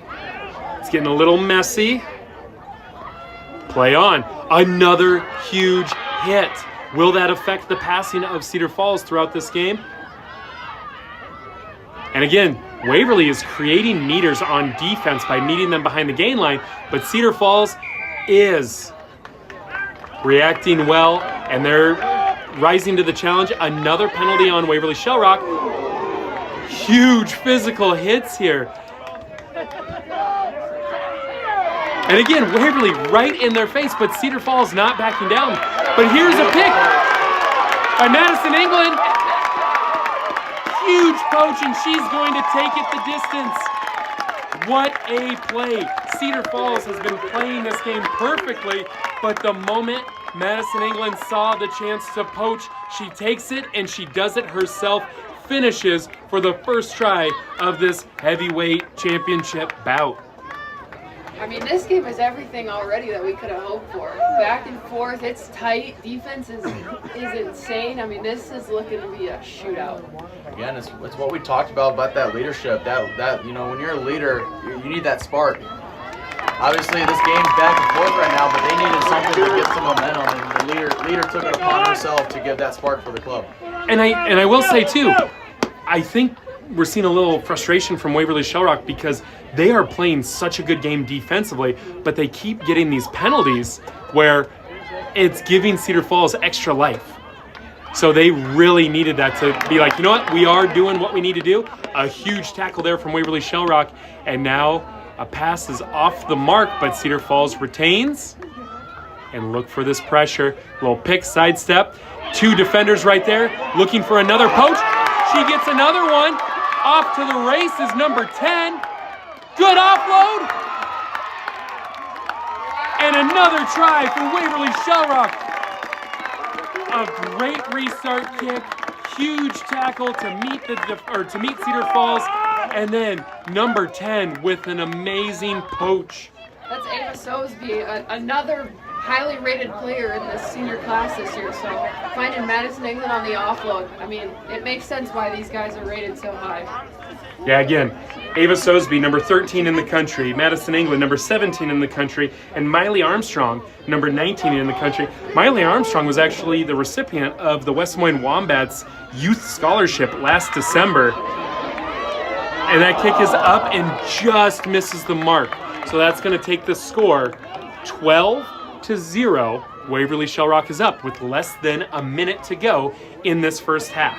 But again, what a steal, and then the support. The way and tempo and pace that Waverly Shellrock is playing is suffocating this Cedar Falls offense. They need to have something happen now, and that sideline has been there all day for Cedar Falls, but Waverly shut it down. A good gap taken by Cedar Falls, but Waverly makes that tackle. Some low passes there. Great tackle. Waverly recycling. See, after these last 2, what a hit on offense by Cedar Falls. I like that Cedar Falls is like getting to the rucks. Obviously, there's a lot of poaches from Waverly that turned into tries, and now they're getting to every single ruck. So you like to see that something was, they're kind of recognizing it in game that they need to get to these rucks, and they have it. And there is a bad pass by Cedar Falls. That ball goes to Waverly Shellrock, and now we have a penalty. And in the penalty, Waverly Shellrock elects for a scrum. This will probably be the last play of the half. But again, what I was saying earlier, I think we're starting to see it.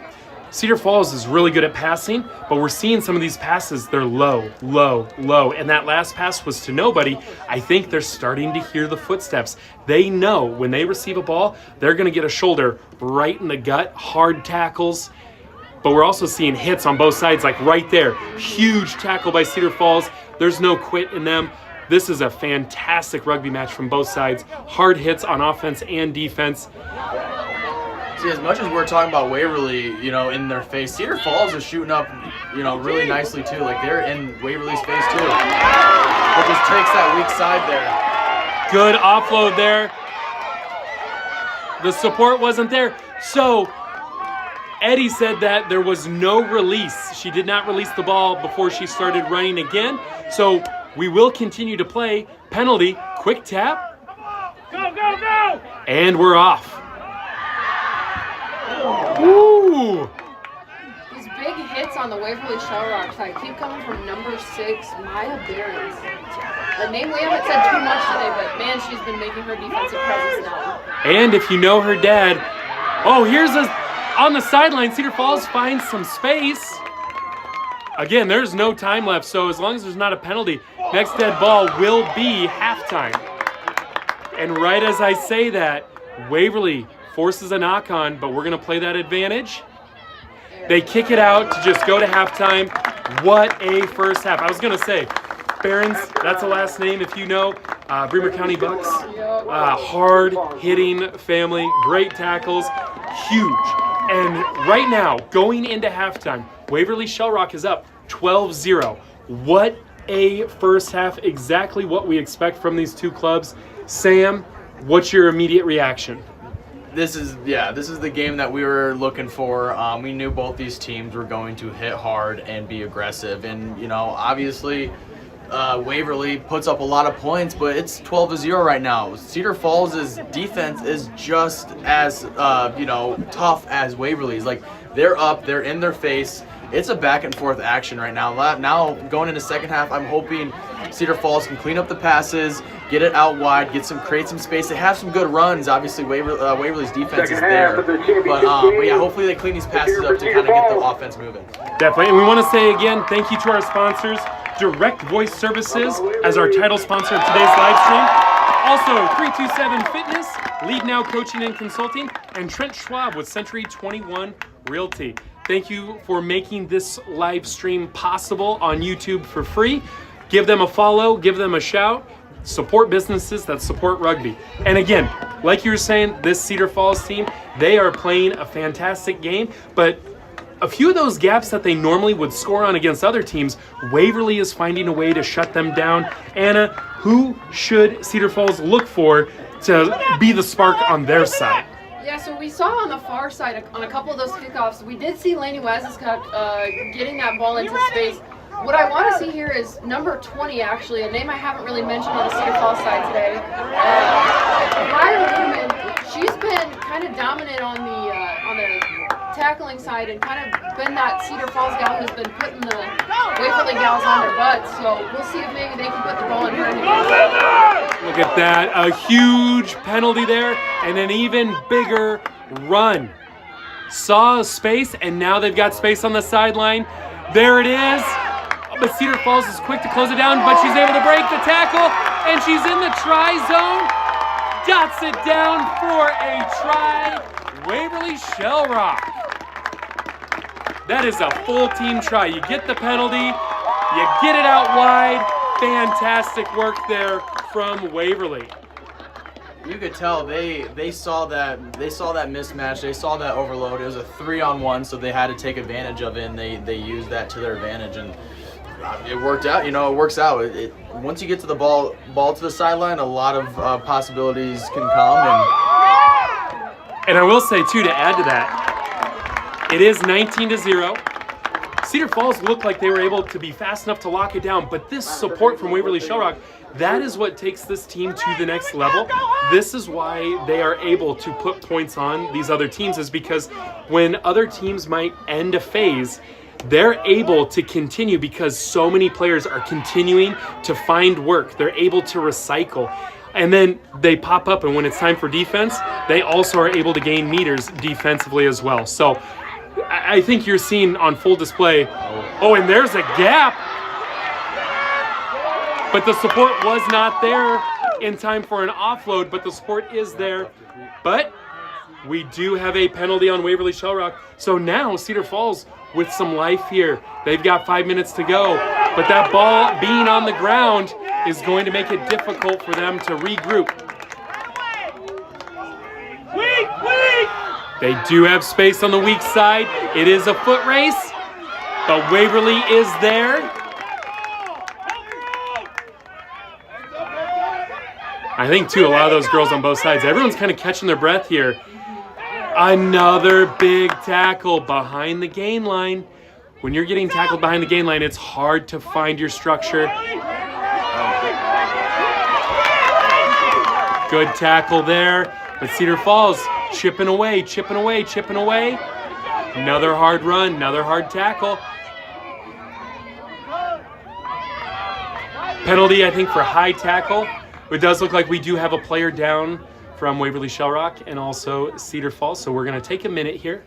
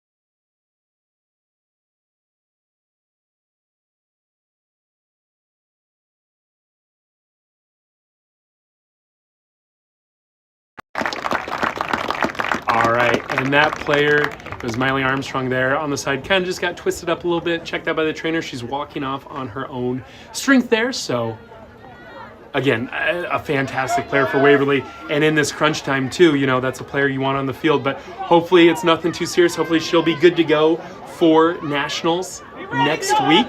But we do have a penalty for Cedar Falls. Watch for this crash ball here. There's a pot of 3. Oh yeah, that's Briar Ludeman at the front. They're going to hit hard right here. They're gonna... Exactly what you said. And that ball bounces out, got a little messy in there. Waverly was able to stop that. And we are off. And again, about 4 minutes to go. Yep. Not releasing. And she's gonna go quick. And again, just that leadership. Follow me, we're going. Good platform there. Again, the backside wing needs to be careful from Cedar Falls.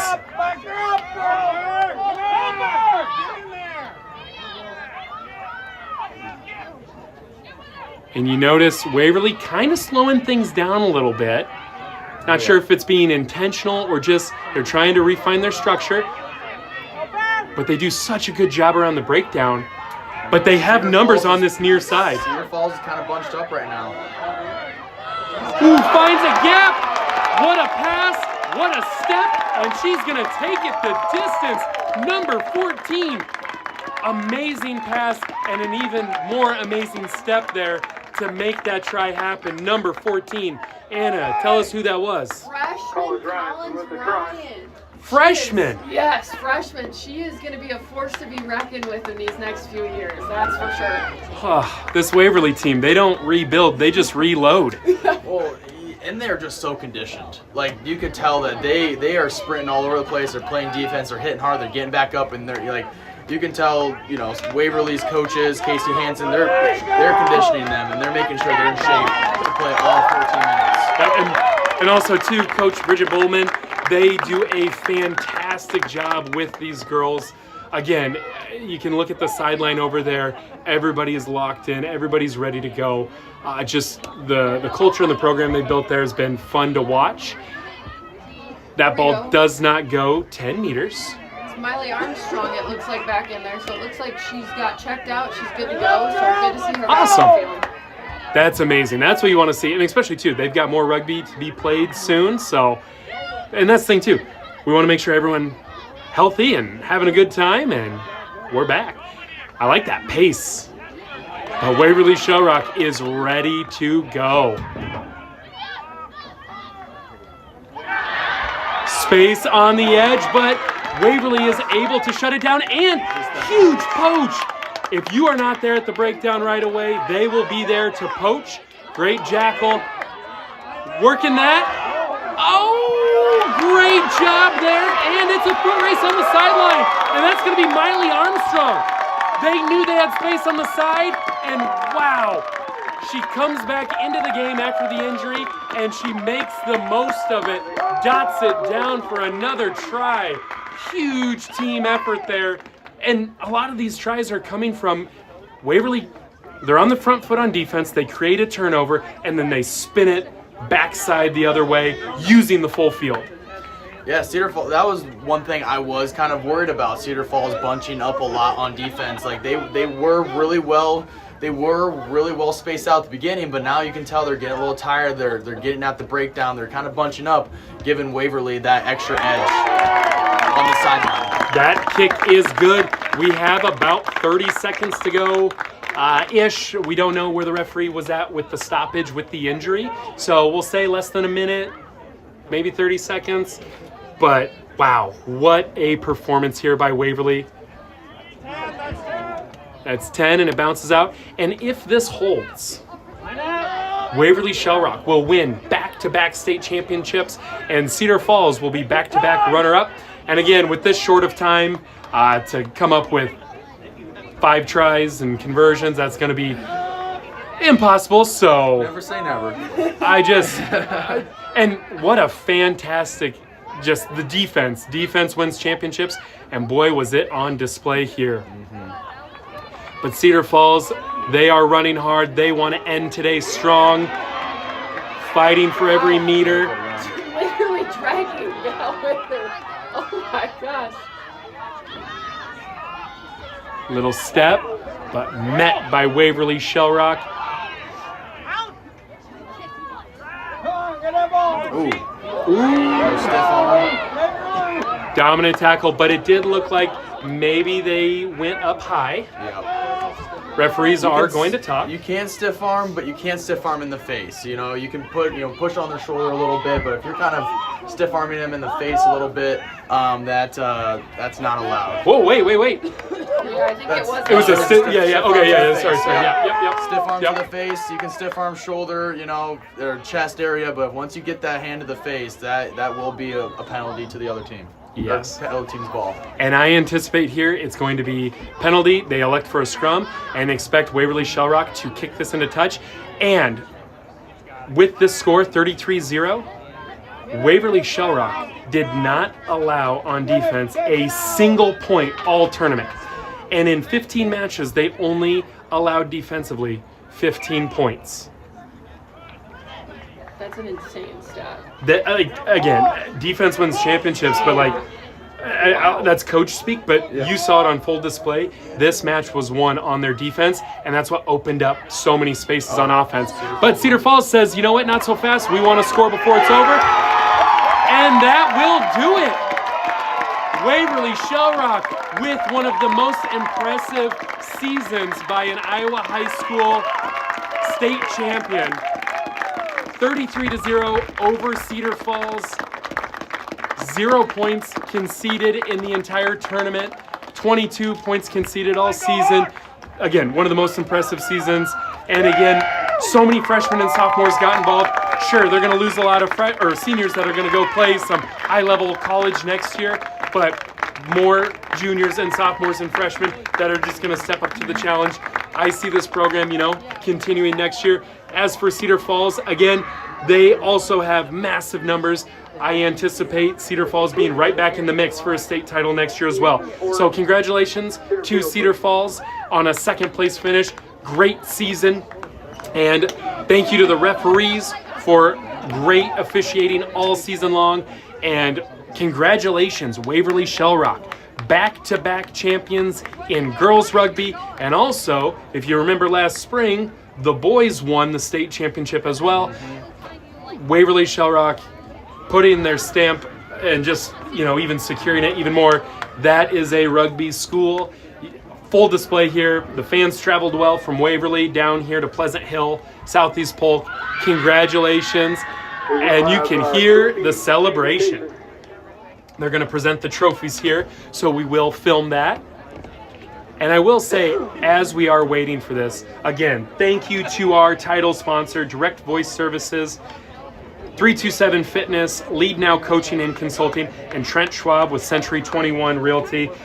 This doesn't happen without you guys. Thank you so much to all the fans, parents, grandparents, family members, supporters, friends, everybody who's tuned in to support women's rugby, girls rugby. Today has been a fantastic day for women's rugby in Iowa and Iowa High School Youth Association. Great stuff all around. Thank you to my co-host, Sam Hendricks and Anna Deegan, for being on the call. So as we're doing this presentation here, Sam, what was your biggest takeaway from today's event? Obviously, overall, rugby was played today, and it was beautiful rugby. These girls all worked hard to be where they are, and again, congrats to Waverly Shell Rock. And we're seeing them now with the trophy presentation.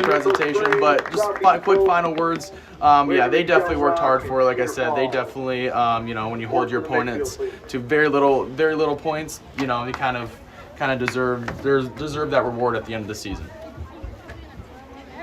And we'll see Southeast Polk is coming over too to accept the third place trophy as well.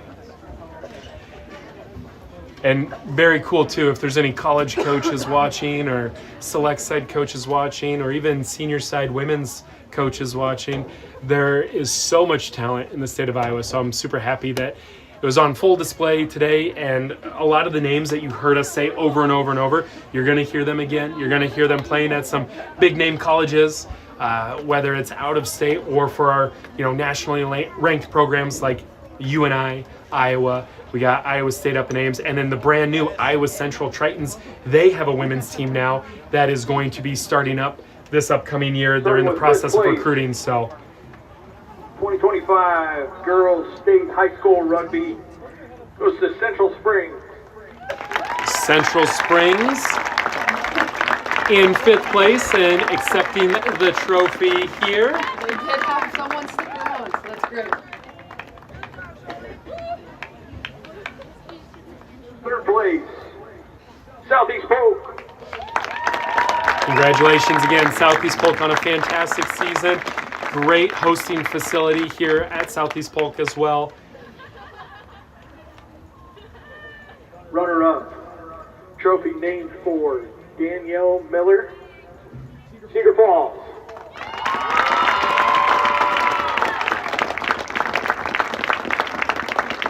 Big congratulations to Cedar Falls. I know you want to win that first place trophy, but back-to-back second place is great. Waverly Shell Rock.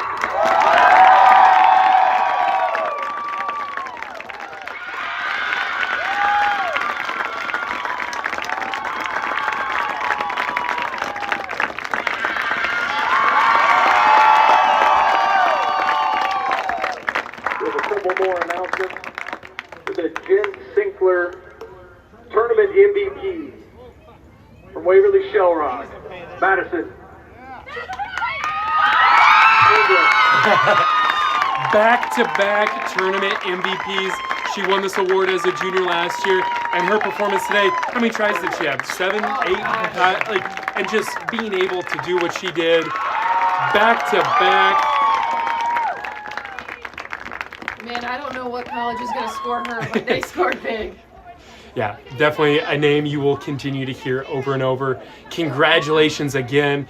Can't say it enough, the program that they've built at Waverly Shell Rock.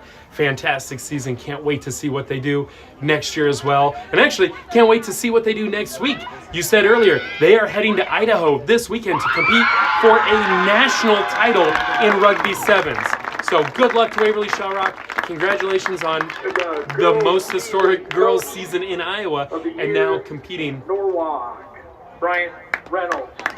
For a national title. And that award that they just announced, Coach of the Year, Bryant Reynolds from Norwalk. For the girls season ref of the year, Aldo Clark. And Paldo earns the award for Referee of the Year for the girls season. Waverly Shell Rock and all the participants today. Great tournament. Safe travels home.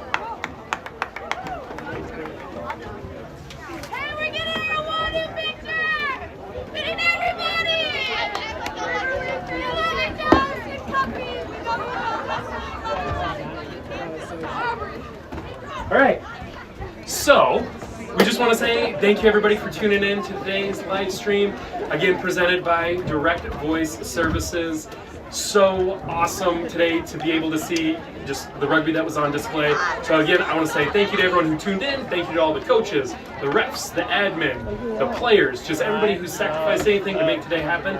It was an awesome day of rugby. There's great things happening in Iowa Rugby. Start a club at your school. Let's keep pushing forward. And yeah, check out our podcast every week. The B-Side Boys will be interviewing coaches, players. We'll keep it going. Spotify, Apple Podcasts. So again, thank you. But as we wrap things up, thank you to you two for being here.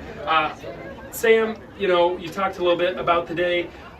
One final thought as we close out. Yeah, obviously, the rugby that was played today by all teams was awesome to watch. Very exhilarating, very exciting, hard hitting in that last game here. A lot of hard hits, all of those girls wanted it at the end, and Waverly came out on top. The two biggest takeaways I saw was defense, poaching. Every team was at probably average about 5 poaches a day, and that makes or break giving you the ball back to give you opportunity to win. Second, my biggest thing was the discipline. Every team you know, you're going to make mistakes. You're going to, you know, things are going to happen. It's rugby. It's a fast-paced game. You know, the high tackles here and there. Not a single team got a yellow card.